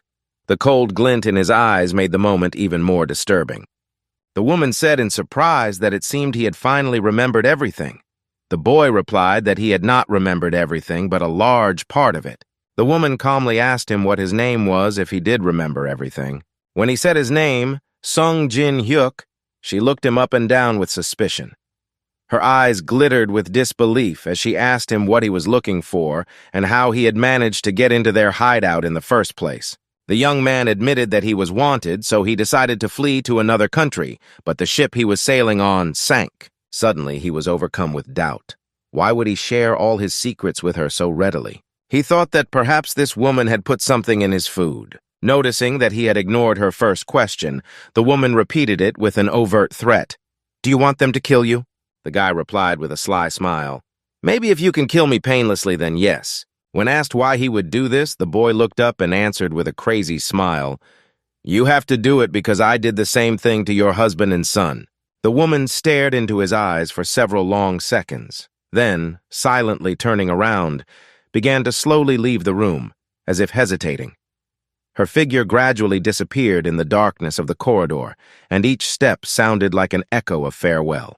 She froze the moment the boy threw her to the ground and, looking into her eyes, whispered softly, "Wait, please." With his eyes burning and a crazy expression on his face, he said, "If I get out of here, I will kill every single one of you." The woman replied with a sly smile that he could try anyway because no one would stop him. The young man opened his eyes wide, staring at her dumbfounded, not having any idea what she was referring to. The woman turned sharply to the boy and, with a horrified expression on her face, hissed, "You were free from the beginning, but you still failed." All this time, their meeting was being recorded by a camera, which was broadcasting everything in real time as a live broadcast. The broadcast you are watching is being conducted by the mysterious and enigmatic Taii. He is sitting on an old chair, absorbing the virtual world with his intense gaze. Taii has successfully caught the young man and locked him in this frightening place, woven from secrets and ambiguities. And now the boy's fate depends entirely on this incomprehensible character. Events unfold at lightning speed. Taking the microphone, he loudly proclaimed, "It's time to bet on this guy." And he announced that they had to make a choice, to bet on whether Sung Jin Hyuk would eventually escape or not. The veil of intrigue thickened as every minute could be the last for the desperate hero. The audience froze in anticipation of the denouement, and the tension grew. Everyone around them began to discuss their bets and answers. Some confidently claimed that he could do it, while others doubted it. Taii sat quietly on the sidelines, silently watching the crowd. The old man cautiously opened the door and, glancing around the room, slowly went inside. The person he had arranged to meet was already sitting in the cozy twilight. Without saying a word, he entered the room, sighed heavily, and, lowering his head, sat down opposite the surprised man. Silence filled the air, as if fate itself was holding its breath, waiting for the outcome of this meeting. Toto, sipping tea from his mug, said, "I've already told you that this is impossible, so stop bothering me." The gray-haired old man pulled out a worn suitcase overflowing with cash, but the young man just smiled dismissively. Regardless of the amount of money the old man offered, the answer remained the same. No. For him, money had no weight over principles. There was a storm of emotions, but standing firm, the young man was not going to change his position. But the old man was not upset at all by this answer. On the contrary, he was even amused, since he already had a trick up his sleeve. Putting the suitcase aside, he reached into his inner jacket pocket, pulled out an old yellowed photograph, and carefully laid it on the table. Something inexplicable glittered in his eyes. The man grabbed the piece of paper, and his eyes widened in shock. The picture was of him and some girl in bed. For some time, he just sat there silently and carefully examined the picture, not even saying a word. His gaze was so focused that it seemed as if he was trying to penetrate deep into the picture, unraveling its hidden secrets. Sometimes, as he ran his finger along the contour of the image, he would involuntarily frown or smile, as if experiencing his own worlds inside. The atmosphere in the room was filled with tense anticipation, as if some incredible mystery could be revealed at any moment. The boy was peacefully dozing all this time, drooling on the floor and not caring about his appearance. Romy appeared in the room, crossing her arms over her chest, and sternly ordered him to wake up immediately. The guy woke up and stretched his neck, sighing. He had completely lost his sense of time. Then he complained that this damned washing machine was driving him crazy and asked to finally do something about it. All this time, the machine was working with a deafening hum, gradually breaking his ears to pieces. Every turn of the gears seemed unbearable to him, like a blow to his eardrums. With quiet determination, Roma went over and turned off the machine. The guy, feeling the tension ease, said to her with relief, "Thank you." His voice trembled, a mixture of fatigue and gratitude. Looking at her, he decided to apologize and said that he was sorry that he had not been able to use the pesticides. The girl raised her eyebrows in surprise and asked what kind of pesticides he was talking about and what he was talking about.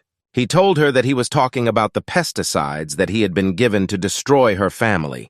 He could not believe that she knew about his mission. His face took on a creepy look as he said that nothing terrible had happened, but he had managed to put down 2 enemies. Her father mocked her, beat her for every single, even the smallest offense that seemed unacceptable to him. The unjustified cruelty of his actions left deep marks in her soul, turning every day into a struggle for survival in her own home. Every time he returned home, she prepared for the worst. Her entire reality was stamped with fear and pain. But one day, something changed. It was a gloomy morning in a small village. The main character, who was taking care of her younger brother with mental disorders, found inexhaustible support in the person of her strict but loving father. Romy didn't answer. Only the look in her dark eyes pierced the boy. He shuddered, trying to survive himself with an invisible burden that was pounding in his heart. He tried to break the dead silence with a question. "Why are you looking at me like that? You gave me this gift." His voice was trembling, but why was she silent? As if she was hiding a secret in her eyes that he would never understand. Smiling evilly, he asked with an even darker expression on his face, "What happened?" At this, he could not resist adding, "You're doing it again, pretending not to understand what I'm talking about."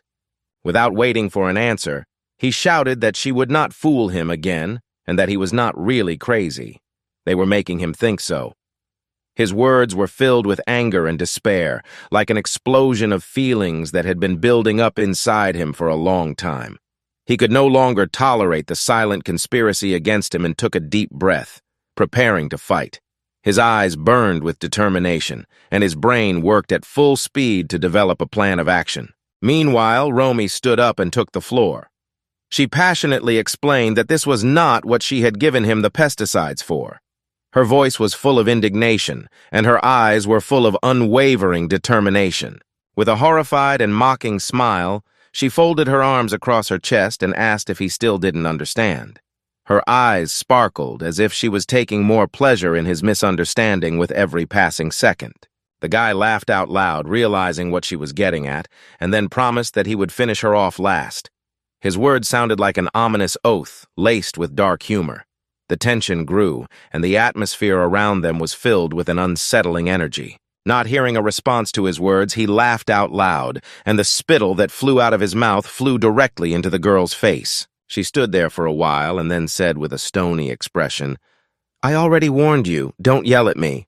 Without wasting a moment, she turned on the washing machine again, this time setting the maximum power right up to the limit. Amidst the deafening roar of the washing machine, the boy turned toward the girl who was already leaving the room and yelled at her to turn off the damn thing while irritably calling her a rude word. The girl didn't look back, concentrating on taking a few steps until she stopped at the light switch, brightly illuminating the room. Despite the boy's pleas to leave the light on and his claims that he hated the dark, she resolutely turned it off. After some time passed, the young man opened his eyes, listening to the loud rumble of the washing machine, and stared straight ahead with a gloomy expression. Breathing heavily, he looked at the human figures in the distance and muttered under his breath that he had already told them that he did not like it.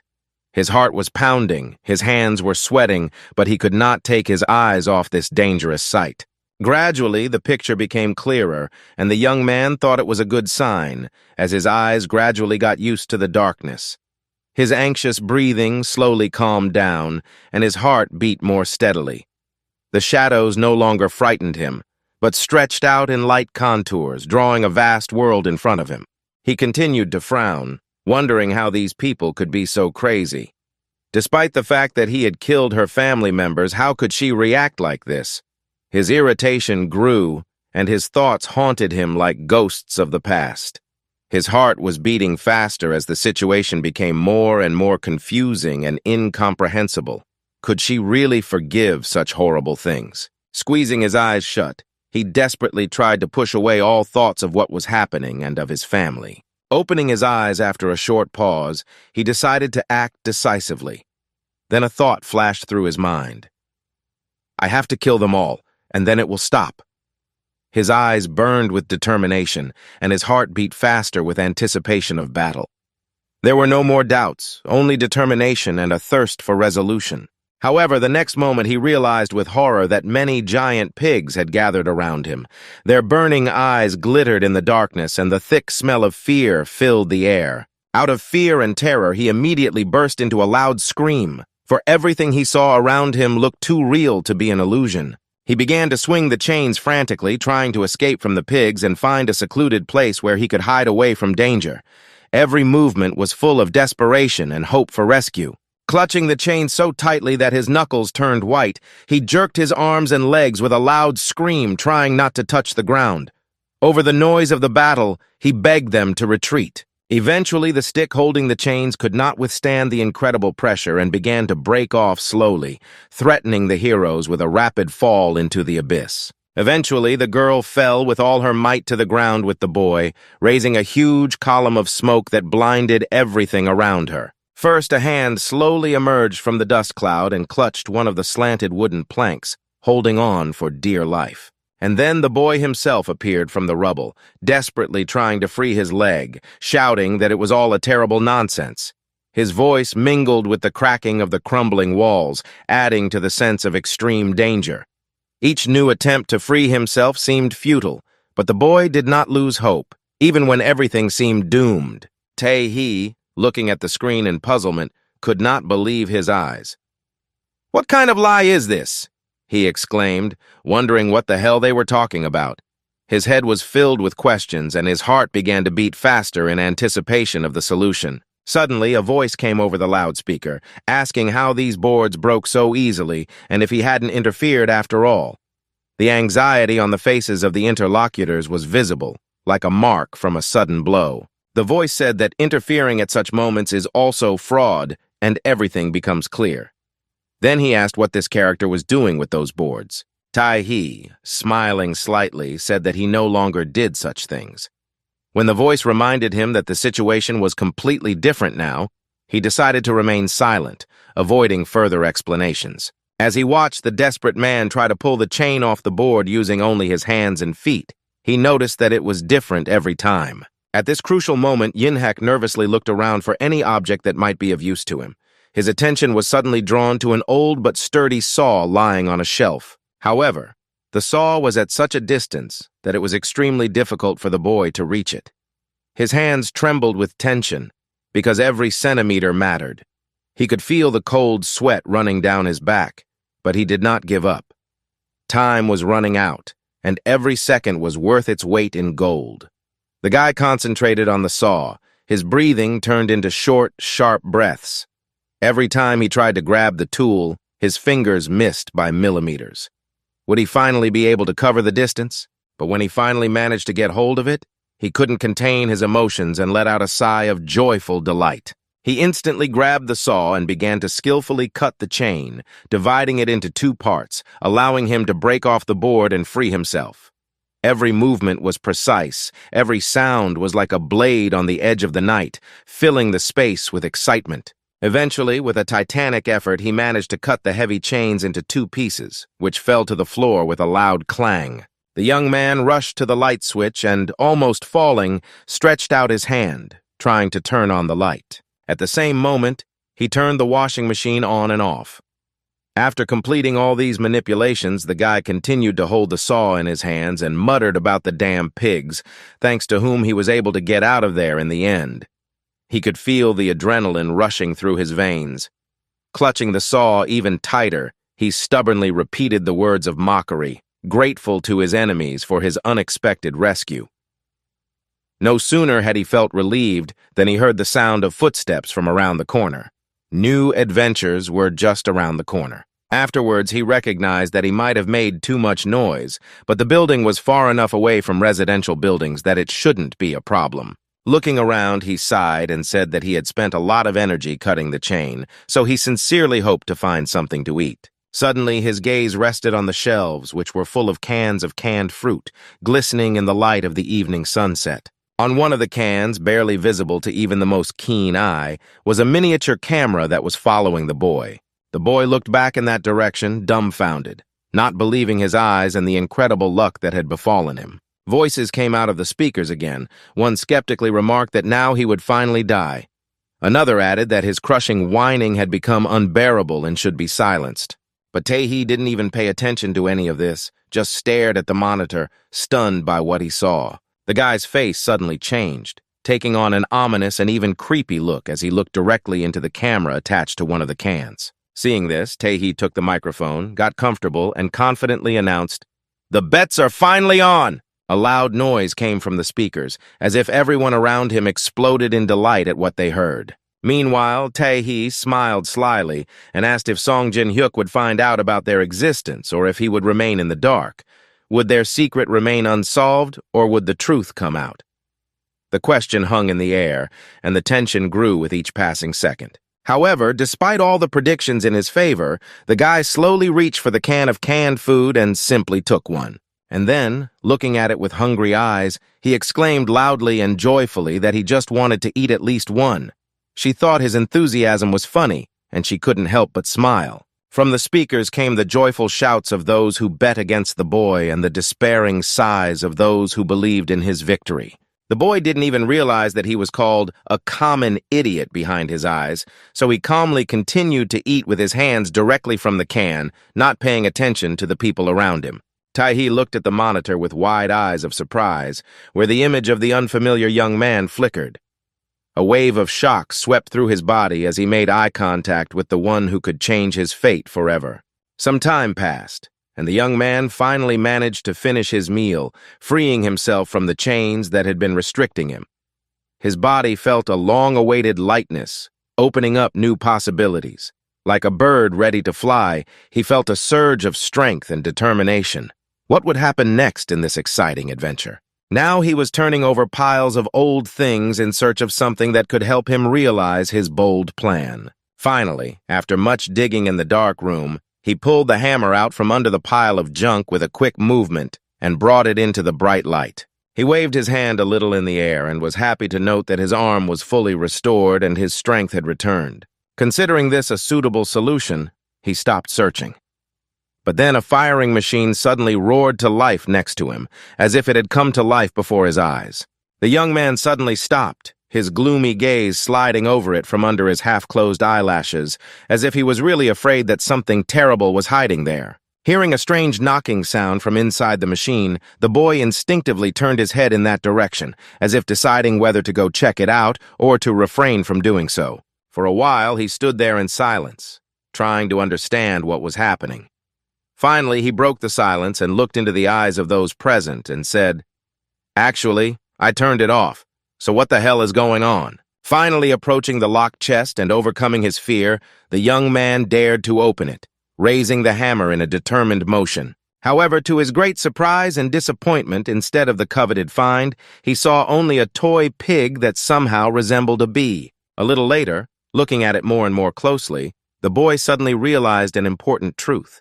His eyes flashed with interest and his heart beat faster. Immediately raising the toy to eye level, he tried to examine it as closely as possible. What was this strange object? Turning the pig over with its back to him, the boy saw a strange inscription on it, which said that it was Jinu's pig.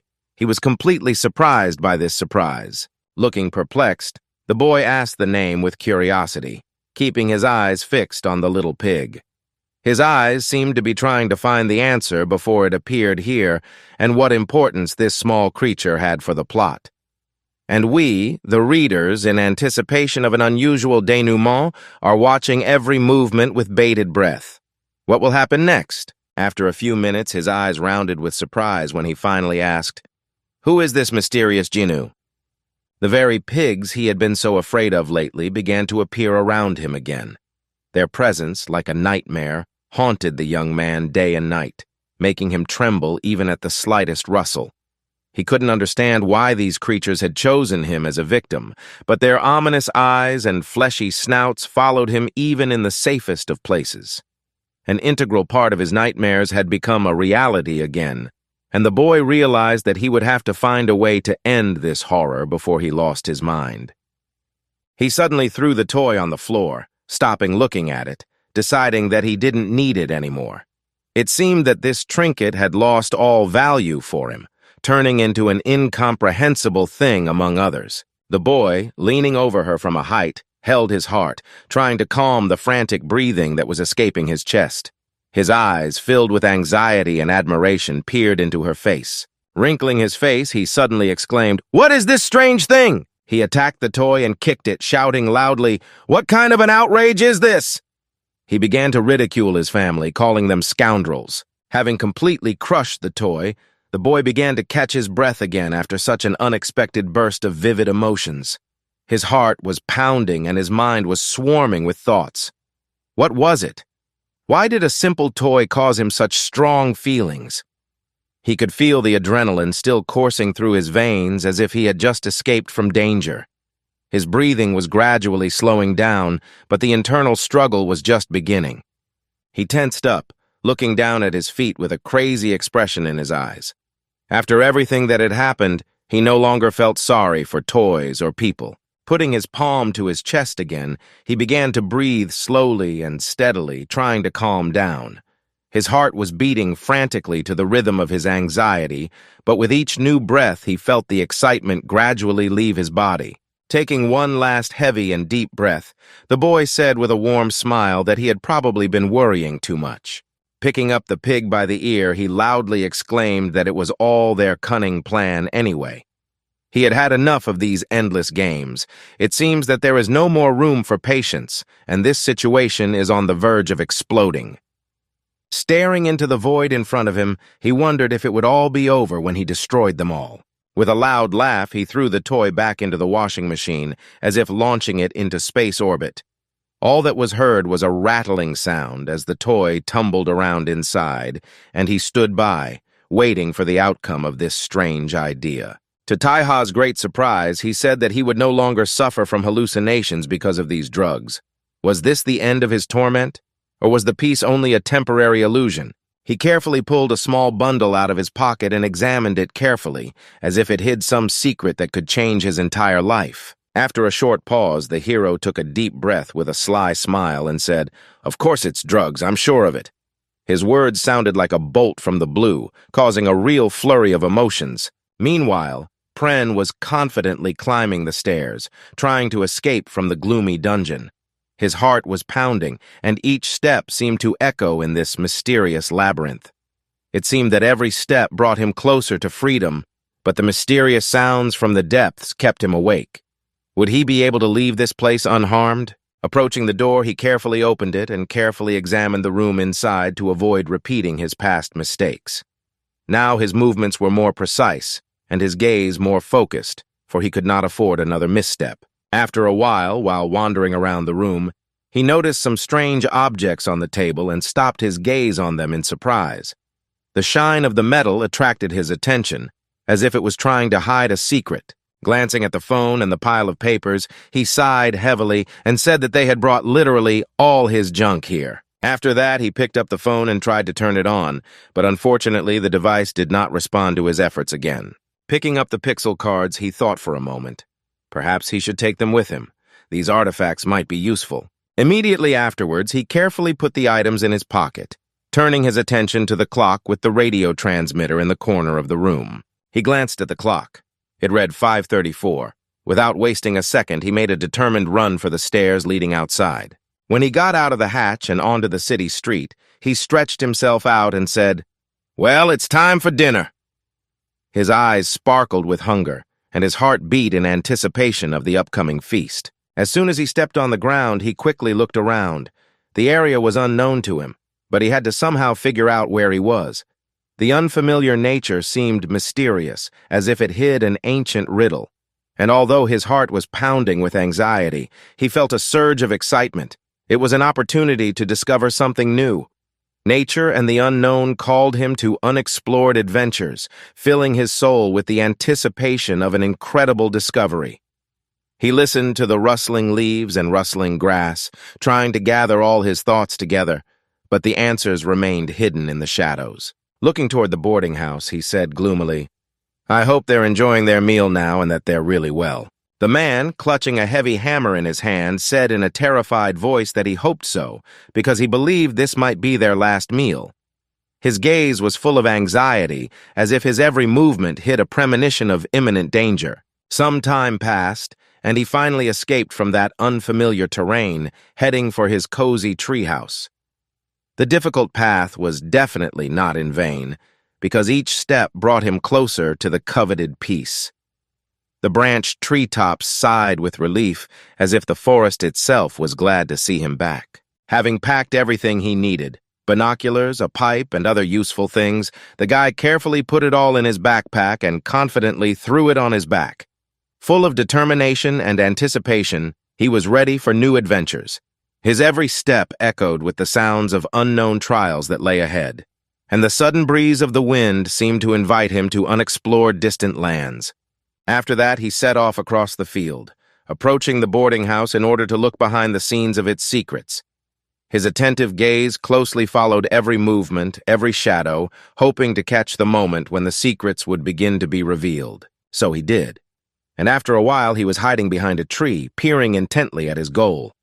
He realized that if he was seen even for a moment, his carefully thought-out plan could collapse in an instant.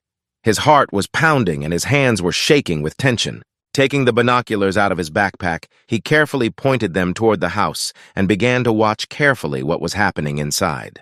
The windows had long since gone out, so he was sure that no one would notice his arrival. Suddenly, he moved the binoculars further away and, to his horror, noticed a suspicious man in one of the windows. He was seized with fear and panic.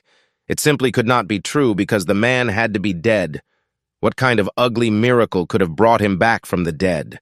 But here he was, concentrated and unmoving, sitting in his chair, furrowing his brow, and carefully reading the Bible as if he were looking for answers to all the mysteries of the world. The young man stood there as if struck by thunder, unable to believe his own eyes. How could this be possible? After all, he had seen with his own eyes how everything had happened and was convinced that he had really killed him.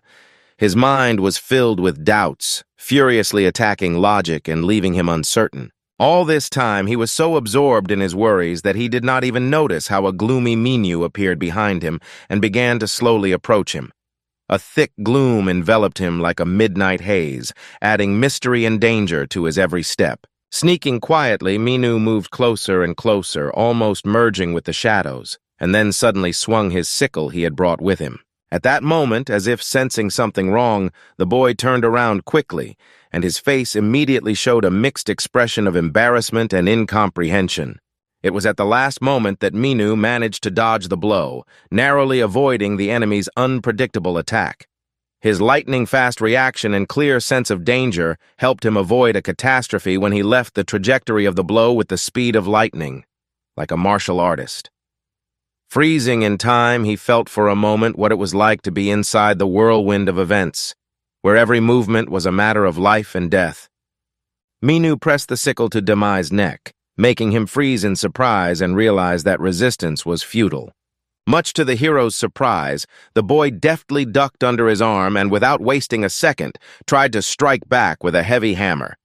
Determination flashed in his eyes, and his muscles were taut as strings, ready for the decisive moment. The tension in the air was so thick that it seemed like it could be cut with a knife. Then Minu gathered all his strength, lifted his leg, and kicked the enemy with all his might, sending him flying into the sky for a considerable distance. They stood there, eyes locked on each other, while the young man clutched his stomach, which was burning with unbearable pain. Looking at Minu and breathing heavily, he asked grimly, "Who the hell are you, and why is this happening here?"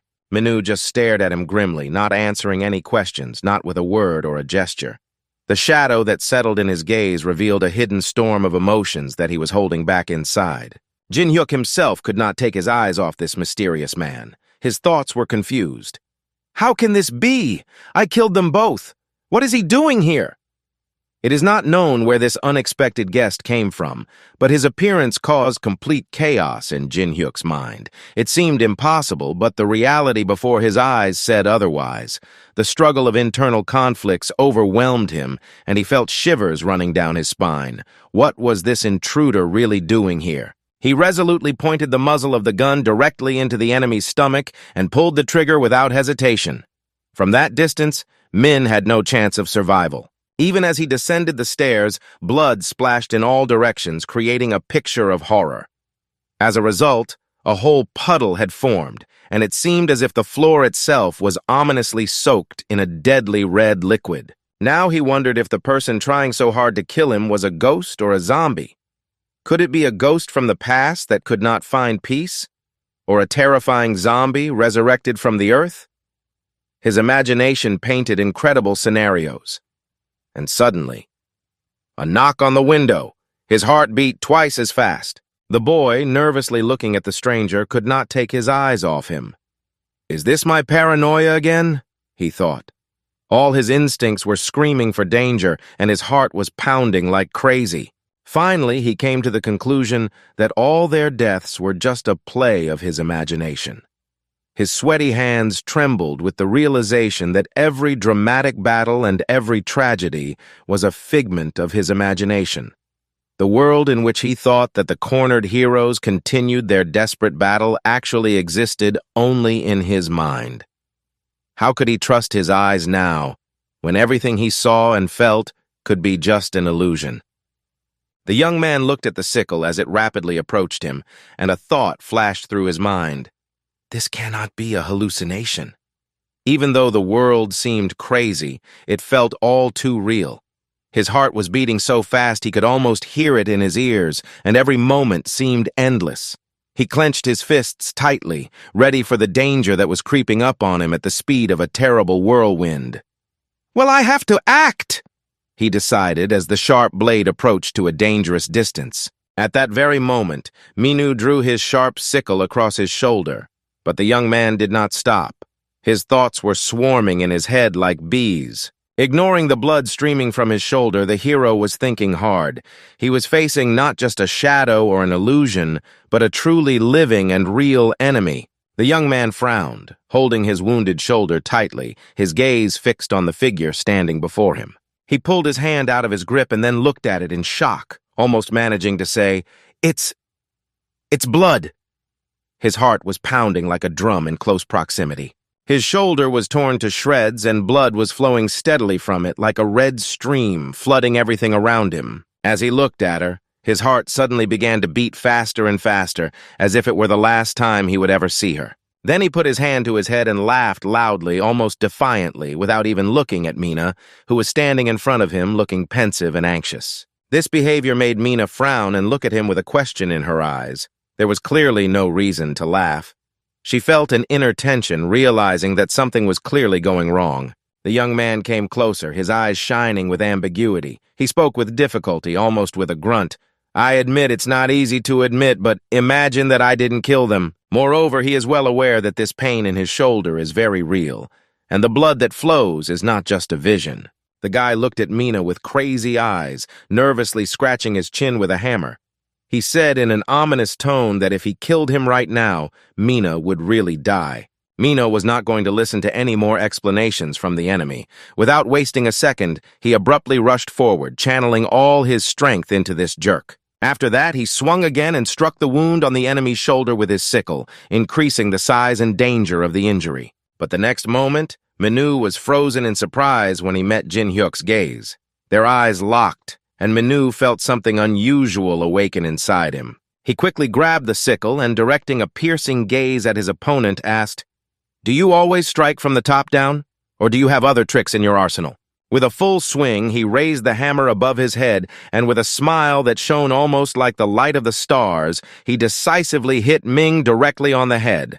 Now the aggressor's face was illuminated with a gloating glint that seemed to intentionally heighten the drama of this terrible moment. He stood up straight, checking his shoulder. Luckily, it was not seriously injured, and it did not reach the bone. He realized that sacrificing his shoulder was the right decision. A little later, staggering, he moved on, leaving the body lying on the forest floor like a reminder of something terrible and inevitable. Then he returned with the words, "We need to make sure he's really dead." Everyone's breath held as he approached the body. Taking out a heavy hammer, he began to beat Mina mercilessly over the head with it, repeating that he was just a fucking fool. Each blow caused incredible pain, bringing unbearable suffering. Sitting next to the lifeless body, the guy continued to laugh, asking ironically, "Well, can you get up now, or not?"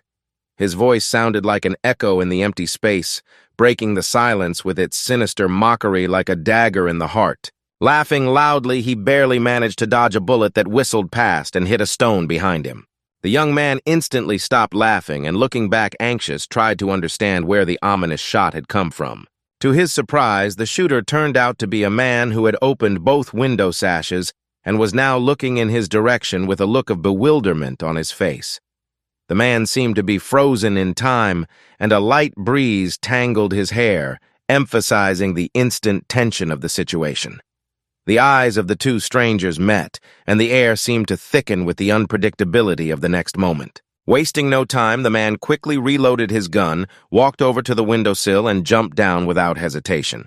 The boy shouted a curse as he looked at him because he still couldn't quietly complete his plan. Meanwhile, the man with the rifle, clutching the weapon with determination, hurried to search the depths of the dark forest and the mysterious park. He could feel the tension pulsating in every muscle, and every rustle of leaves increased his alertness. Not a single bush remained unchecked, and it seemed that nature itself was holding its breath, watching his steps. After a long journey, the tired hero finally reached the top of the hill from which the mysterious man had already disappeared. Stopping at the lifeless body of his son, he looked at him calmly and silently, without saying a word or doing anything. Shock and pain were evident in his eyes, but he stood motionless, as if petrified. His whole being was screaming, but outwardly he was as steadfast as a rock withstanding a storm. Turning back, he noticed traces of blood stretching in an unknown direction and decided to try to follow them. After a few steps, his heart began to beat faster. Clutching the wound on his shoulder, he watched the man closely. His reaction was surprisingly unusual for a man who had just lost his son. I wanted to understand if there was any trickery in it, because it seemed that the pain of loss had not yet penetrated his heart, and the man's eyes did not reveal a single tear or manifestation of real grief. The wait for an explanation was becoming unbearable. Furrowing his brow and staring intently into the distance, where the man's figure disappeared over the horizon, he tried to figure out if they were really family or just an illusion. Perhaps closeness is not always determined by blood ties. He was deep in thought, trying to sort out his own feelings. Was this decision going to change his whole life? Thoughts raged in his head like a storm. Deciding that this time it would not change anything anyway, the boy ran away toward his home. He was extremely lucky, as the only armed man came out at that very moment, leaving him unharmed. The sound of his quick footsteps echoed in the evening silence, adding a dramatic accent to his lucky escape. As he ran home, he wondered if it mattered whether they were a real family or if it was all just an illusion. Do they really mean nothing to each other? Or perhaps this bond is deeper than it seems at first glance. With a fierce sparkle in his eyes, the boy looked up at the upper floors of the house. Suddenly, he shouted that it didn't matter. He would just kill everyone inside. His words rang with a fury and determination that made your blood run cold. Who would dare to resist such madness? After a while, he entered the man's office and cautiously jumped to the floor, trying not to make a single unnecessary sound.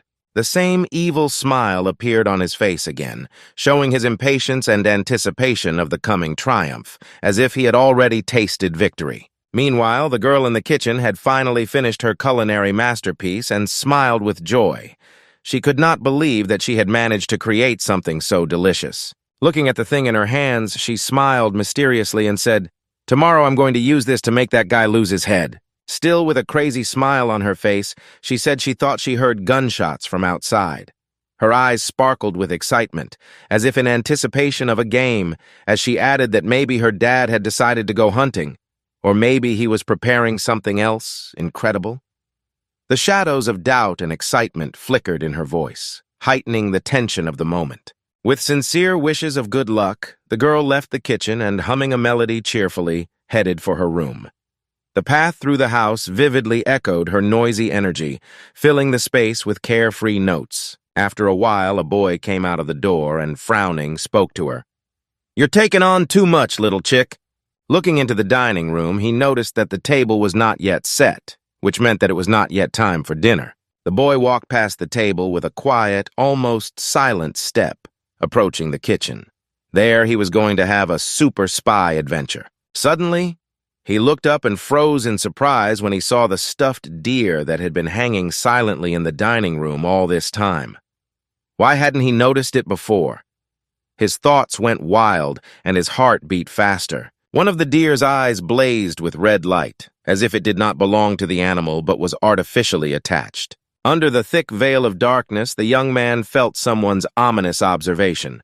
However, he could not even imagine that this ominous look was not a human eye, but a cold, objective camera. All this time, the camera was recording the guy, who was looking in that direction with bewilderment, trying to figure out what it was.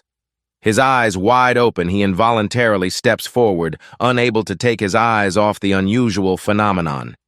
Intuitively sensing the approach of something significant, the heart in his chest begins to thump louder, filling the entire space with an alarming thud. The guy, not realizing what was happening, walked past, heading for the kitchen, but kept looking back at the deer. Something uncertain drew him back to that strange creature. Was there really something wrong with the deer? His intuition told him that an unexpected discovery awaited him. The young man finally reached the kitchen.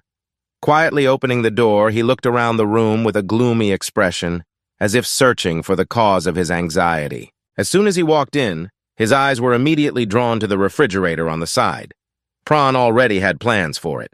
Putin jumped up to him like a cheetah to its prey. Well, they won't wait.